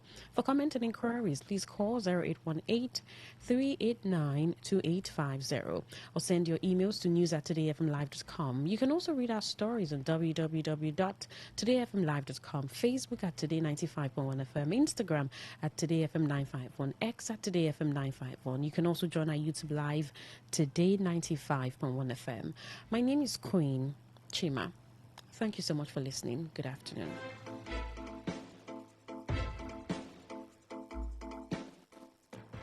Today's news, today's entertainment, today's sports, today's issues. Today on Today 95.1 FM, Port Harcourt. Today 95.1 FM, where news meets insight, sports meets passion, and entertainment meets excellence. Expert analysis from seasoned professionals and our top analysts, informing, educating, and entertaining you. Your voice, your station. We are the voice of the people.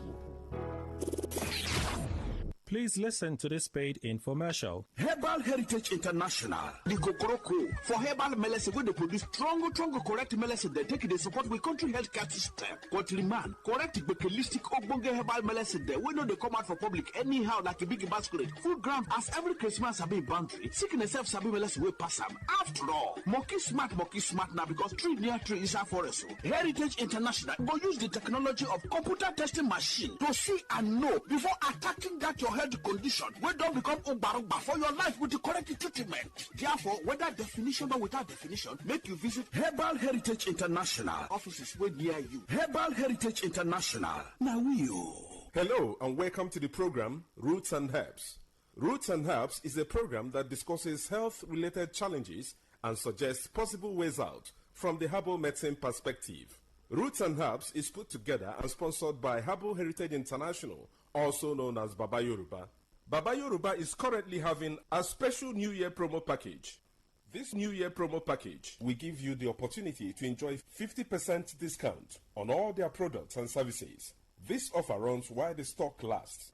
And at the same time, it will give you the privilege of meeting Baba Yoruba himself at number 24 Ikwere Road, Mile 1 by Education Bus Stop, Port Harcourt. For details and inquiries, the telephone number to call is 080-33-111-946. I repeat, 080-33-111-946. 080-33-111-946. Our topic of discussion is infertility, and I have with me in the studio Dr. Otumba Abiodun. Sir, you're welcome to the program. Thank you, Mr. Moderator. Infertility is seen in couples whenever a man and a woman is able to stay together for at least 1 year, which is equal to 12 months, without being able to get pregnancy so that they can get fruit of the womb. It is of two types. we have primary infertility, and the second one is called secondary infertility. Primary infertility is seen when a man and a woman have stayed together for at least a year and they are unable to conceive. But in secondary infertility, a man and a woman have been able to have issues or to have even only one, but they intend to get more, which is not forthcoming. That is secondary infertility. So whenever there is infertility, it is very important for the two to join hands together and go for investigations. What makes a man the father of any child is the quality of the semen coming from the man. That a man is able to perform doesn't make him the father of any child. What is coming from a man is gotten from the testicles. In some men, the number of sperm cells can drop, a situation that we call oligospermia. In some, the cells may not even be there at all, a situation that is called azoospermia. Some men do experience a situation where what is coming from them is nothing but only water. All the qualities are not there. There are many factors that can make a man to come under these conditions, part of which is drug abuse. There are some medications that some men do take that are spermicidal. That is, they are killers of the cells that makes a man the father of any child. Not only this, it is possible when a man is exposed to very high temperature, particularly the private part, for the cells to die or get weakened. And that is why the nature in his species did not put the testicles inside our abdomen, because the process of spermatogenesis does not require very high temperature. That is why they are kept in the sac under there, so that the temperature can be a mild one. Not only this, infections that men have suffered from, whether in the past or in the recent, can also destroy all the cells. Even some before their puberty, if they suffer from mumps infection, a viral infection, it can destroy all the tissues that are supposed to produce the cells. Some do suffer from sexually transmitted infections that have been able to get deep into the testicles and destroy all the cells. At times, hormonal imbalance can also affect the quality of semen a man produces. All this can make the man to be the cause of infertility in his family. In women, it is possible for challenges to also result from infection.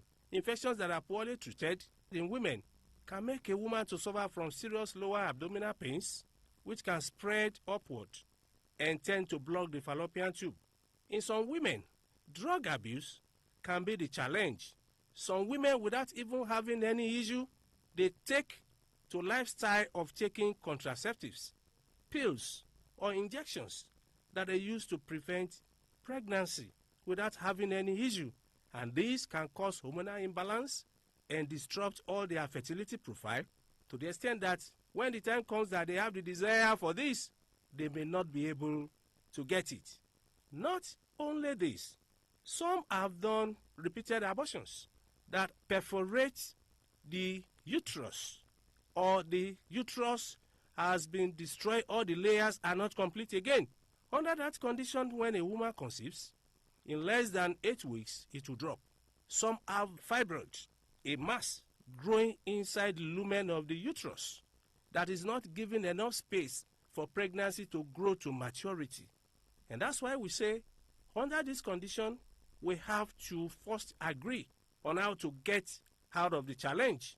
And how do one get out of challenge? It is by visiting a competent healthcare giver who will be able to do investigations and know what the root cause of the problem is. It may be from man, it may be from the woman of the house, and at times it can be from both of them.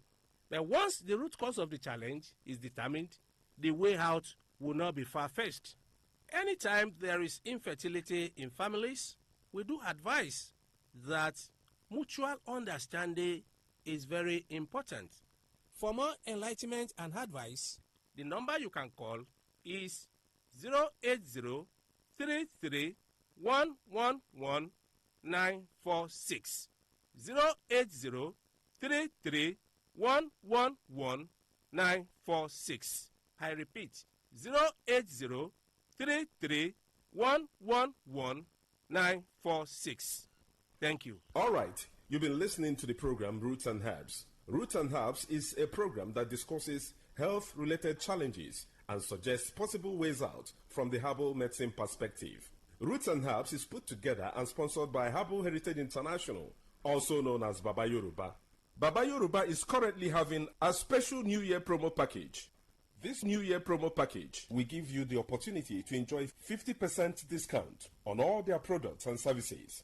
This offer runs while the stock lasts, and at the same time, it will give you the privilege of meeting Baba Yoruba himself at number 24 Ikwere Road, Mile 1 by Education Bus Stop, Port Harcourt. For details and inquiries, the telephone number to call is 080 33 111 946. I repeat, 080 33 111 946. 080 33 111 946. Let's take our sponsor's message. Don't go away. We shall be right back. Herbal Heritage International, the Kokoroko, for herbal medicine, where they produce strong, correct medicine, they take it, they support with country healthcare system. Quatliman, correct, bakelistic, ogbonge herbal medicine, they know they come out for public anyhow, like a big basket. Full ground, as every Christmas have been boundary. Sickness self sabi medicine will pass them.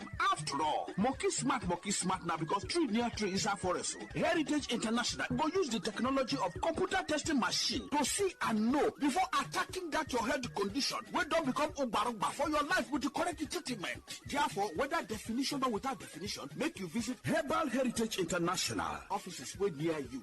Herbal Heritage International. Now You're welcome back to Roots and Herbs. Roots and Herbs is a program that discusses health-related challenges and suggests possible ways out from the herbal medicine perspective. Baba Yoruba is currently having a special New Year promo package. This New Year promo package will give you the opportunity to enjoy 50% discount on all their products and services.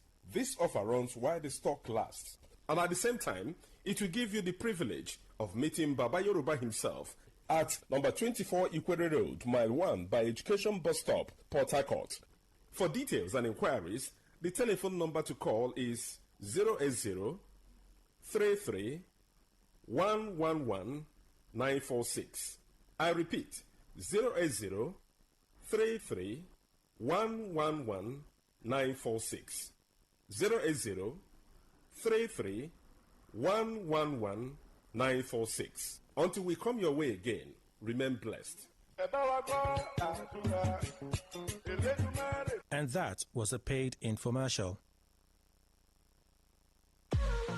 What's a successful business without sales? And what is sales without an audience? Well, do you know that you can reach 8 million listeners across 6 states in 2 geopolitical zones all at once? How? With Today 95.1 FM, you can get millions of people to know about your business. And what does that mean to you? More sales. Call 081 389 2850 now for more information.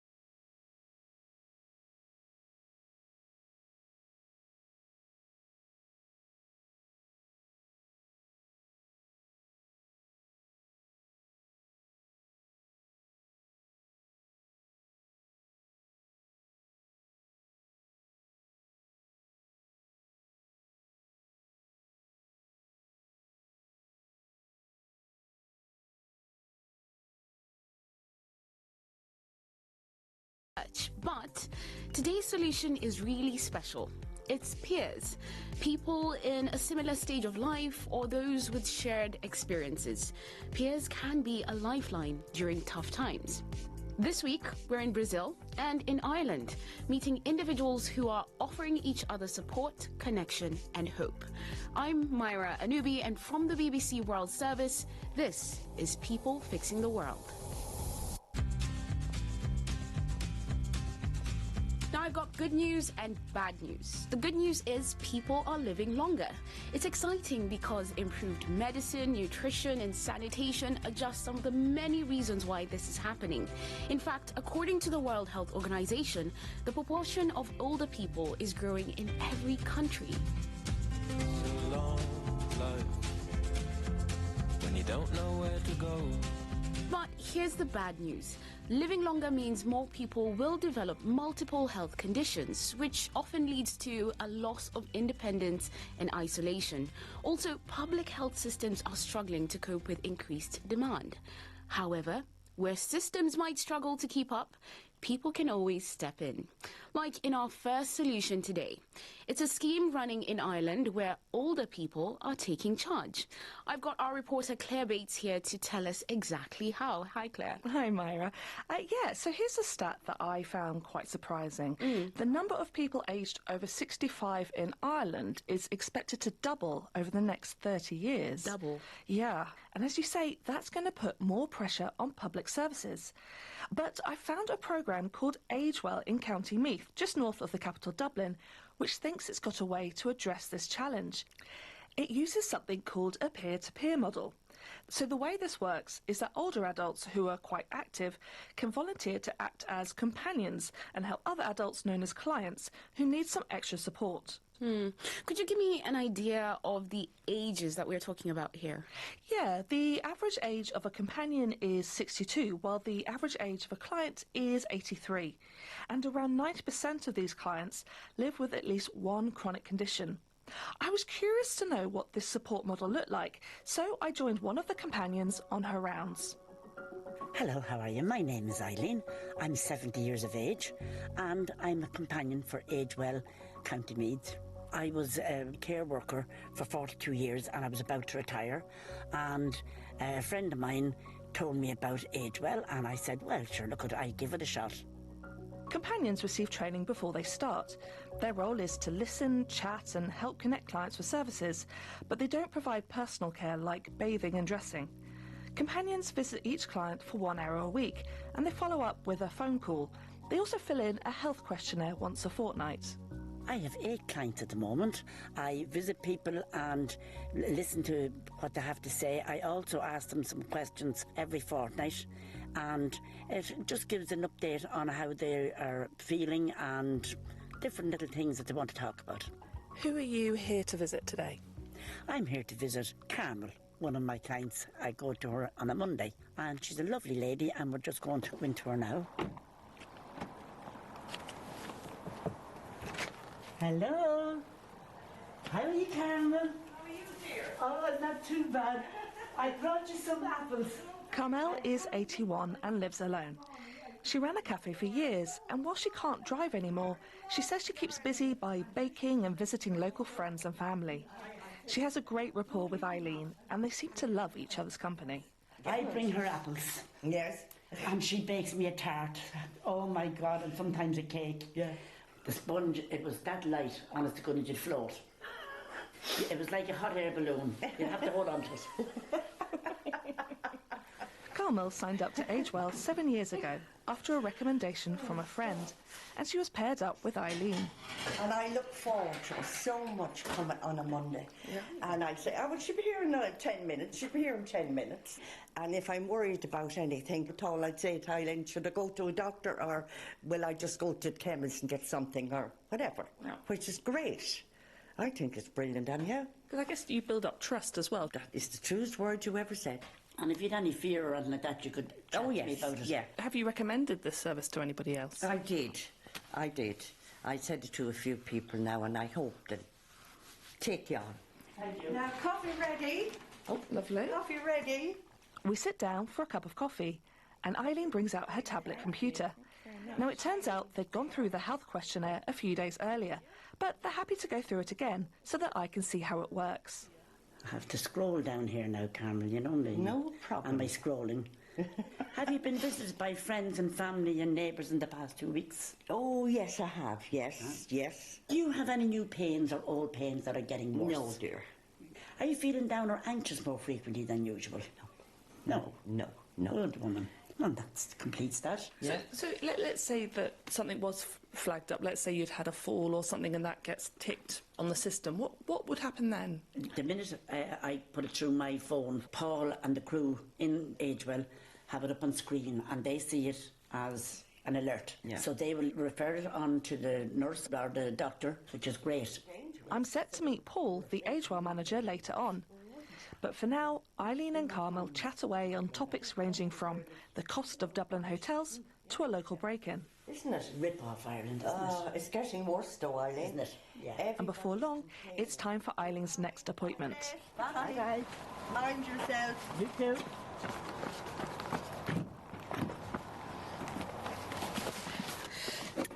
So who are we off to see now?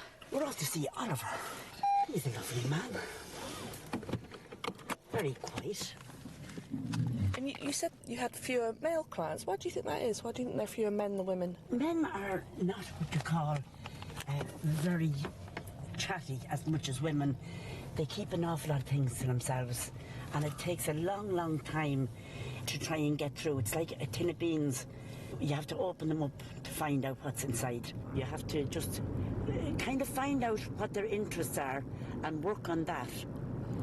Have there been things that you've managed to pick up early, something that you noticed about a client? Yes. What happened that might have helped them stay in their home? Well, I did actually. A lady I was going to, and she was just a bit distant.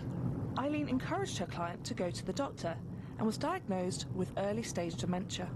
At least she's all prepared for it now, instead of it being a big sudden thing to happen to her.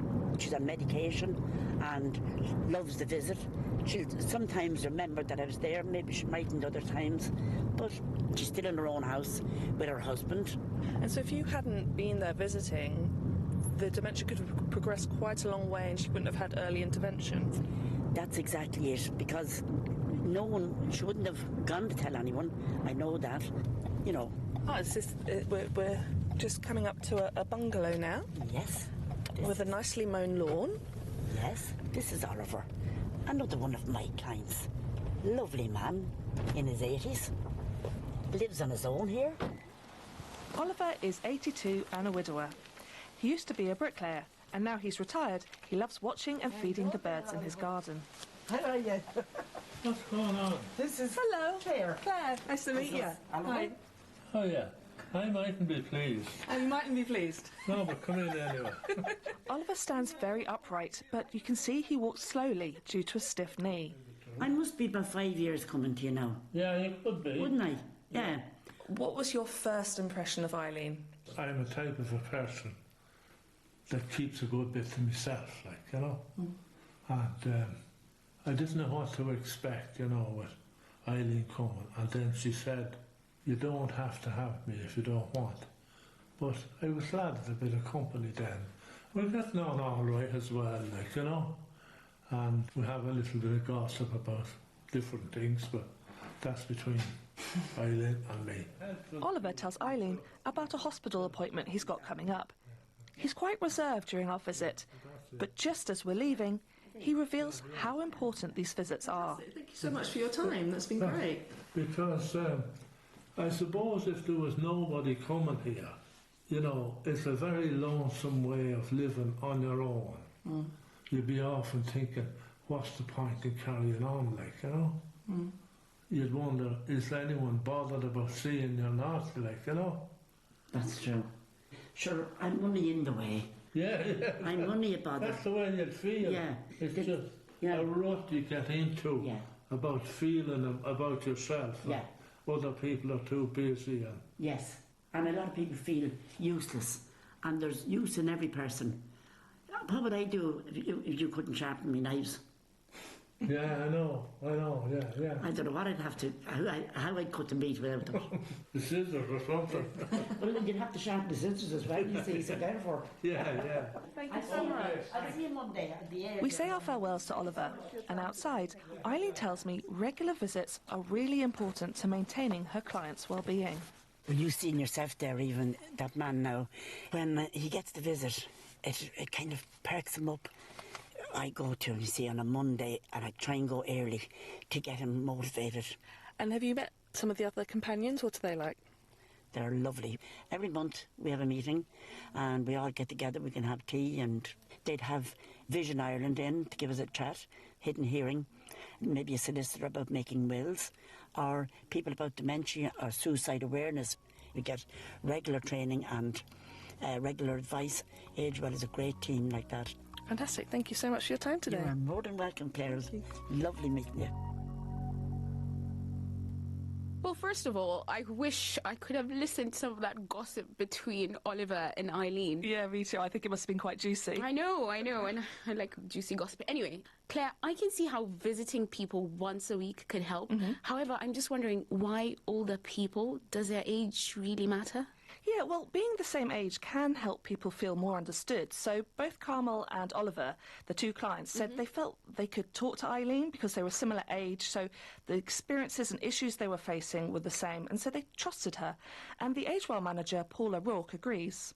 It's that peer-to-peer. They're more likely to share. They would have the same knowledge, they would have the same life experiences, things like that. So it works very well. Older people want to be involved. They want to be knowing the gossip, knowing the stories, how's that person down the street, and having our volunteers be locals also helps that. I guess you don't have to be old to want connections or gossip, but also being the same age means interests can be similar, which can help build trust, especially when you're trying to get people to talk about their health. Yeah, and another thing that Eileen mentioned is that younger people can get a bit impatient or underestimate what older adults can do. And she said that's far less likely to happen when the person assisting you is a peer. So how big is this scheme? Yeah, so at the moment they have 26 companions visiting nearly 100 clients a week, and they are hoping to expand into the neighbouring county. Paul also told me how it was funded. It costs us about €200,000 to run Agewell in County Meath. So we are very lucky to have had the buy-in from our health service, which covers half of our yearly costs, and then the rest is philanthropic donors, local government, grants. I'm assuming it must save money down the line. We have worked out that an Agewell companion to visit one client a year, it's about roughly the same as a week in a nursing home, so about €1,900. So yes, we are saving the state considerably by keeping older people at home where the older person wants to be. Are there plans for it to spread out any further? So we are in early talks to expand it into County Kildare, and it's a service that can be easily scaled up across the country. And Claire, have they measured this to actually see the kind of impact it's making? Yeah, they did actually. They had this independent evaluation which found 40% of the clients had health concerns detected early, which actually helped prevent them from deteriorating any further. And another study from Trinity College said that the project really did have the potential to reduce hospital admissions and delay moves into residential care. Okay. Also, the companions, like Eileen, said the role gave them an increased sense of purpose and connection and higher levels of well-being. The kind of thing we like to hear on this programme. Indeed. Purpose, connection and well-being. Thank you, Claire. Thanks, Myra. You're listening to People Fixing the World from the BBC World Service. And today we're finding out how peer support can be a solution. So people of similar ages and shared experiences coming together to help each other.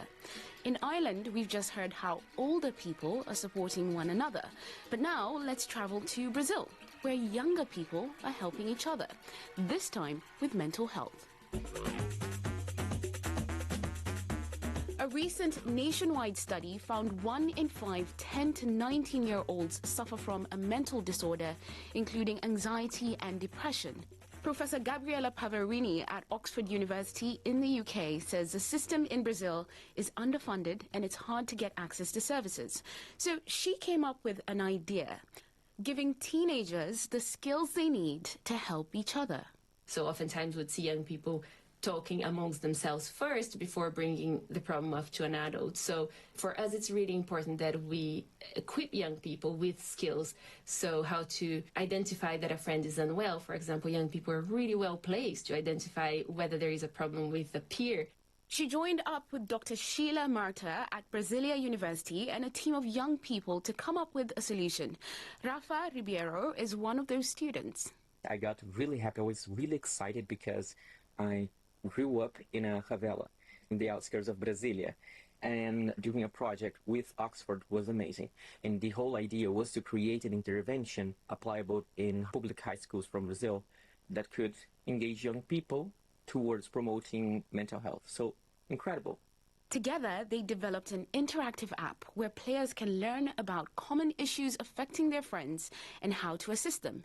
It's called Where is Kawe? We've developed what we call a storytelling chatbot. So it's a little bit like choose your own adventure game. So young people choose from predefined options. So it's a scripted adventure, if you like, and characters come and talk to them. And through interactions with different online characters, they learn skills. They learn how to support others in their communities. Now, the team surveyed loads of teenagers to find out what issues were most affecting them and incorporated them into the app. So issues like sexism, racism, and exam pressure. The app was developed in partnership with the US company Talk to You. It uses instant messages, videos, and photos. Now, I enjoy a good game, so I decided to have a go. In the game, I assume the character of one of the students in a high school, and I have to select my responses to different questions and scenarios. We voice the characters and my decisions on the app to give you an idea of how it all works, and this is what it sounds like. Hello, I'm the narrator. I will lead you through the game. It's the morning of the school play and your best friend, Kawe, has disappeared. Your friend Liz will help you try and find him. Okay, I'm going to click continue. You and Liz walk to room 7, where people will get their makeup done for the play. You see Gisele on her phone. Here's a video I need to watch. Here's a quick overview of Gisele. Besides being a Leo and addicted to crime series, she loves taking selfies and attention on social media. But that's okay because she's wonderful. Gisele. Oh, hi guys. You look around the room and see a costume hanging up. Okay, now I can ask if this is her costume. Gisele. Yep. The designers made a mistake with the size, you know. It's quite close-fitting and I'm curvy. I'm going to select, is this too tight? Gisele. I can wear it, but... Liz, you don't feel good in it, is that why? Gisele. It kind of glues to my body and some guys started staring at me, you know. Do you want to keep listening or skip this part? Okay, so I can either listen or skip and go back to finding my friend Kawe. I'm going to listen. I think let's listen. Liz, have these guys said anything to you? Gisele. Not directly, but I saw them talking about me afterwards. When I'm out walking in the street, guys often catcall at me. I have an option here. I'm going to say, that sucks. Gisele. Sometimes people even go, I bet she slept around. Can you believe it? Horrible. It must hurt. Gisele. Yeah, I am even avoiding going out. Liz, I hate this kind of thing. I hate it too. I actually really do. I'm going to click I hate it too. Liz, right? Because our women should be able to walk down the streets and not be messed with. Agreed. Agreed. Unlocked potion.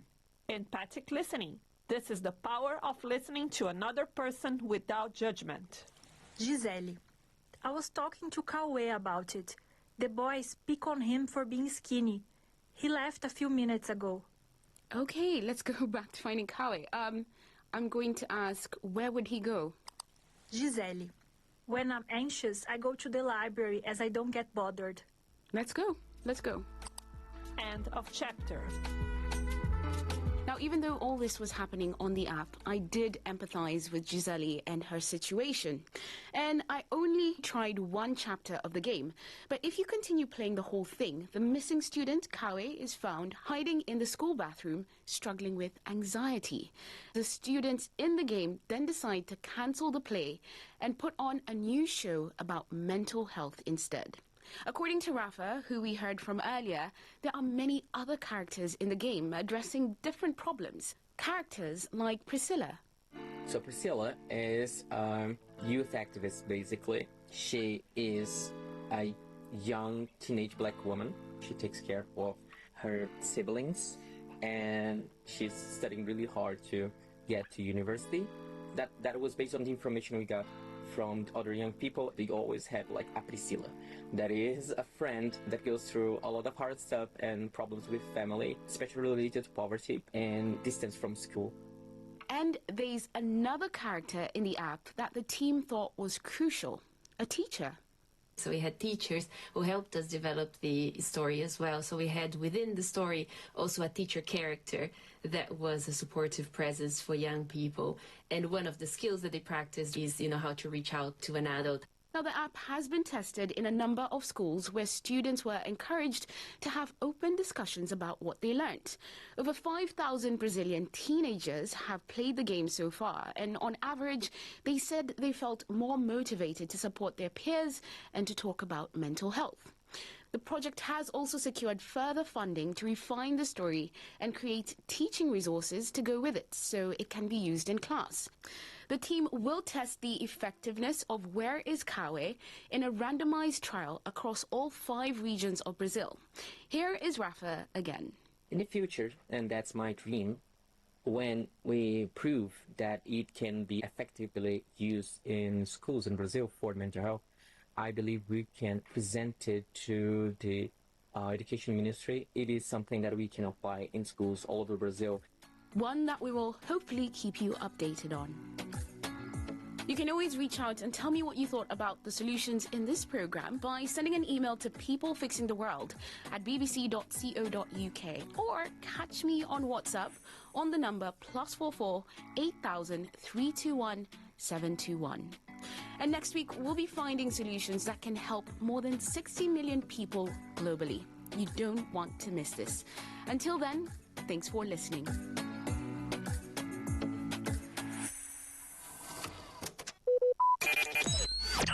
Talk radio. I listen to a lot of talk radio. 95.1 FM. Here's the breakdown from BBC Pidgin. The Independent National Electoral Commission, INEC, don't propose over 870 billion naira budget for the 2027 general elections.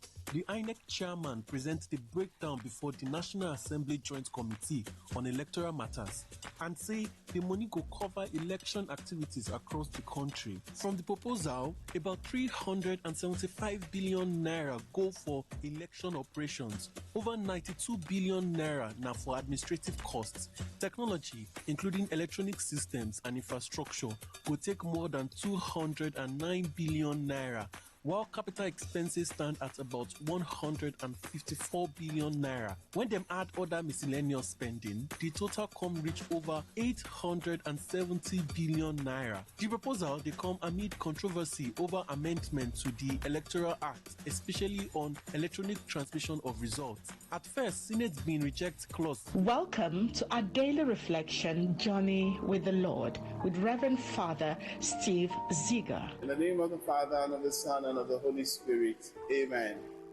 Heavenly Father, you're wonderful, you're excellent. You have brought us to this second day of our Lenten journey for us to make decisions for life. Lord, today we want to choose life so that we can live. Help us, Lord, to avoid every other choice we have made in the past that brought about death and pain in our lives. Make our prayers through Christ our Lord. Amen. Today is the second day of our Lenten journey, and the book of Deuteronomy chapter 30 says to us, choose life that you may live. And Joshua 24 says to us that, as for me and my household, we have chosen to be with the Lord. We have chosen to serve the Lord. And this choice we want to talk about today is a choice that we often make in life. It has been revealed that every day we make about 34 choices in life. Some might be little, some might be great. And today, on this second day, there are choices in the past that I like us to remember. If you recall the story of the prodigal son, he had so much in his father's house. He decided to make the choice not to stay in his father's house any longer, but to go away to a distant land. In making that choice, not only was it that he wasted everything, he became prodigal. He lost it all. And that made him not just a prodigal son, but someone who lost his place just because he made a decision for the wrong reasons. And then we remember that David also made a choice. Instead of following the Lord with all his heart, he decided to make a choice for Bathsheba. And that's for Sodom. And he ended up in Sodom. And that was how all of that happened in his life. And we talk about Solomon. In spite of his wisdom, he made the choice of having too many women in his life. And that took his heart away from God. And that was how he lost so much about his own kingship. Too many times in our lives, the choices we make, we must remember they have consequences. The consequences of our choices are consequences that oftentimes will lead either to life or death. Today, on this second day of our Lenten journey, we are asking, where are you? What choices have you made in life? Are you aware of the consequences of your choices? Or are you just staying where you are in the past? God is saying to you and I today that we need to choose Him in order that we might live. To choose life is to choose Jesus, who is the way, the truth, and the life. Jesus is the life that gives us all we ever desire. Jesus is the life that the world cannot give us. Jesus, once He gives us life, you hear John 10:10, He says, I have come that they may live, that they may have life and have it in abundance. The abundance of life that Jesus gives to us is a life that no man can take from us. That is why on this second day of our Lenten journey, we need to ask ourselves these very vital questions. Where are you? What kind of life are you living? Are you living the life in mediocrity? Are you living the life of fullness? Or are you living the life of lack? Are you living the life of wastefulness? Are you living the life of defeat? What kind of life are you living? Today is an important day when we must make the choice. Listen to this. Not to make a choice or to be undecided is to decide not to make a choice, and this will lead to death. The decisions we make today are the decisions that will either make or mar us. As we decide today to follow Jesus, let us remember these three very important things. That Jesus, our life, if we choose Him, we shall have life in abundance. And secondly, if we have made a choice for God, we are going to live and it will impact on our generation. And number three, that the choices we make and the decisions we make today, they are going to be decisions that will determine and frame our lives for the future. Where are you right now? What decision are you making today? If today you will listen to His voice, harden not your heart. Remember that today, on this day of our decision, this day we decide whether or not to serve the living God. Let us hear what Joshua says. As for me and my household, we have decided to serve the Lord. What about you? Where have you decided to be? To be where your life will be a place of shame and defeat, or where the angels and the saints will welcome you with these words, come ye into your Father's house that was prepared for you since the foundation of the world. Make this choice today, and you'll be making the right choice for life. Heavenly Father, what a great God you are. What a mighty God you are, for giving us the opportunity not just to choose you, but to live for you. Help us today with this decision, never ever to go back on our former ways. We want to live the new life that we have received in Christ.